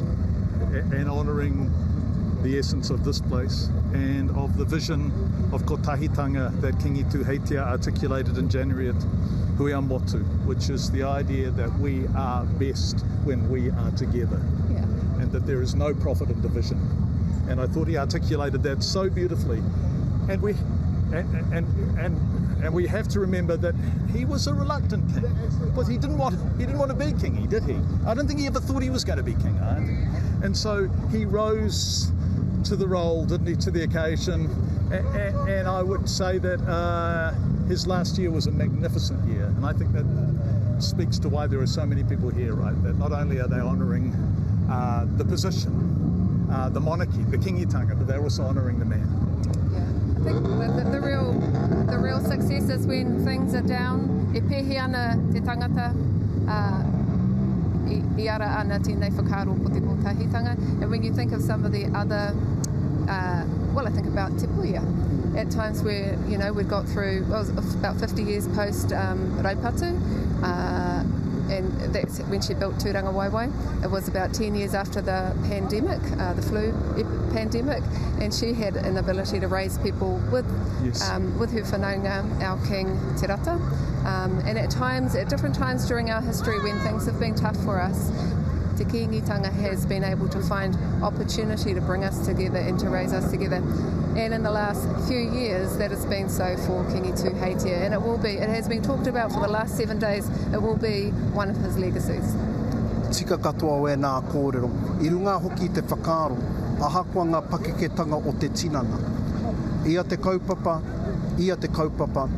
o ia tēnā. Ka tū hei mata, hei māngai, hei upoko mo ēnā momo kaupapa. Kia eke ki tōna keo-keotanga. Ana tēnā aro te tuāpapa ko waihotia mo tōna tamahine a Kuini Nga wai hono I te pō. Just talking about everything that you just said is exactly right. And we're talking about externally, like, the tests and trials of the times. You add on to that all the physical ailments that he had to endure for so many years that I'm not too sure if you're aware, but the schedule that was required for the position is massive. It's not just domestic, it's not just pokai. There are so many ranges of different kaupapa that position holds throughout here in Aotearoa and throughout the entire world, and he shouldered that all the way, despite all the things that he got. So I think also within that as achievements, but also I think there's been a massive acknowledgement of his commitment, of his also the intensity that he's shown and the things that he really believed in. So it's been a wonderful send-off here at Taupiri, demonstrated by the amount of people that have all arrived. Yeah, ka whai whakaro mō rātou kei ngaro wahia e whakapai ana i te whare, i te kihini e rā, hua tanga whakariti ana mō te hākari nui e haere ake nei. Just thinking of those who haven't had an opportunity to mourn. Here we are, we're so privileged to be standing at the base of Taupiri watching this magnificent farewell to Kiingi Tuheitia and actually those tatarawa atu ki te Kiingi and the Kiingitanga, those servants, pōnonga, māngai, mō te Kiingitanga are still working, and I guess their time will come, but I'm thinking about them constantly and thinking how exhausted and emotional they must be still. Yeah, it's been massive. It's been massive from a physical sense in regards to all the hours and manpower that's required for an undertaking like this to look after everybody, but also now it's probably more so the emotional side of things, of now that the majority of the mahi's all done, and within any tangi, when you go home and it's quiet, and things start to really sink in. I guess we're starting to get into that space now. Do you know, I arrived on Saturday afternoon, and I was sort of wandering around, as is my wont, and this woman came up to me and she said, "John Campbell?" I said, "Yes." And she said, "Have you had a kai?" Have you had a kai? And I went down into the kitchen where they're feeding, 1,500 people a day, maybe more, mostly volunteers. In fact, all volunteers. I take the word mostly back, all volunteers. Yes. And that manakitanga, right? That decency, that kindness, that hospitality. And you... Front and centre. Front and centre. Yeah. It's magic, isn't it? Absolutely. And you feel it because the world is too often not quite like that enough, right? Yeah. And so today has been very special. There was a aroha mai, there was a kōrero on the marae. It was ko te whakawhiwhi e he nui ake te whiwhi, and I think it's a Bible phrase, and it was talked about a lot about Kiingi Tuheitia because he was a giver rather than a receiver, and they talked a lot about his hauora and how even though he was often unwell, he was still giving. Yes. And actually that kōrero should be extended to the whānau pani who have shared with us their dad and their husband and their papa, their brother and all those kinds of things.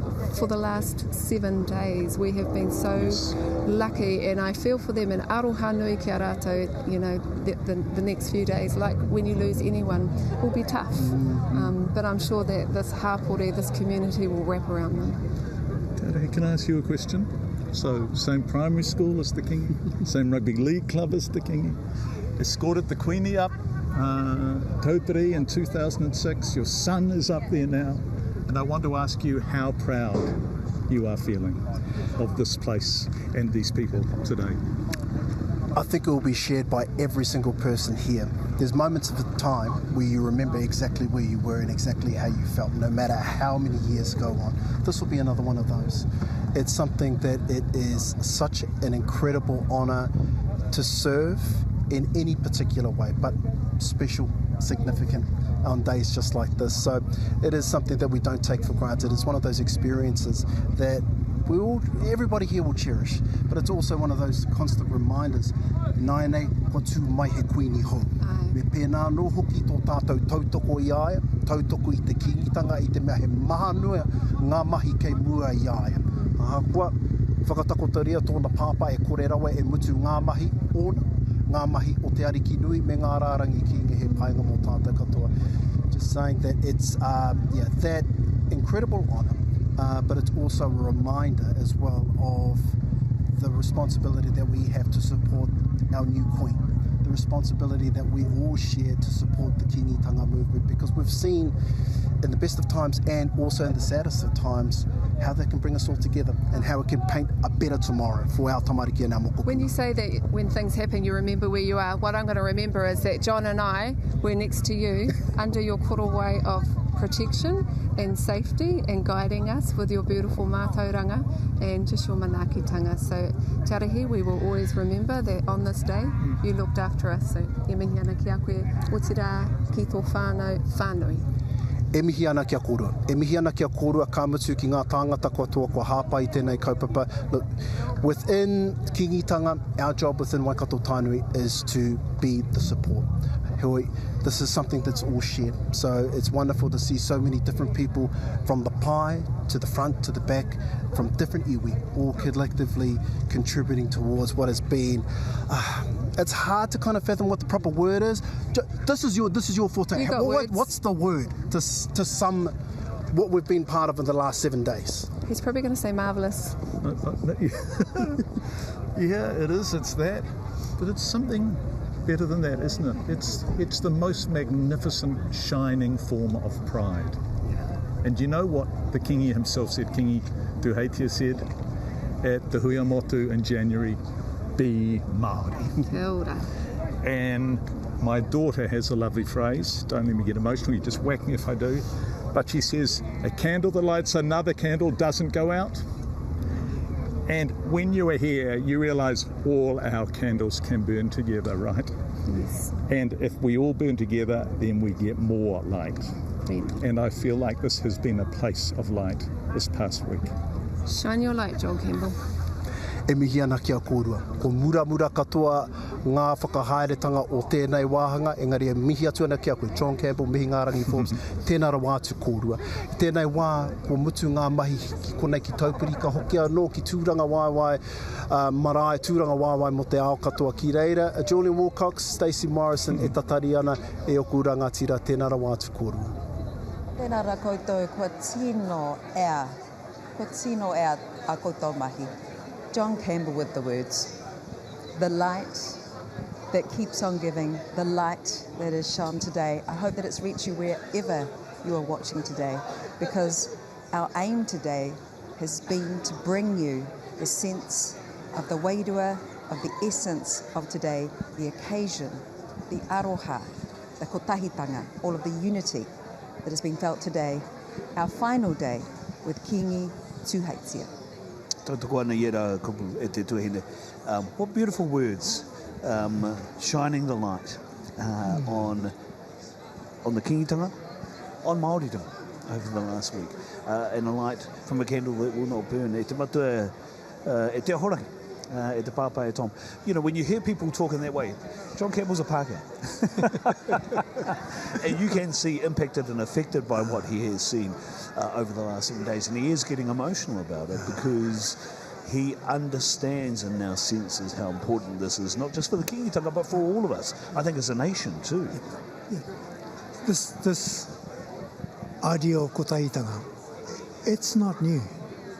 And each of the kings through to Te Atarangi Kahu, they also avowed that they were for the kotahitanga, not just of Māori, but of all of this land. Somehow or other, Kiingi Tuheitia has caught the attention of the masses and is shining that light on this idea of unity. I'm sorry to sort of keep making comparisons, but I have to compare to the Westminster system. And the Westminster system is all about adversary. You have to have an opposition. The Kiingitanga accepts that there's a dynamic, and in that dynamic there will be an opposition, but the principle is one of kotahitanga, the principle that guides everything that the Kiingitanga does is unity of purpose. Yeah, we can debate, we can disagree, but we have a kotahitanga for the best for our people. And I think that Kiingi Tuheitia was not a well-educated person. He was a truck driver. He was a hard worker. He was a worker, and he was direct. He didn't have Julian Wilcox's silver tongue. He didn't have Stacey Morrison's turn of phrase. He was direct. And because he was direct, you just had to turn on to, well, a spade is a spade.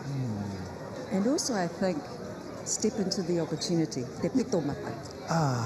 That all of us have an opportunity.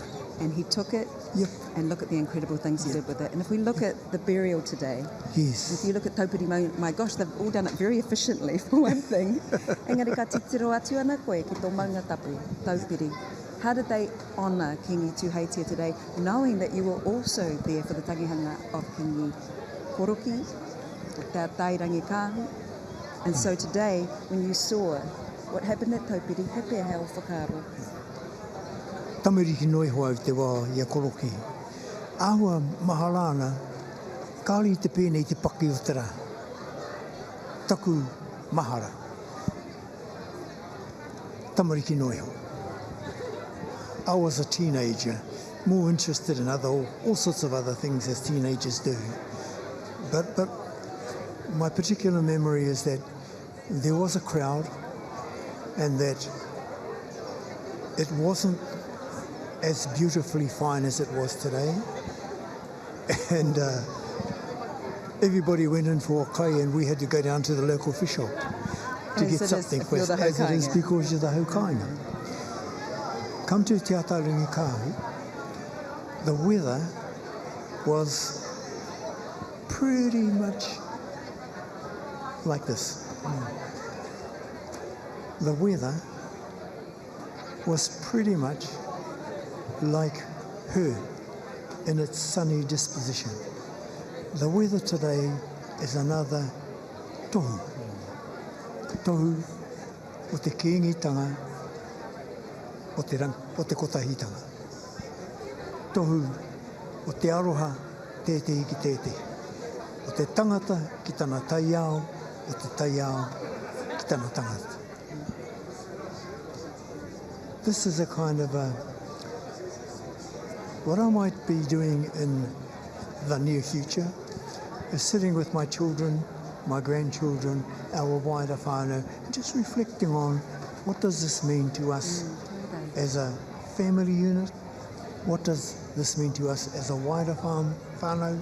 What does this mean to us as a hapu?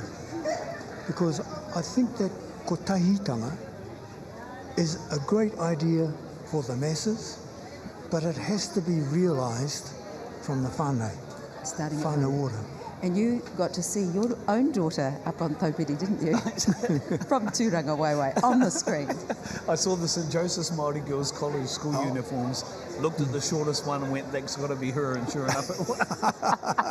It was, but that's right. I mean, we talk about the future. Yeah. I mean, what's the pervading thought that comes up for you when you think about what you've seen over these last 7 days, all the way up until today? What crosses your mind when we look forward? I'm in awe of our iwi. Not just Tainui, all of our iwi. And how I might apologise to my friend John Horne-Sadler later. But we were just talking outside as Ngāpuhi were about to come in. And I was at the Wherowhero helping out. And I sidled up to Horne and I said, "He ana koe kani?" And he said, "Tom, it is difficult for Ngāpuhi to get Ngāpuhi together to be one. It's because of this fella that we've come here as one." And I said to him, "You won." But the motu is one. The motu is one. Aotearoa is one. The world has won because the world is looking at this and saying, "Wow, Māori people." Tākiri tū, te kotahitanga. Tēnā koe. Kua tata rāpapota te wahanga kia tatu. Kua nui te mihi kia koe. E te pāpā, e kara, te ahorangi, tēnā koe. I noho mai, hei whirina ki tanga mō mahua. Te mara mai ngā hua tanga katoa. Me te mihi atu ki a koe, te tuene Stacey, I noho mai. Just, I want to get your thoughts, actually, from what you've seen and felt, because I saw you get emotional too when Ngā Waihonoi Te Pō came in. I mean, I did too, but I was struck by just how much of an impact that had. Not even words, just seeing her there. Koia, me pēhea rā, he te kingi. Kei konei tonu a awhitu. E tangi tonu ana te ngākau ki a koe. Ki au nei āhua potorawa te wā ki a koe. Engari e nā, titiro mai, ki te nui o te mahi o ti a koe, e te kingi. Nō reira, ki au te moe, ki au te moe. E taku Kuini Nga Waihonoi Te Pō, tū maira, tū maira. Tēnā koe, tēnā tātou. I tā tātou hui, I roto I ngā rā kua pahure tatākene. It's been an absolute privilege to be a part of the work in bringing this event to you, to the world. Thank you for watching, for viewing, for listening, for being a part of it with us. Our thanks not just to our crew here, to all the hosts, to all of the team that has put in the hard work, and our big thanks to the people of the Tainui Confederation of this marae, who has looked after everyone day, night, day, over the last 7 months. E te iwi kia tau ngā manaakitanga, ki runga ki a koutou katoa, me te aroha nui ki a tātou. I a tātou e kimi nei te kotahitanga, kua kōrero te e tātou, I tēnei rā, I roto I ngā rā katoa kua pahure tatākene, ka tōna whakatinanatanga, he roto I te kapu o tōringa, o ona ringa, o māua ringa, ngā ringa o te motu. Nō reira ke kahara tātou, ka nui te aroha, te Kiingi Tuheitia, moi mai rā, e tautoko I te kōrero a Stacey, Ngā Waihonoi Te Pō Te Kuini, ti hewa mauriora, kia tātou katoa, pai marire. Pai marire.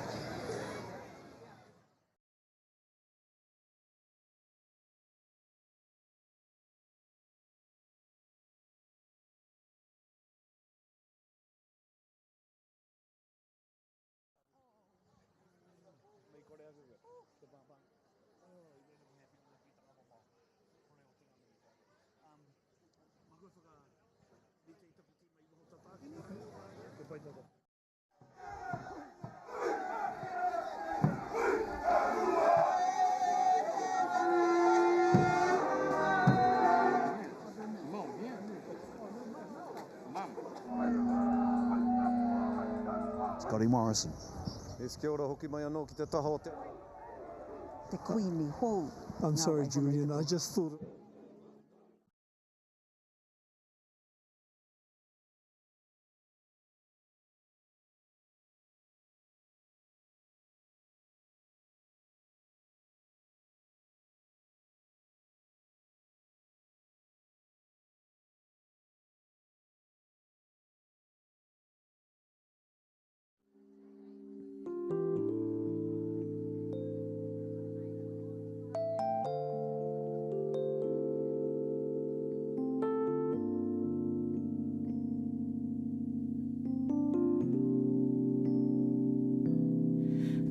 Tia kina whakaoranga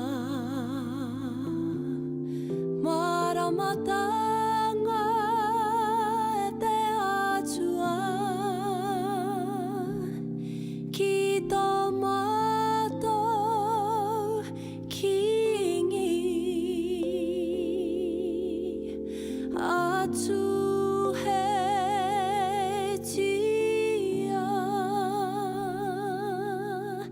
Ki te whare ka hui ariki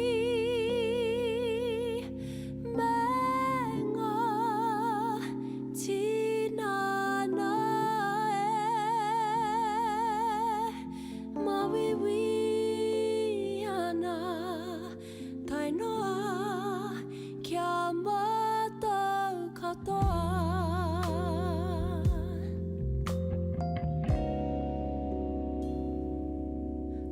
Tia kina whakaoranga